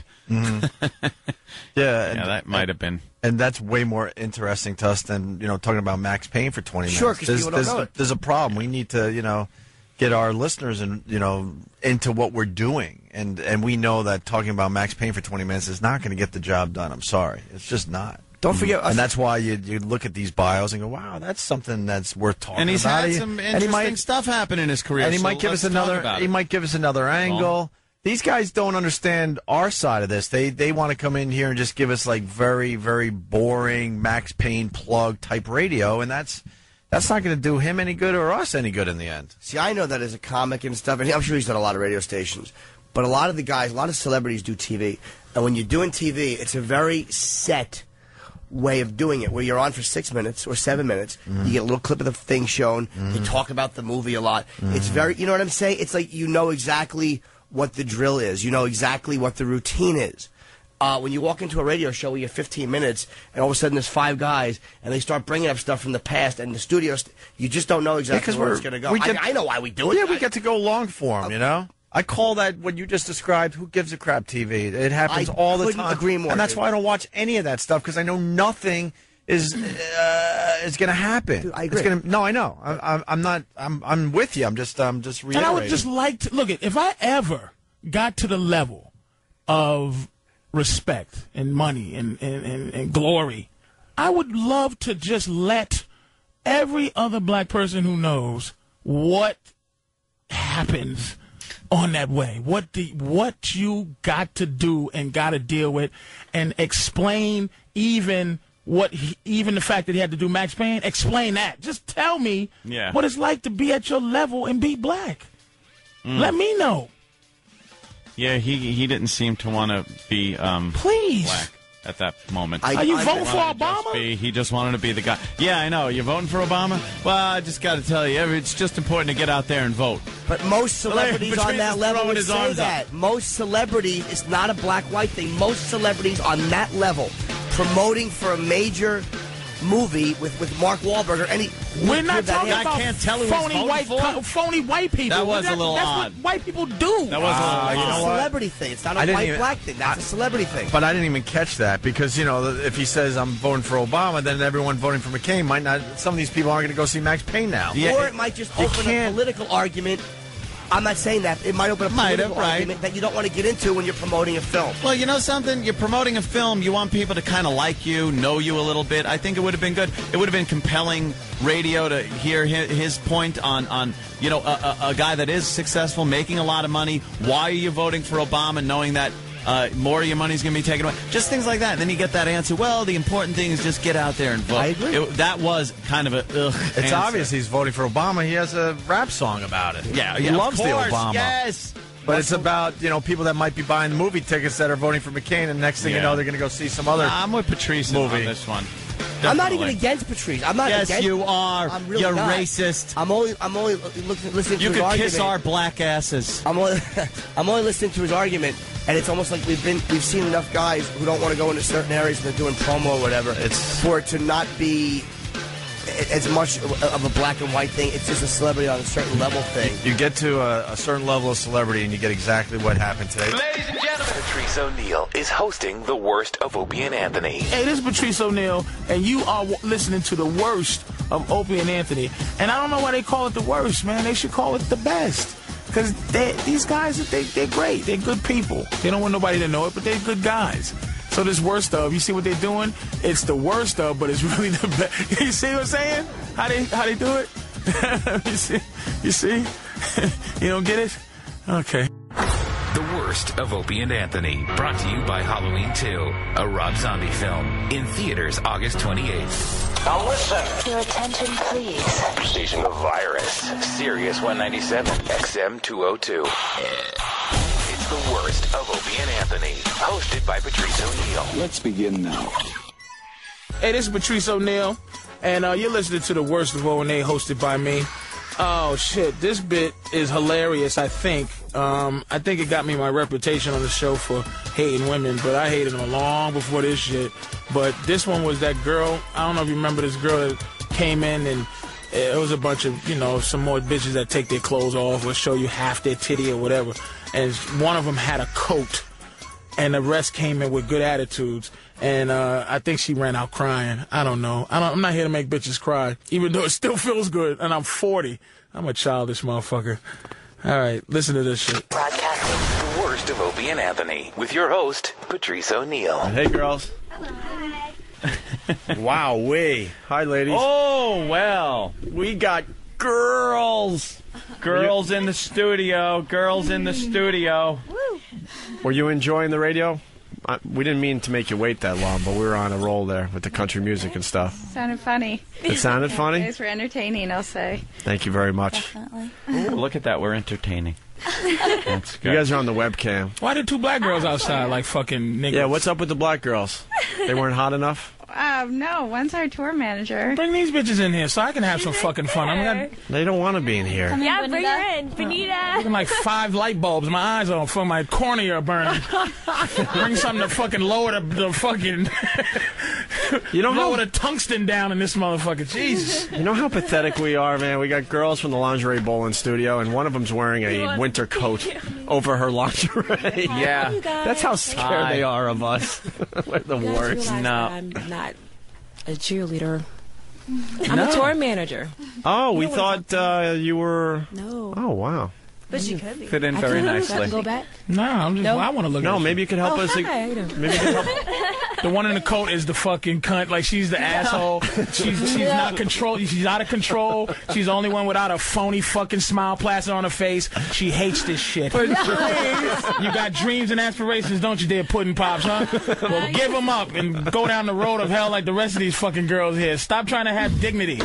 I'm going to wear a coat. I'm not just about tits and smiling, you motherfuckers. And you know why it's true? Her friends are laughing at her. Get rid of her. She's bringing your whole porno group down. Jesus Christ. I can fucking sniff it. Look at her. She's just like... Patrice. All right, excuse me, allow me to retort. Well, let the girl in the winter... Perhaps the air conditioning is so fucked up in this place all the time that it's chilly. It's not affecting Blondie. Everybody has different temperatures. The girl is beautiful. They have been outside in the crazy cold weather in New York. We're from California. We're not used to that. Yeah. It's We're not boy. And what she's doing now? Patrice. She does that every time you come out. Get rid of her. But she's... She does that every time. She brings it down. No, you do that every time. What? I'm just saying. Now they're going to act like they heard about it. That girl is fine. I would let... What was her name? What was her name? Danielle. Danielle. She's a beautiful, fine girl. Gorgeous. I won't say anything else. Beautiful. She's a classy, very nice girl. Of course. Did you hear... What's your name again, Pumpkin? Benita. Did you hear Benita has a script in her head that she says all the time when she has to cover up for Miss Jacket? Well, we were disappointed that she came in with a winter coat over her lingerie. Well, she's cold. She's But you're not born and raised cold. over- I'm from Michigan originally. She's from Michigan. I can So take it. it depends where you were born, I guess. You're naked.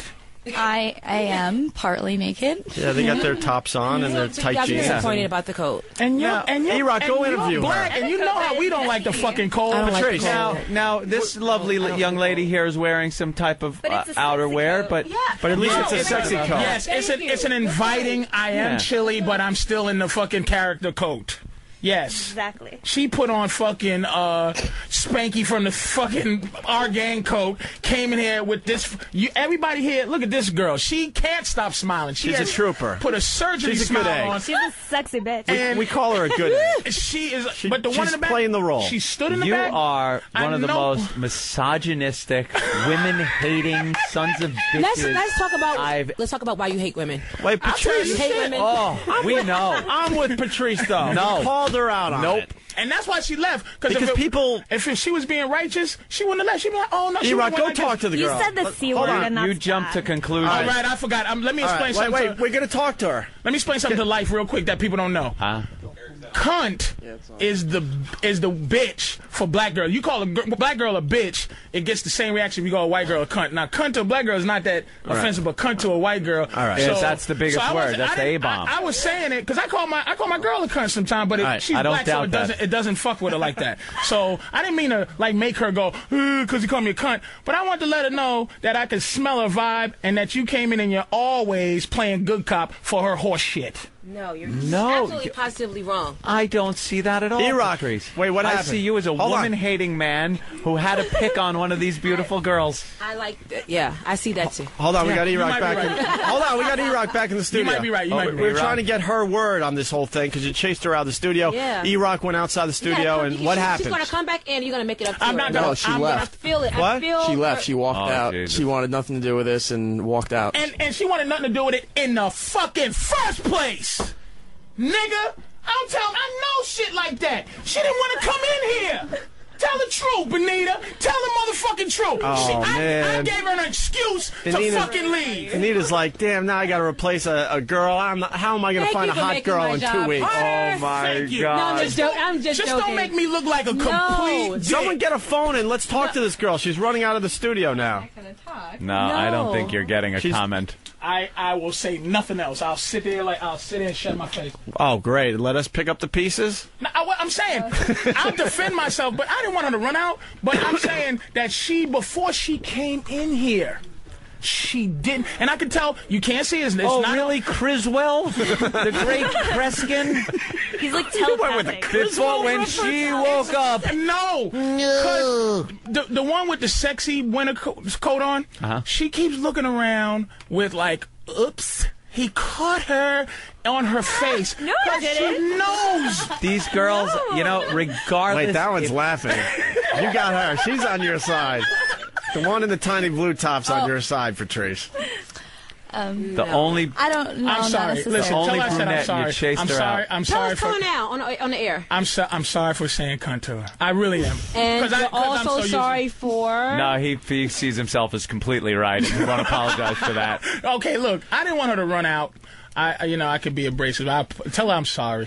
Tell her I'm sorry. I am sorry. It's a bit much. With all tell my her. heart. What do I need to do? What do I need to do for her? Hold on, Patrice. Okay. But she didn't really want to be here, right? No, of course, we're excited. Of course she does. I want to be here. 13 city tour, we're having a ball. 13 city tour, and this is the one place she doesn't want to be, Patrice? Come on, we were totally excited about being here. Yes. She's just a Right. nice person that kind of keeps to herself, and she doesn't run her mouth randomly. This is what you're obsessed with. These girls it just sounded like a Dodge trying to start. I just don't want to be like, because it was unfounded. Are you going to admit that she's beautiful? She was fucking sexy. What do you want? I mean, that wasn't the point. It was attitude. It was one of these things. Is not you are like the a other. big bully. I just came off like a big bully guy. I applaud Patrice, though. People need to come in here and want to have fun. She wasn't in here long enough to even see. She said not one word. Not a word, and this right. Is you. And on her back. Right. And another thing, though, for real, really. Yeah. On her back. Body language. I just you were feeling it. Usually I'm a professional at walking people out of comedy shows, and usually if the person that's being walked, if their friends don't walk with them, there's a slight bit. You ever of see truth From to Dusk that. Till Dawn? ever see Quentin Tarantino's character? Yeah. And like when a woman was around him, how he fantasized and like thought he heard her say things and meant things. That's you. You were 2 seconds away from the guy leaving the room, one guy, and you hacking her up into pieces on the bed. No, man. You are a psychopath. No, it's like she was lovely. All right, well, we lost her. Lovely. We got 3 lovely blondes still in the studio. They're all beautiful. Well, hopefully we'll have 3 by the time this ends. And the girl outside. Patrice wants to insult somebody else. I don't want to. Girl outside? You mean the girl that's out in the street? No, not that bitch. Your sister. That's your sister? No, I said the sister. The sister? What does she do? Sister and sister. She's a part of our PR firm. Oh, I love them. Yeah. I love all of them. She was gorgeous. She'll be the one that gives a full report back to their people, and then we'll and tell them all about you. Yeah. So you girls are cheerleaders. You guys rock. Do you play? Secret weapons. Do you get out there and knock it around a little bit? Mm-hmm. What do you play in? Do you play in the same like a cheerleader uniform? No. No. We were brought out on the field. We're gonna play in this, and then the little. In that, I see, because you got numbers on your little hot little tops. And I'm wearing the cheerleader outfit. And you got the cheerleader outfit on. We're representing both sides. Yes, you are. Very good. See, I found nothing wrong with the other girl, with these girls. Yeah, I thought we could loosen Would have her been up a nice, little bit. like, I like brunettes. It would have been nice to have a brunette in here. Not that, the blondes aren't beautiful, but he chased the only brunette out of the whole goddamn building. I know. Chased her out of Manhattan. You you King Kong motherfucker. You terrorizing Manhattan. Call me a big black. Call me anything you want. Go ahead. You can go ahead, ladies. Get it out your system. Wait, I still don't know what this lingerie bowl's about. Obviously, there's the hotness factor, but then what? Yeah. It's girls There's playing hot women football. playing football. In lingerie. Most importantly, there's cheerleaders. In lingerie. Oh, And they Jenny play McCarthy's football. hosting. Dennis Rodman is the Rodman's our commissioner. The commissioner. There's a Yeah, lot the of commissioner for celebrities this. involved. Yeah. You ever see? It's great. The snap when they hike the ball. Yeah. The girl bends over and very the nice. girl between her legs like Very that. sexual. Are there going to be any oopsies? Pretty much. Will there be Boobs any? might be popping There are out. oopsies, yes. There are oopsies? Yeah, some hair might See, be that's pulled. any record setting for rushing or passing yardage or field goal length, nothing like that going to be. I doubt we'll see any records broken like that. No. Who's the lady in charge? What's your name? Benita. You need to sell this better.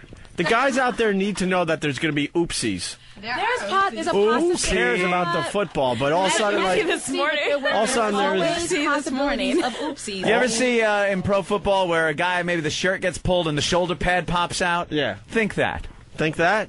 Will that happen? Anything can happen. Anything can happen? course. Wardrobe? Oh, Yes, wardrobe.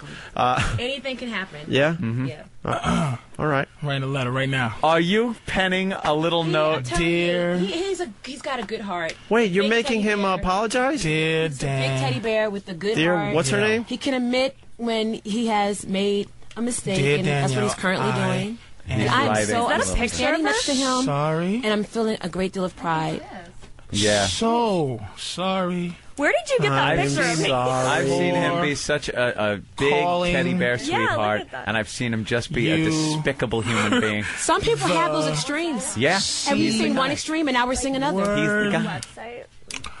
I'm impressed right now. And Keep writing. It's all, yeah. the C word And Website. prejudging you. Boy. You Prejudge, prejudged her. I Don't. was He's writing a book. Okay, it's okay. wrong. Oh my God! You know what? Patrice I Oneal. like that picture. There you go. There you go. All I don't even know right. what to say other than, wow. I'm wowed by you right now. Thank Wow. you. I just wrote Dear Danielle. Danielle, I am sorry, so sorry for calling you the C word, and boy, I was wrong. And then Danielle, Can you put she let explanation herself point in go. Can you put an Let explanation point in herself wrong? go. There you go. That's all you can do is try to make your wrongs I'm right. sorry. Okay. Well, Patrice Okay. called her You the guys have- C word. You guys, thank you so much for having us on your show. You guys any more questions? How many hotties on either side? Yeah. Standard football rules? Yes, sir. All right. It's 7 on 7. 7 on 7. 7 on 7. What about the nails? The girl's going to break the nails? How are they going to protect their fine nails? I'm looking. You can't go by I'm me. a cheerleader. I'm not playing I'm like, ball. I have the real thing, so I'll When probably you're just- playing contact football, it's not about the nose. You're out there. It's No. about the sport. No, doing it's your about the thing, oops. And this is going to be tackling and tackling, full. full-on contact. What do you wear on your legs? Is it going to be They have knee pads and like what do you got on under there? I see booty matching shorts. some. Jesus Christ. These are like little boy shorts. They are little boy shorts indeed. Indeed they are. Can we see an oopsie? That's wonderful. Knee pads. Very There's sexy. like little. All right. All right, girls. That's wonderful. They got to go? All right. All right, ladies. I'm sorry. Thank you for coming in. This, by the way. We appreciate having you. Thank you. All right. Bye, guys. Sorry we got off on the wrong foot there. Yeah, the wrong foot. The wrong foot. Guys, but the foot was inbound, so. Give him a tongue lashing. Give him a tongue lashing. You a tongue lashing. Thank you, ladies. And there they go. The girls in the lingerie bowl. I want to get this out of the way right now. I bow to Patrice Are you today. doing that? I absolutely bow to you, my friend. You're doing the slow clap. I bow to you. You saw something and you went for it. I haven't seen that vicious an attack that quickly. He was like, you ever hear about the attacks where someone's standing there and a pit bull who's all happy and wagging its tail just lunges at someone's throat that's in the room? That's what that reminded me of. You can't see it, dude. It's like I'm not like you go to Kreskin thing, but it's like it's just thing you can feel that run through. Yeah. And it's just like you can't feel that comfortable being that just because she did look good, but you can't feel comfortable coming in changing the mood of because you know what? Wow. She was listening to us for an hour, be completely juvenile, and she just was like. So you're saying yucky. You are either the nastiest or the most insightful person I've ever seen. No. You didn't see that? I am so with Patrice on this. I didn't even see it. As soon as she walked in with a winter coat, that was such a sign it wasn't even funny. Like Patrice said, the other girl had kind of a coat on, but it was still sexy and had something to do with the lingerie action. I didn't That notice. girl had a winter coat like she was ready to go down the slope. You know, you could be right, but I didn't even notice And she pretty much had her like arms folded. She did not want to be in that situation. And the reason why we don't have a lot of women on the show lately is because of women just like her, where they're like, they just want to go through the motions. Absolutely. Wow. The rest of the girls were lovely. I liked them. They played the role. They were having fun. Bye. I didn't say anything to. It's like you can. You're just surprised, Anthony, because he jumped on her so quickly. No, because I didn't notice. Usually we will kind of you know. We would have had to have talked to her a little bit, Right. and then we would have been. Dude, we've been in that situation, and you talk to him a little while, and then you go, all right, this chick just ain't into it. But you were like. No, I saw some friggin' brainwaves. No, I saw it too. And what I was thinking to myself, like, here we go again, and I'm going to have to do a little evil Opie. I swear to God. But I thought it was going to be 10 or 15 minutes in where I finally would call her out or something. Evil Opie is Jesus compared to the monster we saw. I understand. That's what made it great. And look at man, I swear to you, it's just you. It's like the comfort zone. Yeah. To bring it down, it's just that she needed that. It was a little medicine. It didn't taste right. No. She'll feel better later because she won't do that again. Are they gone? Sort of. Are they out of earshot? Sort of. I think Patrice needs to run out there and give the one girl a little calmo. I'm getting all thumbs up. Calmo. I tell her. Oh, okay. The audio's off. Look, let me say this then. Patrice, that was fan-fucking-tastic. Look, someone has to play good cop in order to keep anyone in the room. But oh my God, when you unloaded on her, I was laughing my ass off inside. God bless you, Patrice Oneal. You know what it's she like? was an 11, by the way. It's like you come here and you're just free. Your mouth is free. Mm-hmm. Well, that's good. And if you go on regular radio, you just go, oh, shit, how do I do this again? Yes. Don't ever lose that. I'll kill you. Patrice, do you realize this also? Do you realize probably when you first came on this very show, and I'm not talking about NEW, I'm talking about our XM show, that she was probably in high school? Like, that was a baby girl. It's just... Look, that was a little baby girl. I don't hate... It's like, I hate She can't even entitlement that she felt. She can't to even be how she was. She can't even go across the street and get a drink to feel better. She's not old enough. She thinks that makes her somebody because. But you know what? Bravo. I say the same thing that every guy says to her in the street. They say to 40 other women in the next block, and she has to learn how to be a little bit bigger than how cute she is. A little thicker skinned. Just better. You know what you did? She left because she felt entitled. She didn't want to be here. You felt it. You put the first wrinkle on her face. She's been a kid, loved, like just looked at and appreciated, never had a bad thing said. She like scowled, and you put that first wrinkle in her face. First wrinkle. On that 20-year-old face. Oh, Jesus Christ. You know? You don't apologize. It just was, I don't know. That was She's starting to realize that her hotness isn't going to get her through life. It's life. It's life. That you gave her a life lesson. That's right. There you go. Thank you.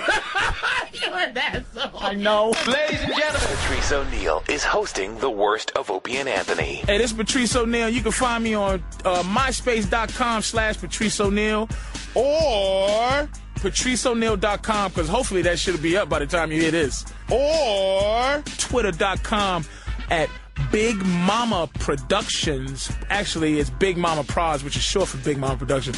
BIGMOMMA Prods. Hey, what's up? This is Patrice Oneal, and you're listening to the best. I say the best, but they promote it as the worst of Opie and Anthony. But I say the best of Opie and Anthony. And here's a little something. It's amazing. This story, amazingly, is what ended me and Danny's friendship. We used to be fucking real tight. Now we kind of have this quiet, grunting to each other. Little bitch-ass motherfucker.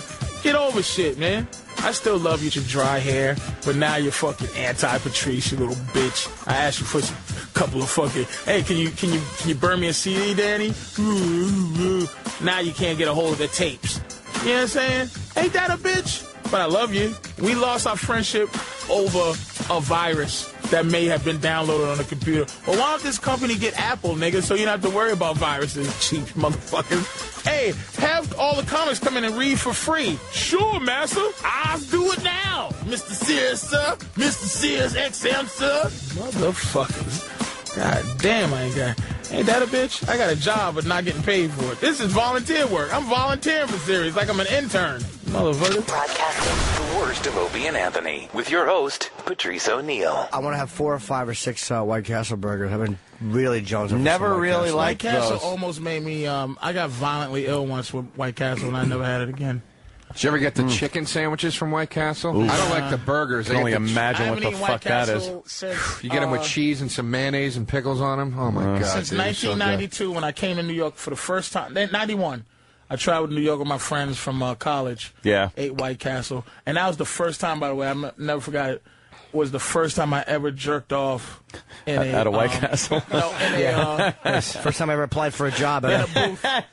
In a New York. Oh, in one of those New York. In a Pete booth. Yep. Was it your first time in New York too? Yeah. Well, you couldn't wait, could you? In a Pete booth, and I felt. New York. I felt like such a creep. Statue of Liberty, Empire State Building. Where are we going? Oh, I'm gonna go jerk off in a booth. Because that's when they had naked girls behind the window. Yeah. And I ate a girl's ass behind one of those. You heard about that? Oh yeah. I used to like on 54th. Oh please, yeah. God. Yeah. How?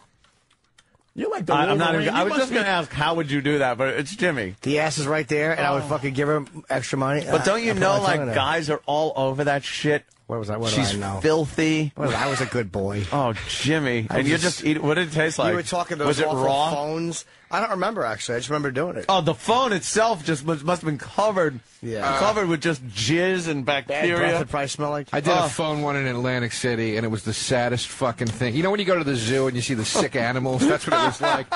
Just this stripper sitting behind the glass. I mean, just putting no energy into masturbating. Yeah. And I go, you going to do a little show? And she goes, literally like this. And she goes, this is what it is, honey. And like, just dude, spreads her legs and lays back and does nothing. Yeah. I still whacked one out, but I mean, it was so fucking sad, dude. You know, there were days before VCRs and stuff, too, where that was the only place to get, like, real motion picture porno, unless you went to a porn theater. There used to be one in Bayshore, I guess, out on Long Island. It was the only place to see, like, motion picture porn. Would you have a fucking projector and pull that out with the screen, your home movies, and then pop in a fucking porno film. I wouldn't even know where to get a porno film. I don't know what this dark age that you're talking about is. It was the dark ages. Yeah, there was a time. Dude, it was the dark ages, bro. There was no fucking way to watch moving pornography. You got to get magazines. Yeah, that's true. You could catch some softcore shit on, like, Cinema 100 on your cable provider thing with turning a key like fucking War Games. They got the... I mean, thank God. I will say this. There are some generous people out there that upload great porn for free for you to watch. Yeah.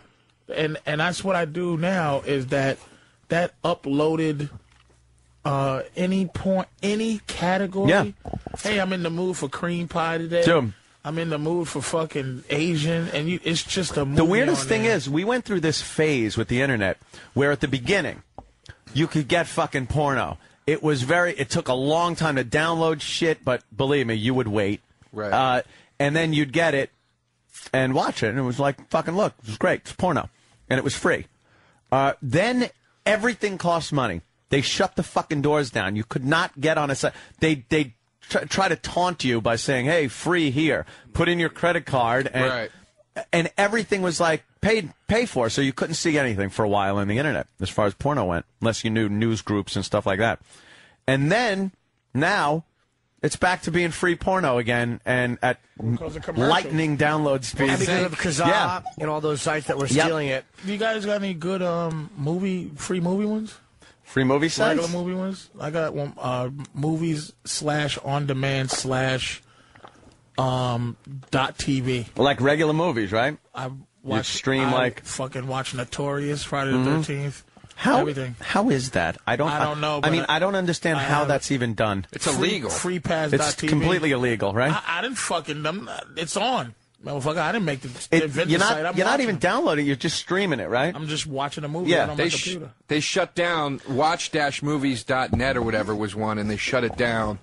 It was like, you just go and watch I watched Notorious on that one. Then one day, it was just gone. You know when you type in a web address and then it pulls up that Roadrunner screen? Yeah. So they got YouTube. I watched Valkyrie. Just streaming. You watched on the computer? Yeah. Was it good? On what? Yeah.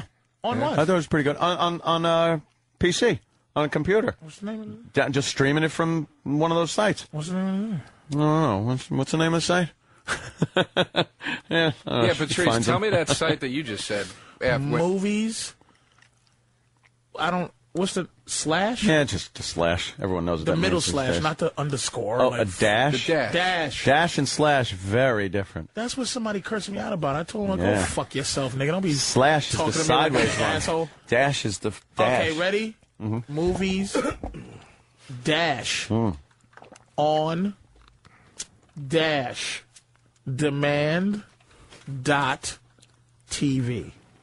All right, fuck it. Wow. How's the quality? Oh, some of them are phantasmagorical. Yeah, you got to look. Some of them suck. A couple of them that I was watching off of some of these sites, somebody that you hear someone crunching popcorn in front and people coughing, and then sometimes people are taking their seats, so you see like their head in your screen. It's like Mystery Science Theater. But then occasionally you get a good copy. Yeah, it's pretty. Let me see. Like Danny's pulling it up. Yeah, they got. Ding. Look at. What is it? Oh, hey, Mall Cop. You just go in there and. But aren't someone going to get in Dutch for that? Huh? Isn't that against the law? OV guide? How can it? I don't know if it's against the law. If it's against the law, they got to find that motherfucker first. OVguide.com, apparently. How was that? It seems like you can't really stream on this, so it looks like it would be an illegal download. No, look. Wait. Turn it back this way. Look. You got watch, download? Watch trailer or download? No, go down to free pad where it says free. Up. Go up. See where it says free. Down. Scroll. No, I don't see where it says free anything. Look at. Turn it this way. Danny just swings around. Go here, motherfucker. Click the second one. The second one? Second blue line. Click the. Yeah, but that's an external link, though. No. Click it. And there's something wrong with the site right now, too, by the way. All right, because this is a completely different site now. Now go to... Yeah, but this isn't the site anymore. Fucking Danny, stop. Just stop. Just stop. Oh, look at all the pop-ups coming up now. This is great now. Oh, fuck. The Wood Doctor. The Wood Doctor. Click out of The that. fuck is the wood doctor? What is the wood doctor? It isn't even porno. You would think it was. That's usually a mouth. Can you put it up here so I can see it so I don't have to keep telling you to fucking... Jesus, frustrated fuckface. I'm trying to help you. Just let me help you. Let me help you help you. But Patrice, Danny is saying that a lot of pop-ups are showing up. Fuck Danny. I'm saying that this is a completely illegal website also. They got commercials We're definitely not doing this.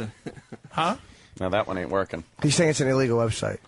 And that illegal websites can't be Patrice, No, it's not true. doesn't sound like this thing is on the up, Patrice. It is on the up. Doesn't sound like, I think Joe's right. I'd like to get the skinny on this. I didn't fucking say www.littlechildren.com, nigga. It's fucking movies That's on probably demand. a nice one. Uh-oh. I wonder what that'll get you. I made that up, by the way. I don't think I've ever typed that one in. I'll bet you that littlechildren.com is probably a fucking innocent site. Is it? Yeah. What is it?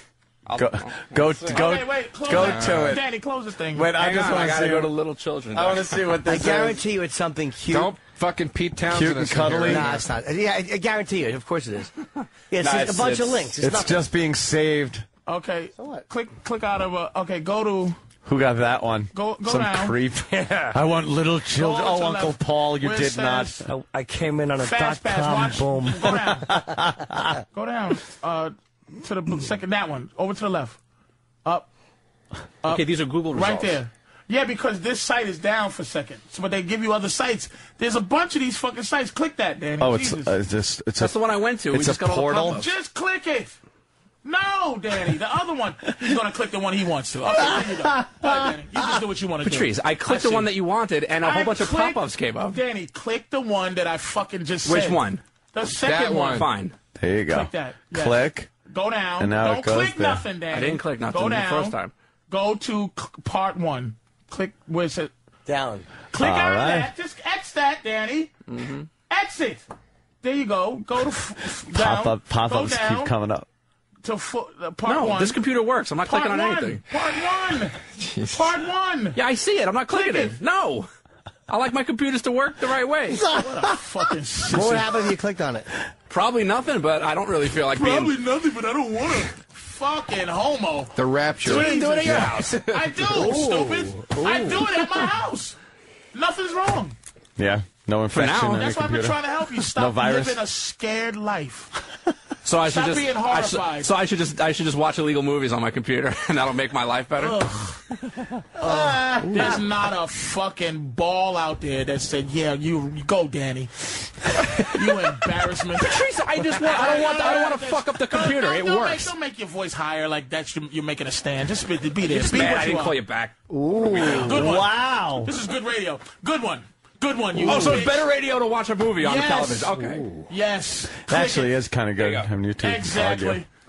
Yes. Guys, I don't like you two I don't yelling like at each when it other. gets like this in here. It's not like anything. Oh, look, It's just Janet. look, there's a new offer from Windows Internet Explorer. Sure. Get out of it. That's good, though. That's helpful. Yeah, get out of it. I love offers. Get out of it. Just Patrice click off keeps of it. saying, get out of it, get out of it. That's, every time he says that, a new pop-up Danny, comes look up. at that new Congratulations movie. Yeah. Oh, yeah. Let's see. I've won today's contest in New York. What I did have you to- win? Yeah, click out of it. Dude, you Click could get on an there. iPhone. I gotta go. Yeah, dude. Click You on want there. an You know what you iPhone? do? Well, I get to Wait. choose, though. It's You either know an what you do? iPhone, a 360, a Wii, just or a click the Toys R Us box- gift card. Just click the box that makes it the whole screen. You're getting no more pop-ups. There you go. That's what we're watching. The full Screening movie. copy. Wow, nice. Oh, boy. That's good. It's a screening copy Oh, boy. of... The screen just shattered. Something's wrong. Is this Mall Cop? Yeah. You actually found the site? They're going to fine us for $250,000. There, yeah. Me? Looks really good, too. Not me, Danny. I like the timer. They're not gonna find me. They're gonna find Danny. I don't watch this shit. Danny does. Do you know there's actually an option to watch this in a lower quality? I had no idea. That's when the script just comes up and you read it. What about the what is that little timer for in the middle, Danny? That's like a pre-production version of. That's before they even color correct things. Jim, I believe that's called time Simpty. code. This is the audition. That's a Simpty. It's the audition. Yeah, but you see, here's the problem. Patrice just says, Patrice just goes, oh, well, there's all these sites where you can watch free movies on. This isn't even a movie site, though. This is just linking. Don't attack me. I'm not attacking you. Like I'm the substitute teacher. You would never talk to Opie like this.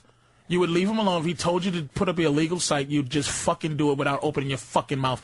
Now, don't try to get tough with me. I'm just saying, this isn't even a movie site. Anybody could upload anything to a potentially malicious What am I, the website. what am I, the impotent lieutenant that sits here and watches the sergeants yell it out? No. Fuck you. I'm the fucking boss. Exactly.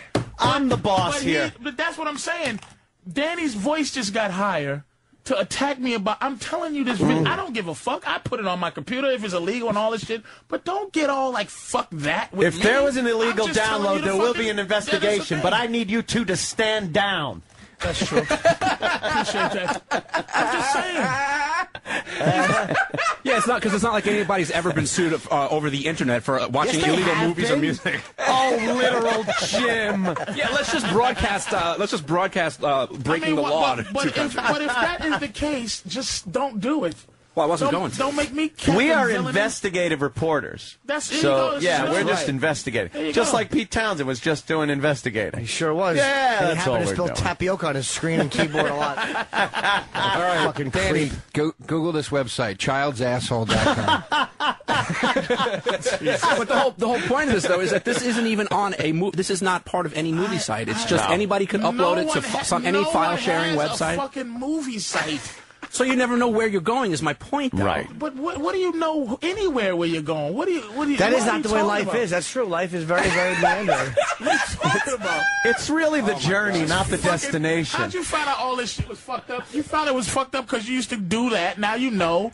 Now, you learned the hard way at some point. Yeah, because a website that I know and trust is something called zshare.net TV / you know what I'm saying? Why do you trust that one? It's just something I would never go to, and it's something that I would never recommend going to. That's why I'm not taking your recommendations. I'm just, that's why we can have a conversation. How fun would this be if I just agreed with you? You're spiraling out of control. I'm not trusting you. I drink tea and I watch this site. You don't go to it and you're fucking alcoholic. That's true. Why would I listen to you? Why you got to bring up his alcoholism? I'm not going to fucking listen to a alcoholic with some type of thing where he's holding on to his what's the word I'm looking for?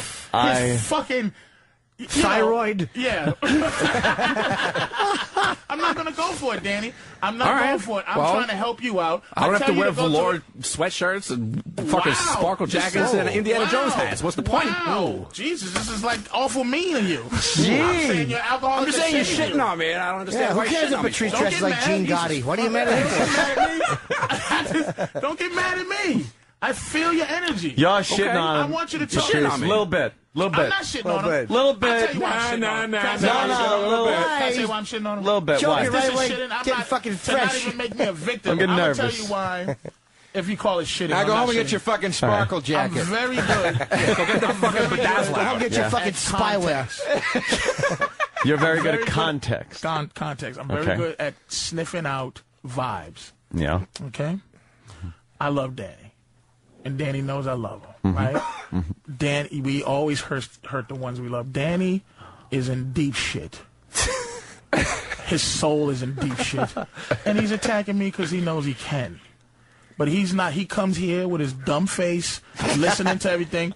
He has this is because I didn't want to go to a potentially malicious website. I am now a shithead. No. It's the way. And I have a dumb face. It's the way Danny didn't go to the potentially malicious website. Yeah. It was just. But it was like fuck that. Danny has a lot of fuck yous. But you took that fuck personally. That because it is personal. Because he's abusing I me. don't think it was personal. Yes. I think he didn't want to jeopardize his computer. If you said do that. Yeah. What do you think he would have said? He would have said it would have been 80 people. And I'm not you. And I'm he not probably Opie. would have advised me. Advised me. And it would have been at least Steve or 47 people I've never seen before. A small man, this small man that's around. He would come in and he would hold something up and say, probably not a good idea. That beep, beep, beep. Right. Cut it out. Yeah. Because there's a chain of Fuck command. that motherfucker, no, and that way. There's a chain of command. I'm telling you, it's shit rolls downhill. That's right. Yeah. And I'm not the guy who gets shitted on as the shit rolls downhill. I'm the guy that steps to the side and lets somebody else who wants to get shit on, but I can feel that it's the trickle down theory with Danny. He's gonna get emotional where he can. But if this was another situation, he wouldn't have did that. I don't know. I think you're giving him credit for having judgment.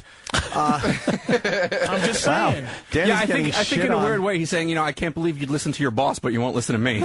No, I'm not saying that. That was another little smarmy way of doing that. And then when he did that, he was looking at you to just go, right, boss? No, I didn't tell him to do anything against his boss. It was the way you said no to me. You didn't say, no, this is a bad idea. All right, I get it. You didn't get your way. We had a little argument about it. No, see, more smarmy shit.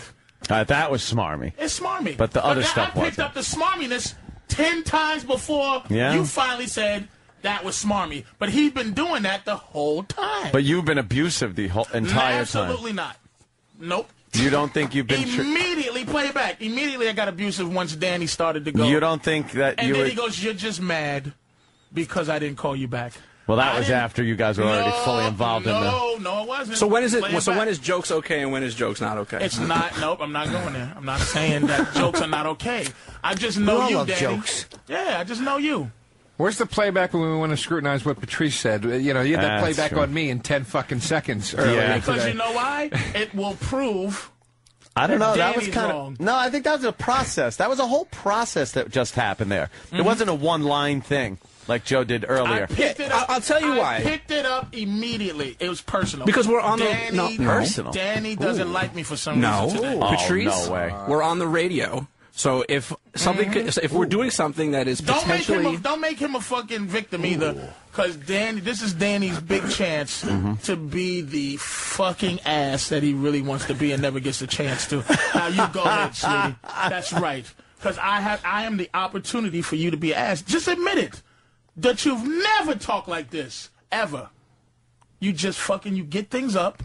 And you just but I don't think anybody responsible would ask me to stream an illegal movie on the radio. Anybody That's all I'm responsible. saying. This is how he switched up. So I'm sorry I made a Have you decision. never been asked to do anything unresponsible or irresponsible on this show?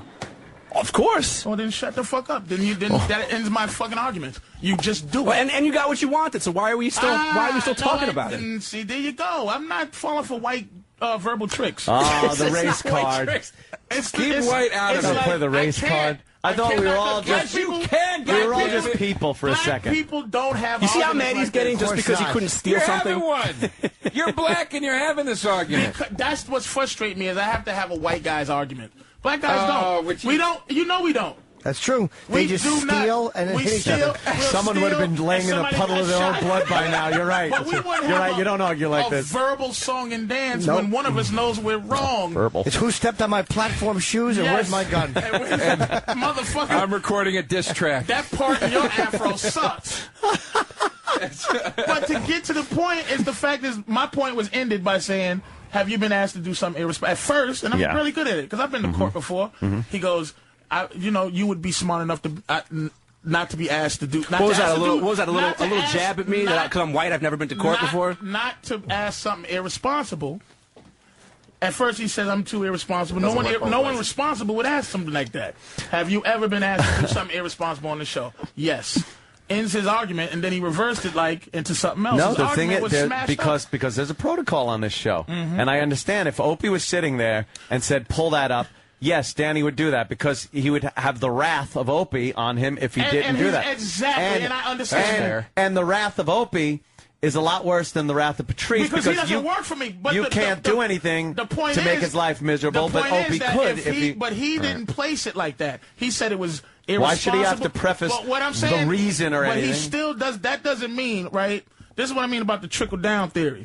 That it doesn't. I didn't ask him to do something like he was my employee. I asked him, I said, oh, just throw it up, because that's what Danny does. He gets the thing, throws it up. I wasn't telling him as my boss, but if I was saying to him to do something that was fucked up, he could have told me in a way that would have kept me from fucking saying, instead of me being stupid-ass thief, I could have just been like, hey, man, that shit, it's not good. Oh, my bad. There you go. But it was about respect. It wasn't about I think because I'm his boss. I think because we were just kind of rolling on it as it was happening. So it's very hard to, I just wanted to let him know what he was doing because sometimes we do things and we don't know. You got to be let known. Well, Danny, do you agree with that? Because you have kind of an incredulous look on your face. I don't understand why it's like I can't believe this became real all of a sudden. Like it was just like it's like a dumb. I just didn't want to. I didn't want to click through and potentially fuck up a computer I use every day. And he's getting on my ass, turning it into a fucking black versus white situation because I just wanted a computer to work. I'm not going to let Danny tomorrow self-destruct. I'm just going to not let it happen. Ladies and gentlemen, Patrice Oneal is hosting The Worst of Opie and Anthony. Hey, it's The Worst of Opie and Anthony, hosted by myself, Mr. Patrice Oneal. And we have more of this stupid shit coming up after the break. Ladies and gentlemen, shut up and listen. It's The Worst of Opie and Anthony with Patrice Oneal.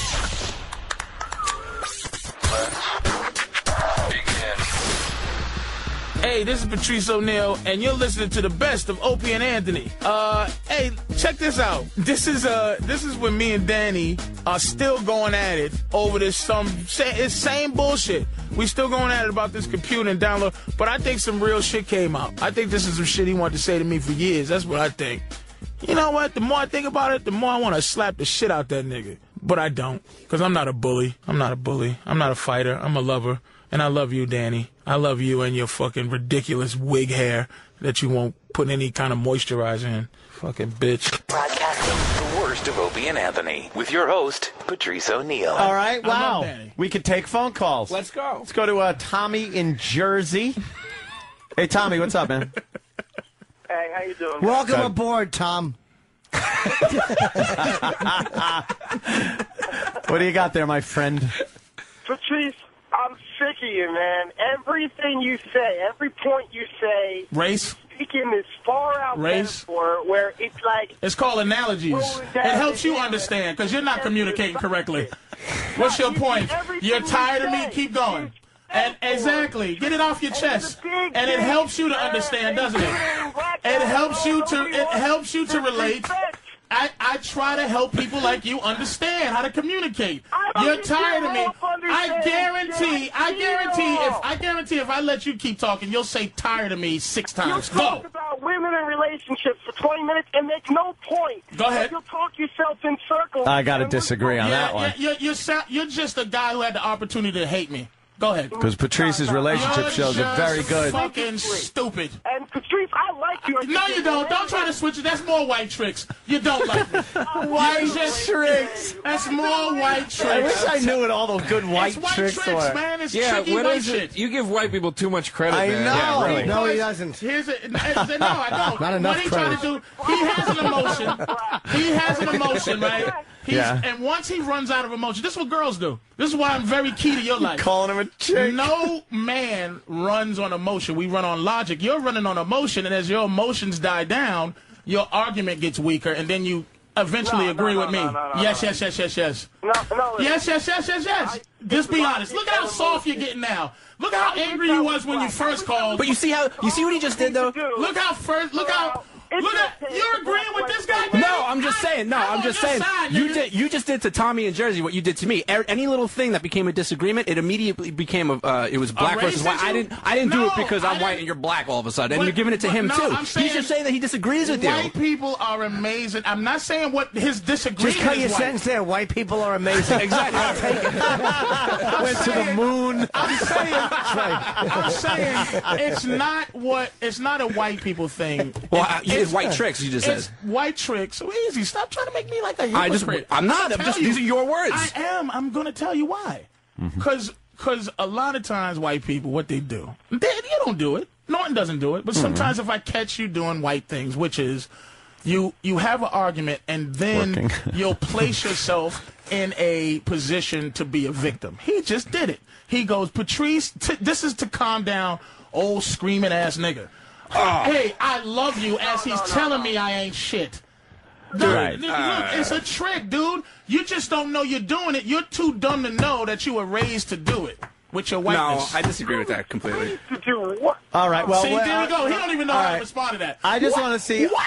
let's take somebody else, Matt from Long Island, who has pretty much the same point, but maybe he's not as big an asshole. All right, fair Let's see. enough. Matt, what's up, man? Tired of laying around on the floor all day, are you? Oh, Jimmy. That's his name.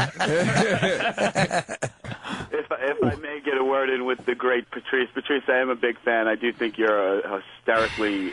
but there's a but. That's another white trick, by the way. More white tricks. More white tricks. Buona.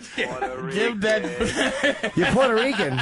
He's Puerto Rican? All right, that's okay. Don't trust him. The bottom line is this. I don't know. I think it came off of Patrice's esteemed weekend at Bananas a couple of miles south of the one in Poughkeepsie, where he had such an esteemed weekend that he came in this morning and stated, actually... I said my self-esteem. I said my... lower on the totem pole to the show. I'll tell you what that means. I'll tell you what it means. I know I said that. What it means is this. No, what it means is this. Is that on... No. We're not going to hear you defend fucking Travis, motherfucker. I know what you're getting at. You don't have to keep yapping. What I mean by that is that I'm a personality, and a personality on any fucking show that entertains people is higher on the totem pole than the fucking cameraman, than the fucking editor, the phone guy, than the phone fucking guy. You hear me, motherfucker? Yes. I do. Exactly. Now enjoy a fucking show with Travis just answering the phone. Shut the fuck up. What the fuck are you talking about? Thank you, Travis, Matt. You know what? Without Travis, and I'm not disrespecting Travis. You should. I'm Here's the answer to the phone your right. goofy point. Talk shit to the earport. Lower on the fucking totem pole, and I don't mean that with disrespect. I mean it that I'm a fucking personality on a fucking radio show. All right? Who's more important, Phil Donahue or the fucking guy that holds Phil Donahue's, who tells Phil Donahue what's next? What if Phil Donahue says, hey, Google image some kitty porn? I'm not going to... What? So because he's Phil Donahue, I should listen to him? This is what you did something else white. Oh, I'm sorry. Because if it was DeRosa, I wouldn't use the same argument. Phil Donahue's hair, it's very white. You're right. I used a white crime, and I shouldn't have. White trick. Patrice is yelling like Christian Bale of Cotton. Danny, what you just did, Danny, is you took it from the movies thing, but you switched it into the child thing, which is that was unnecessary. What you just did. I felt what you just did. Now, we were talking about the movies on demand thing, the child porn thing, which is like that was the joke part, but the movies thing wasn't a joke part. You're taking it, and here's another thing you do that my fucking girl does. You were being very serious, and you tried to play me like I was the one that switched it into seriousness. You got serious, motherfucker. And you just dwelled on it. It was just a dumb thing. There you go. But did you get serious, but you tried to put serious on me first? Well, it works both ways, doesn't it? If you can get serious with me, why can't I make it serious? But you won't just say yes or no. I promise you ask me a yes or no question, I'll answer yes or no. What's the question? I'd love to know. You tried to make it like I was the one that was serious, and then... You were serious, yes. No, yes, you were serious. You turned it serious first. You played it like I was serious. You were serious first, Danny. Is that true or false? Yeah, I was serious because I didn't. Enough. Because I didn't. There is a because. Because reasons are valid. But why when you put it that I was the one that caused it to be serious, you played it like I took it there, but you're the one that took it serious. That's what I'm saying. I just want a computer to work. And you started giving me, and then it was white tricks and fucking voodoo magic. That was later. You guys both got serious at the same time. Oh, I don't know, Joe. Way to be in the middle. Yeah, ride the fence. I argue a lot. Exactly. Let's just encourage the listeners to download product keys and software. But I'm saying, my fault. No, but who's the one that might get in trouble for it? I don't know. Not you. I don't know. That's the point. How about Tugboat on 9? Let's talk to Tugboat. Wow. Yo, Tugboat, what's up? Hopefully you're 50 miles off the coast of Florida helping out a couple of them. TV, I'm John TV. Hey, listen, actually, I'm all on a load of trash to Laredo. But listen, I'm sitting in a room full of it. I got to come down on Patrice's side, man. Patrice is the talent. Danny's just got some kind of a head trip going on. White tricks! White tricks! White tricks. Ooh. So when Patrice does that, he's just a crazy nigga. I'm just a Connecticut chimpanzee when I'm yelling that. But when Danny does it, it's a reason. You know what? That's what I'm saying. This is what I mean by the white thing. is that it's a reason for him to be doing what he's doing. There's no reason for me. He looks, Patrice, you look for every little thing to just pry apart and pick apart. It was just a dumb, little movie thing. You caught an attitude with me earlier because I didn't call you back this weekend when you called. You left me a nasty message. I was joking. That's what I do. Okay, well, you do it all the time, I guess. But when we're being friendly, will you shut the fuck up and let me be on your side? Is that? Oh shit! Yeah, that's right. Go ahead, man. You're right. Go ahead. He's on my side. Right, Someone let him go.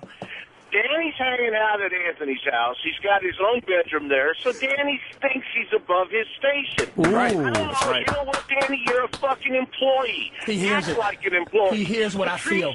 Thank you, Tugboat. Hey, Tugboat, you fucking retard. There you go. You got in your whole body, Anthony. Well, I'm just saying, you want me to? He wants me to. He sleeps on the couch. No. That gives Can him. I? That gives him a lot of shit. Patrice, keep rolling, brother. I love you, even though I am a 63-year-old white man. Thank so you. You can all go fuck yourselves. Goodbye. Tugboat wants me to act like an employee, and I thought that's what I was doing. Sorry, Tugboat. What's up? It's your fault. How is it my fault? He feels he has a friend in Anthony. Yeah. And, it's like reading the message boards. Go ahead. This is why that guy. Look, I'm not taking anybody's side in this. But Of course you're not, Joe. Why would you? This is why that. Hey, I want to keep right here in the middle and make any waves. This is why that guy's a fucking moron because it's easy to sit in his goddamn truck or whatever.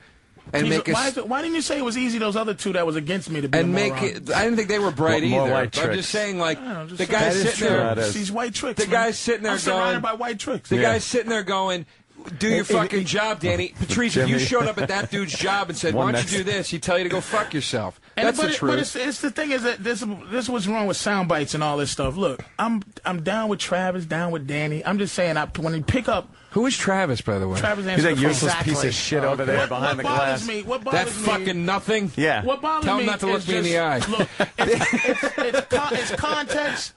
I know that, look, Danny, you can tell the difference between somebody's yelling at you, right, or yelling with you, and it's something, or you can feel something else.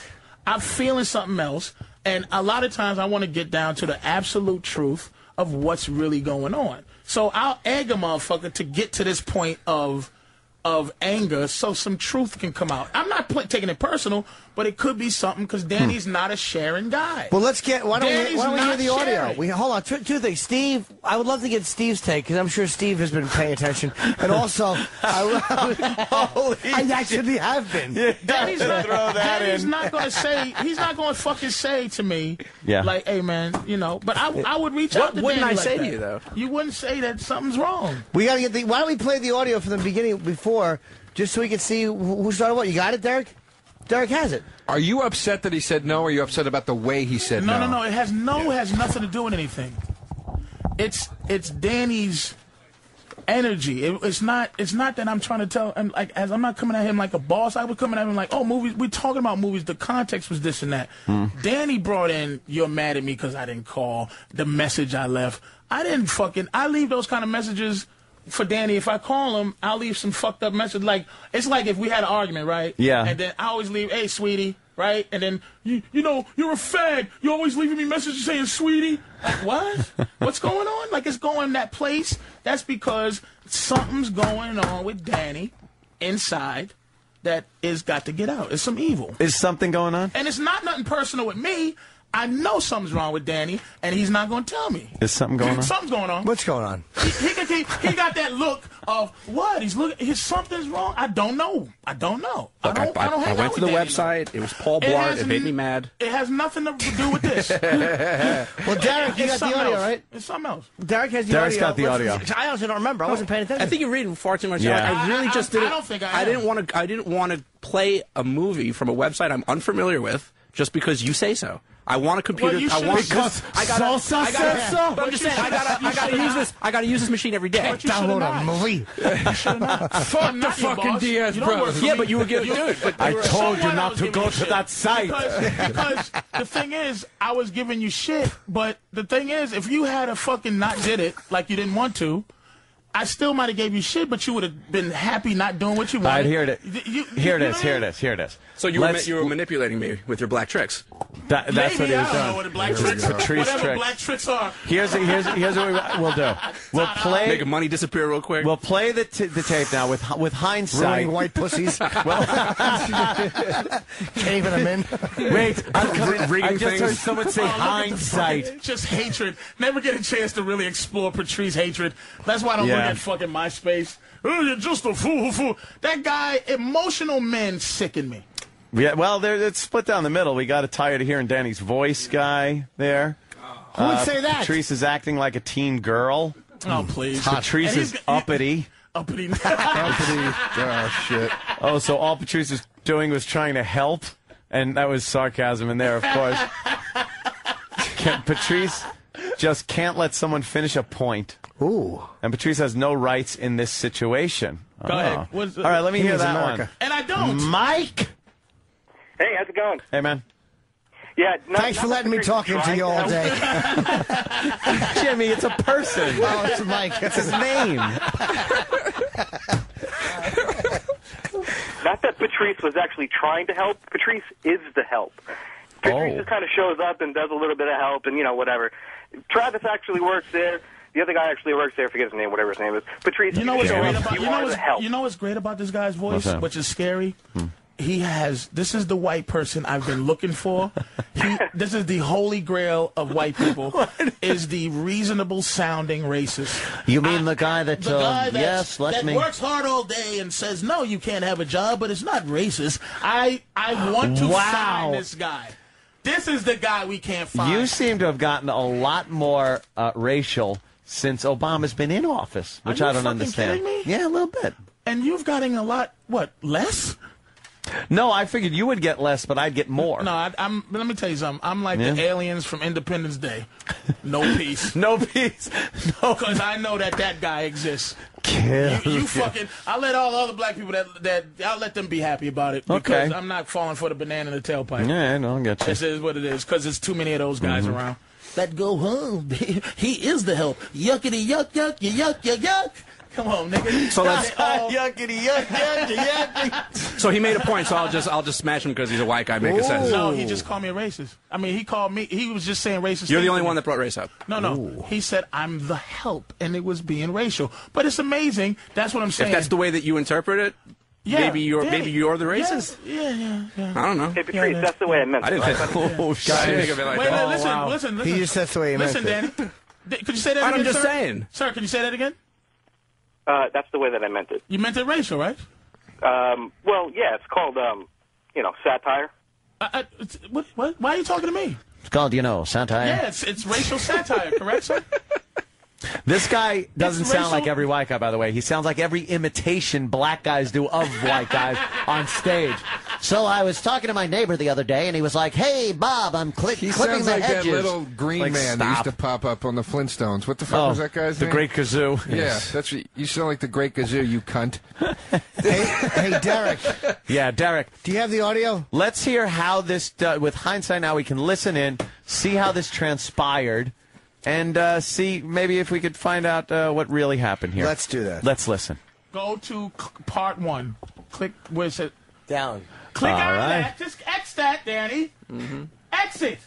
There you go. Go to Pop down. up, But here's the pop up. thing. You're Stop being a there little. for- You're stop being a there for little. a second. We got to stop there it for a now. second. Let me You're explain being something to you. combative. Let me say something to you, though. All right, and, Mr. and Combative. make sure that this is not, which is what I am. Yeah. But Danny worked with me a few times when we did the XM show. Sure. Danny knows that I'm not talking to him like that, like he's a fucking second-class citizen. He knows that. I never thought you were, but my point at that point in time was that there are pop-ups happening all over the computer, and that's red flag number 8 already. So, okay, here's right at that moment, I do not want to continue this. Maybe at this point, Do not want here's where to continue. while we listen to this, let me just say maybe I owe him this. I'm not savvy with the game of what's popping up, and I just pop up the shit. I just learned that fucking spyware, the antivirus all that downloads viruses. antiviruses are bullshit. So I'm sitting there, okay, that's new to me. But I have the antivirus, and I just do anything thinking the antivirus is going to say, hey, man, this site's fucked up. Man, not to me. So my thing is, at the point, you never said, and we'll keep listening, you never said, you said there's pop-ups and this and that. Maybe my savvy on computers is so low that you didn't expect it to be that low. Meaning this, that I should, when you said it should be popped up, that there's going to be pop-ups, I should have been like, oh, never mind. But I don't give a fuck because pop-ups in my world. But Danny did, and now in Danny's defense, he did explain why he gives a fuck because he doesn't want a fucked up computer. He didn't explain that until later. All right, let's listen. Right. Let's listen. Let's listen. Go ahead. We got the tape. Let's just listen. Back to the tape. Where's it? Down. Click All out right. of that. Just X that, Danny. Just click another thing. Danny. There you go. Go down. Pop-ups keep coming up. To part No, one. this computer works. I'm not clicking on anything. Part one. Part one. Yeah, I see it. I'm not clicking it. No. I like my computers to work the right way. What a fucking What would happen if you clicked on it? All right, hold on. Now we're back live again. Now he did say. Yes, just now, Yeah. there you go. I didn't give a fuck still. I know you didn't give a fuck. But there's still no, like, my savvy on that is still, like, I'm like, just push X. But he kind of like I explained do. why. He said pop-ups are coming up. He goes, pop-ups are coming up. He goes, I want a computer that works. I don't want fucked up. Should he have to explain to you the theory behind? Why not? Okay, if I'm so fucked up, right? Mm-hmm. Why did this continue? Why did we end up seeing some of Maul? Because you wouldn't let it go. Because we were being kind to our guest. Oh, eat ass. Motherfucker. How is it that it's... Why, yeah, but, tricks, Patrice, nigga. really? Come I have a problem. That shit off. I have a problem with you pretending to be so computer illiterate that you have no idea that pop-ups are potential malicious. No. So don't judge. Here's what you're opening up. You're opening up the fact that if you don't know something that I think you should know, that I have the right to decide how not intelligent you are on that. I'm not savvy to where I give a fuck about pop-ups because I have the Well, I'm sorry that the host of Web Junk might know something about pop-ups on the internet. That doesn't make me need to know about pop-ups. That's a good point. The Web Junk. He's got a point. Oh, look who came off the fucking fence. Don't take a stance, Joe. I'm trying to jump in here. Wow, you're crazy. I got to say this. You don't need to, though, Joe. I know, but I do want to say this much.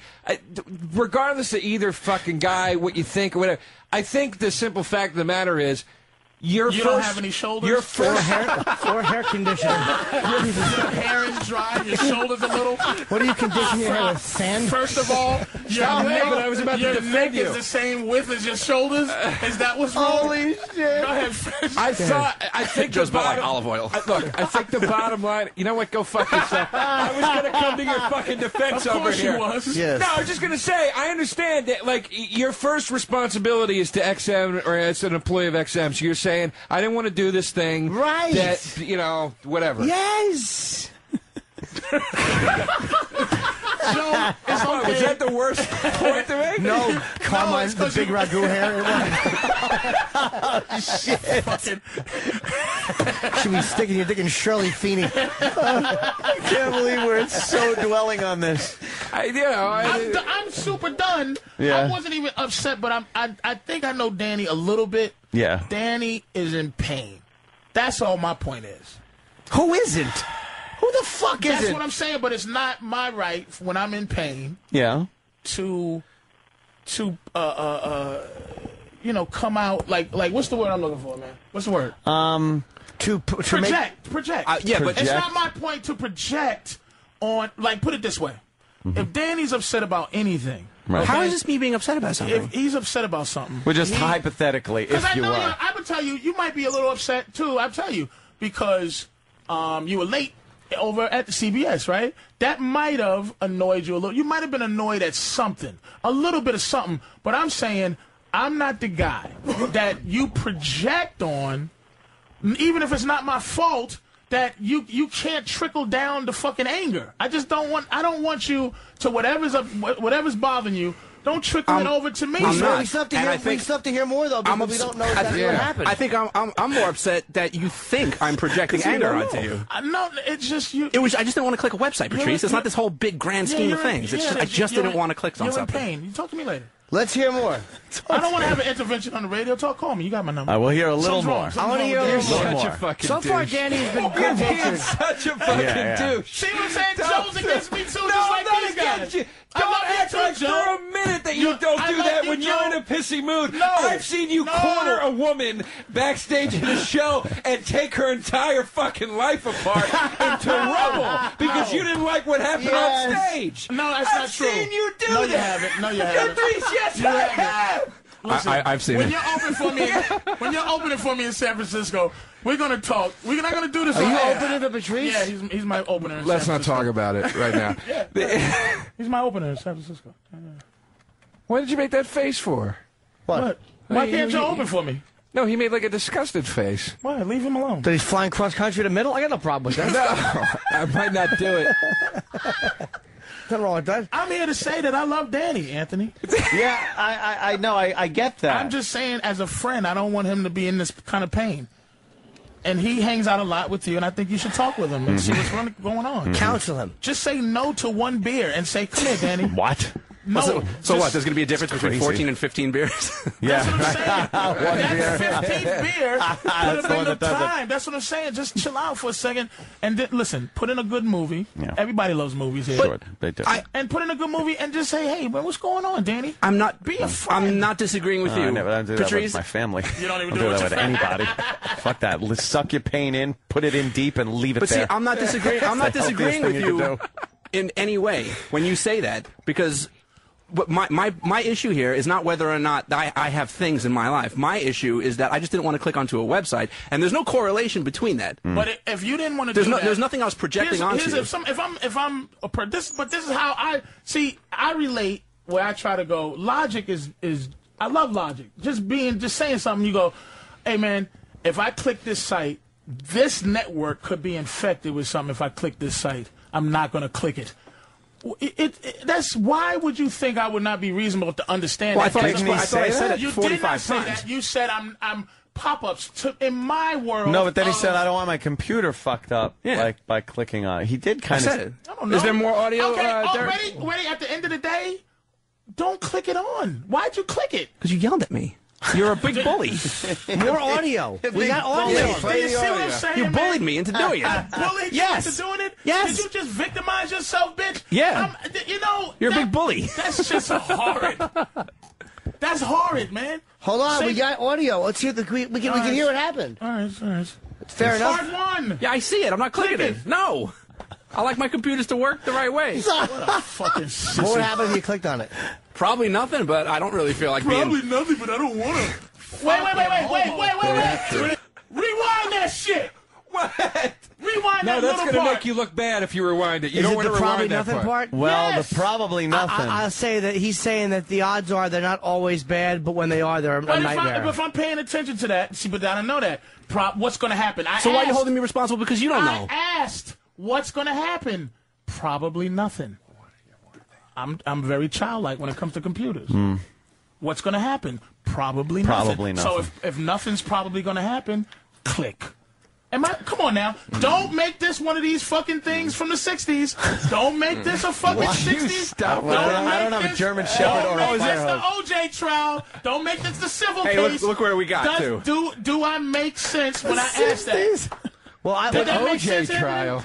Yeah, when I heard that, the first thing I thought was, well, he did just say probably nothing, but then I heard Patrice get all like, But probably nothing. When I heard that, I understood that with understood? Yeah, spyware and stuff like that. The odds are it's fine, but when it's not, it's not. It's a real problem. Let me ask you, if you want to talk...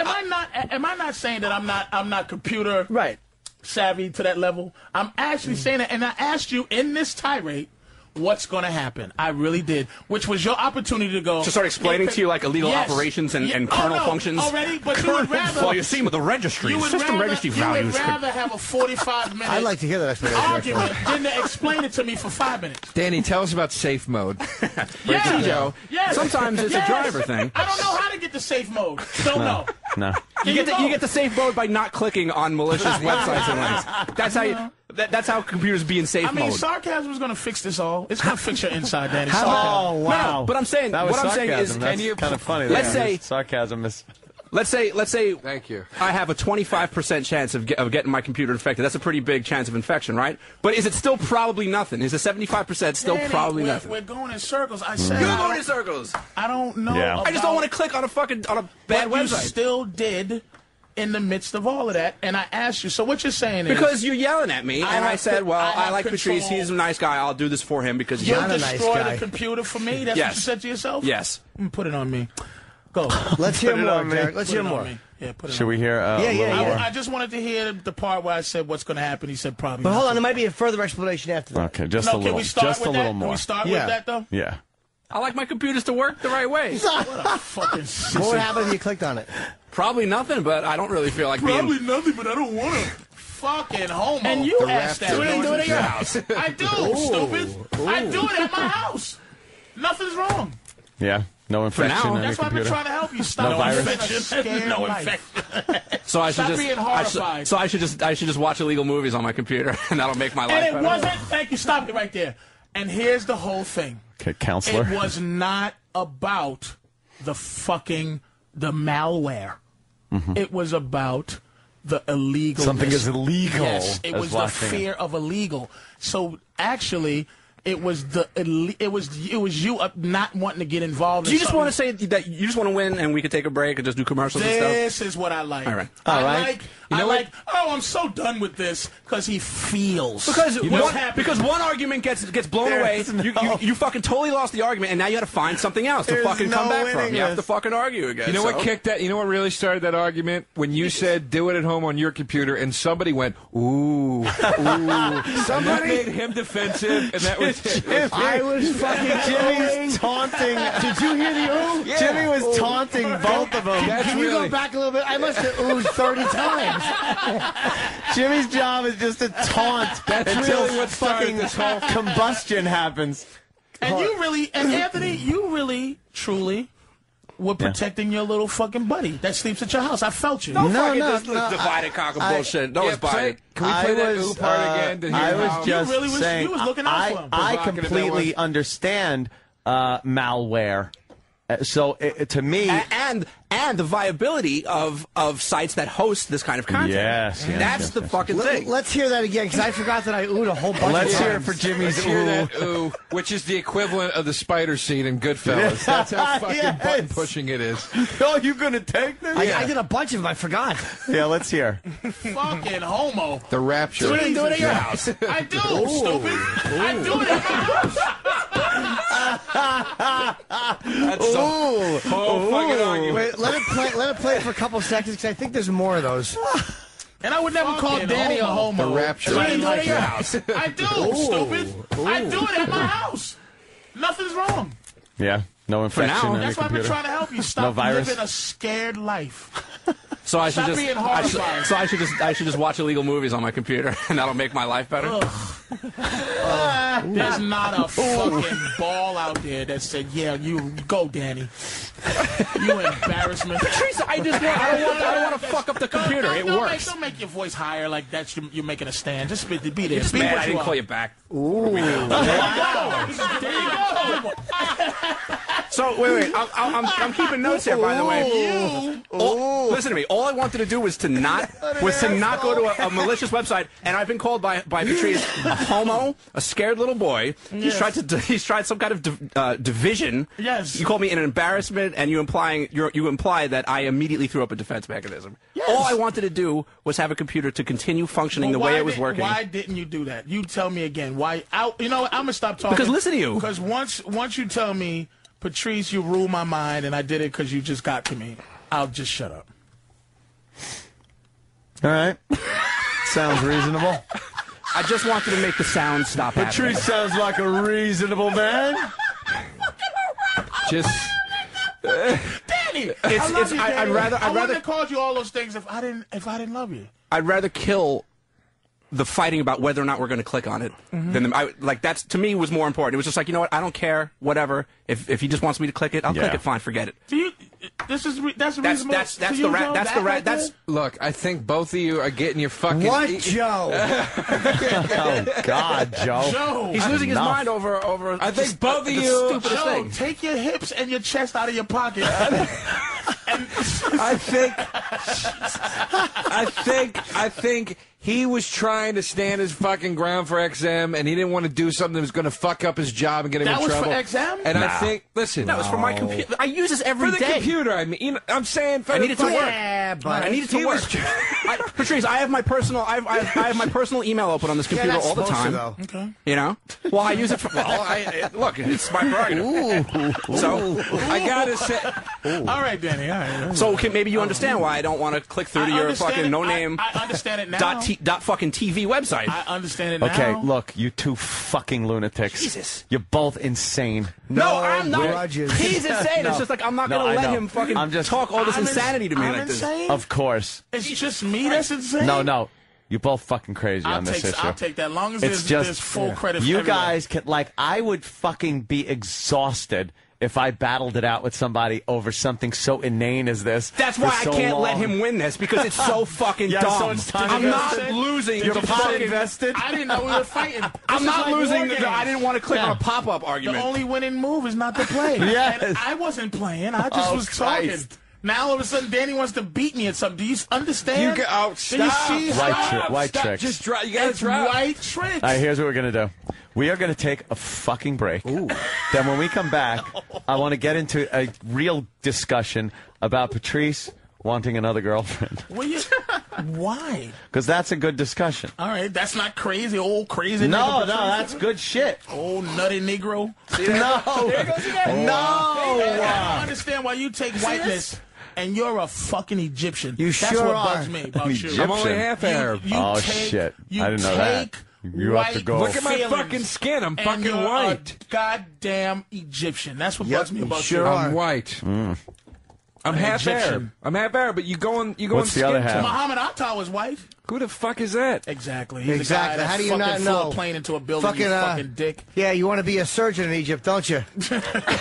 We all know who the fucking Al Qaeda number 2 is. Azal Wahari. Don't act like you don't know. White. Oh, He is honky pretty Arab. white, though, for an Arab. He's an Arab. Sure he is. He comes here What's and your he's other half? Sicilian. Albino? You look. Filthy You look Arab. terrorist. Yeah, I know. Anthony looks. You look really Sicilian. Arab. Half Arab, half dove.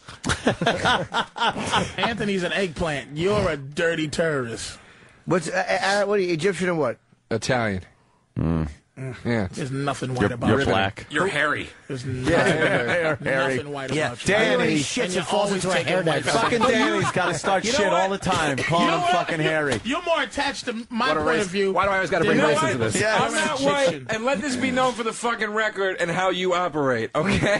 What? This is how you operate. I'm not white until you want to call me during John McCain giving a speech and go, you know something, y'all crackers ain't shit. And you want me to take the Because fucking weight of the white race. no one, I was going in order of white to the next. I would end up calling one of my light-skinned black friends if none of my white friends answered. Yeah. And whenever I've There talked is to one you of those about... things going on between light-skinned black people and dark That McCain speech was fantastic. Why? He was very gracious. We've had long... Holy shit. We've had long conversations... What is going on?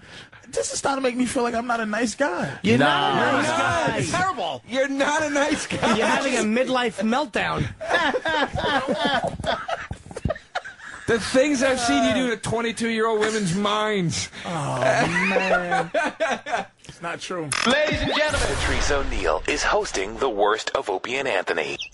It's The Worst of Opie and Anthony, hosted by Patrice Oneal. Hey, what's up? This is Patrice Oneal hosting The Worst of Opie and Anthony. And check out this bit. It's, of course, Louis C.K. trying to say that some shit ain't right or some shit ain't right. That nigga think he know everything. It's the Illuminati bit with me and Louis C.K., and he's trying to make the Illuminati a figment of my Negro imagination when we all know they exist, bitch. Look at the fucking pyramids on the dollar. That don't tell you nothing? You don't see the eye? You don't see the owl? White people, get your shit together, man. You gotta believe in something, you know? Damn. All right, enjoy this. Broadcasting The Worst of Opie and Anthony with your host, Patrice Oneal. I don't remember there being a lot of crime in Manhattan. You don't remember? Well, you don't remember. I don't either. But I In the hear 70s, tell. it was Yeah, bad. the 70s That's was when they made that awful. movie, The Warriors. Yeah. And they think that Central We got Park the was Charles just Bronson crazy. We got a guy that used to work around that time. Billy, thumbs up on that. Bed? Hold on, let me get you on there. Anthony's Billy, right. yeah. But in the 70s, you know, there was serious crime, and there was a lot of lawlessness going around, and you really weren't. Your hands were kind of tied. Billy, can I please ask you a question? Let's stop this fiasco. Just tell us how you flooded the black community with crack. It's just interesting. Patrice called Billy Mack his worst nightmare earlier. We gave it away with the grape soda. Jesus. Oh, no, we did. But that is, I will say, that is the dismissive paranoia that you people do to us, which is we know that you put sterilizing agents in the grapefruit punch. In the grape punch. Think of what would happen if we didn't. Mr. Billy, thank you for being honest. You put that. We all know you invented AIDS. Yeah, sure. I'll fess up to that. Thank you very much. Yeah. I know that. The Illuminati. Sure. The Illuminati. You said the head of the Illuminati. Patrice said he looks like the Quaker Oats guy. It's Long just this vast white conspiracy that's based on symbols and stuff, like the Masons and the pyramid and the eyeball on the back of the dollars and the pentagram and Pentagon. And Patrice is a believer in the Illuminati. I don't want to believe it, but look, there's a YouTube thing called just look at the symbols. You look at the dollar. Let's take the fucking dollar and the fact that after 9/11, you can fold it up and you can see the Twin Towers burning. Now, right. Why? I could also fold up Washington's head and make it look like a mushroom. But wait a minute. Why? What the fuck does that mean? The fuck? Mushroom's good. When you fold up a dollar, does it look like the World Trade Center burning? Because you're crazy and you have problems in your brain. Because your brain doesn't work properly. And then who the fuck two things? Because you're putting all your energy in the wrong places. It's not which right. is what black people do. This is what bothers me. About some of you. The Illuminati. Come on, man. That takes too much work to get the dollar bill just right to make it look like the Twin Towers. If we're gonna rig 9/11, why would you have to use that language? Rig. Why would we go all the way back to the dollar design and go? That's a lot of. That's a lot of organization. Okay, that's a lot of patience too. Why the fuck? And why wouldn't they have done it a lot earlier? Because it's like, look, we got the dollar bill set. Let's do this immediately. Why is it? I knew it. Copious on the fucking dollar bill. Now I got to pull out a buck. A black guy trying to read Latin is about as sad as anything ever. Get your dollar bill out your fucking spit. Shit, I only got hundreds. Damn. And no surprise, I have no money. So I'm kidding. Yeah, Opie's got nothing. All right, let me see. Here's a dollar. What the fuck is the towers on fire thing? Come on. How do you do the towers on fire thing? It's some kind of. I don't know how to do it. It's like origami you got to do. It's a mad fold-in. It's the front. The mad fold-in. Oh, yeah, you do this. Is it the front? You got to fold. Oh, right, because his hair is smoke. And then the frame around it. It's trees. Trees. The frame around his head is looks like a tower if you fold it right. No, it's not. I think his head is the smoke. Fuck, man. You forgot how to do it. You don't know how to do it. Google. Shit.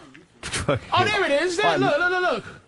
Right there. Oh, yeah, you got to fold it in a triangle. Come the fuck on, man. Dude, I'm going to get look at that. Trying to fold It's a 20. First of all, it's a 20. Oh, it's a 20. Yeah, you idiot. Shit, Patrice, go knock one of them over the head and grab one. Oh, it's a 20. Dude, look at that shit. That's nothing? That's nothing to you? That's somebody figured out. Why would we do that? Why would we do that? What's to be gained? Because, like, the honorable... The fucking back of a 20 was designed like a million years ago. Exactly! Why do that, Patrice? Just to go, nah. Like the honorable Reverend Wright said. You think we designed the 20 and then to make that picture, and then, like, 100 years later, somebody designed the Twin Towers to match it. There it is. It's burning. And then, look at that. There it is. You just fucking take a look at that. 2 towers, one's taller than the other. That is fucking... What kind of coincidence? And let me see. What the fuck? What kind of coincidence is that? Let me see. I can't see. No, I'm not going to hand it to you. I can't really see. I know you'll take it. Get out of here, you That's bastard. nothing. I need a cab money. Anthony, that's nothing. No, let me look. It's a coincidence. It's the world is. I'm trying to think of how someone might have come up with it. Yeah, exactly. But you're right. That is quite the coincidence. Why? Like, who said, hey, you know, if and you then fold why right after 9/11 did that happen? Why do I know how to do that right after 9/11? Dude, if someone did it before, now that would be fucked up. If somebody did it before, then that'll be better. At least you go, oh, better. Look at the towers burning. Dude. Oh, and then it happens, and then you'd be like, "That who was that fucking guy?" They did this years before 9/11, and people went, it looks like nothing. Oh, well. And then one day, people were like, holy shit, it looks like the tower's burning. Listen, man. I'm going to try to invent something. I'm just going to take 10. I'm going to try to fold it up and show black people rioting. Louis, I am begging to half of you. Yeah. Please, you. I'm begging to you. Patrice. All right. See, you got to give white people more credit than that. Okay, look, I want to show you the back of a 10 folded the same way. It's the towers again. No, if you fold any fucking bill like this, the towers are going to be burning. Okay, then that even makes it more scary. I'm making a hairy pussy out of my dollar. Just give me a few minutes here. Hairy pussy. I'm going with 70s Earth Mama Muff. What if you look at a 20, just look at a 20 for a second, the front of it, just unfolded. And look at Andrew Jackson and the collar of his jacket. Oh shit! It looks like a women's black legs, and he's like diving into. And she's got little white panties. Look at it. Do you see it? Oh yeah, I see it. They look like two knees up in the air, and he's about to dip down and see the little white panties right above the word Jackson. You ever do the thing with the butter? He's the girl with the butter? Woman's pussy. The little Indian girl that's on her knees. You can make a pussy with the butter. Yeah. No, you make tits. I mean tits. Like she's holding the butter like this, but her kneecaps, because she's kneeling, you could fold her kneecaps up to her chest. Yeah, why would they as do a that, kid, Patrice? that was almost jerk-off material. This is dismissive. I can't allow this. Oh, you can't marginalize the Illuminati, man. It's there. There's no reason. Right, where's the owl? Fold 100 Hold on, where's the owl, Patrice? Huh? Where's the owl, and what does that mean? Where's the owl? YouTube. On what dollar bill? What dollar bill is the owl on? On the one? I gotta find out by looking at this. There's supposedly he's a something small with the owl. Illuminati about the owl. A small owl somewhere. Where? I see the eye above the pyramid. All right, you fold 100, you get nothing. Huh? You get like a fucking bad shave job on a pussy. It looks like. Dude, where's the owl? Come on. Where is the yeah? What's this with the owl? Why does the owl mean so much to the Illuminati? It's old evil shit, man. Where's the since when's owls evil? That it's little on blob there. is an owl? Oh shit! Thank you, Mars. Of course Mars would know. What's the matter? Because he's down, but he wants to keep his job. It's a minority. Come on, Mars. What is it, Mars? Don't you? Sit down, man. Fuck that shit. All right, what's the Illuminati, Mars? Help us out. Don't get nervous, man. Fuck that. I'll give you a job fixing my computer. No, actually, I want to see a little crack happen in this window, and Mars just collapse in his seat Look at this. as blood comes from his head. Why is that? Why? That's the devil pentagram, man. So what does that mean? That's fucking devil worship and fucking the pagan star, shit. the star has been part of this country for many years, part of the flag, obviously, and part of a lot of symbols. Part of devil worship. More devil worship. He's saying the pentagram is just huge. Pentagram. But Pentagram. Pentagon. Motherfuckers. Yeah, the number 5 is a little hard to avoid. It's right between 4 and 6. Okay, here's the pyramid. Well, look at this shit is all symbols Illuminati. of the Illuminati. On our fucking dollar bill. Yes, Why? because these are all shapes that are very useful in architecture. Right? You believe it, right? These are all.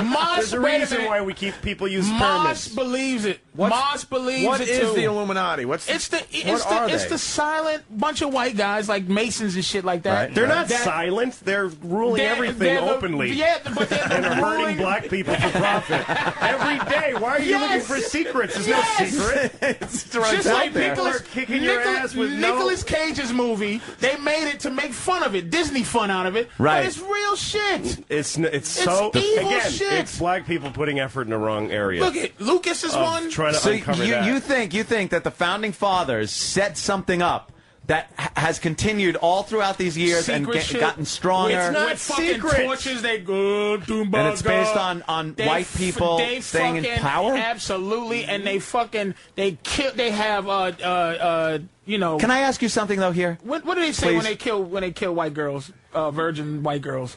Jesus Christ. Fun? Fun. I was waiting for somebody to. I hope no one catches How come me. the founding fathers? This was before the Civil War and the Emancipation Proclamation, so there was still slavery. Black people weren't even. It didn't even look like they were going to be in charge of anything, or even come close to being in charge. So why would the founding fathers put in place something to keep the black man down when they were already? I don't think it's made to keep the black man down because it makes everyone suffer. It's not just a black thing. It's the master plan but again, to make white people think certain things. It's the quiet war. That's what the pyramids are. It's the masses. It's the eyeball is over the masses. The pinnacle. Why are you hide from everything, man? Why are you folding $20 bills? When I didn't fold $20 the Bush and the Bin Laden family are business partners, and they fucking brought down the towers like right in front of everybody, and then I mean, there's no secret. Are you trying to silly? Is this some kind of magic sarcasm? I believe it, motherfucker. You don't even need sarcasm. It's like I believe it. It's like somebody walks up and punches you in the face, and then you go fold the dollar and go, I think this guy's trying to get me with his dollar. There's no white people here. Not one motherfucker that believes that the towers might have been brought down on some old creepy shit. Not just Arabs. Not one. Look at that. That's how you know it's the Illuminati. I believe it, but it's got nothing to do with the Illuminati. Look at this shit here. Look at this one. The devil sign. Look at the devil sign, and look at this shit. Look at what the fuck? That's Barbara Bush. Why? They're all doing the devil sign, the rock and roll devil sign. Hello, sir. Hello. How are you, devil? Hello. Good to see you, devil worshiper. There's a montage of various politicians, and they're doing that rock and roll devil horns with their finger and pinky. How many now? Look, come on, man. Oh, shit. How many now? Oh, back to CNN. Oh, shit. Look at the owl. Back to CNN. CNN. Oh, my God, yo. Fuck come the on, owl. Man. Back to CNN. The front of the courthouse. There you go. That's what you do to black people. Oh, fuck your owls. No, Look at this. your black people are up to something a little more interesting than the Illuminati right now. The front of the courthouse is starting to look like someone dropped a cricket in front of the ant-hole. Yeah. All right, the Illuminati. All right, back to the Illuminati. Is what's with the devil horns, though? Wait, what? The devil What horns, is that? It's the devil. But Devil worshiping. fucking like Dio invented that. What is he in charge of? Why did it The stop? soundtrack? The Illuminati? No, because they're going to get to the Listen money, how crazy the money he's. that the Listen owl how crazy he's going. Yeah. Why did it stop? All right, I'm going again. All right, here we go. Now, we got a building. There's a lot of pyramids. Okay, now look That's on at the dollar. what's in the corner. Is that an owl? Wait, what the fuck? Was that an owl in the dollar? It's a slow dissolve to a goat devil. All right, show me the owl. I'll start with. Holy shit! All right, oh my we God! got an owl. Where's the owl? Why is there a baby owl on the dollar bill? Maybe to keep people from fucking counterfeiting it. A fucking To make a detail. What do you want? An X on a piece of paper? What? Here, it's 100. No, Take my word for it. That's called that's that bullshit they do on it. The lines and shit. Etching. Whatever. All right, what's up with the owl there?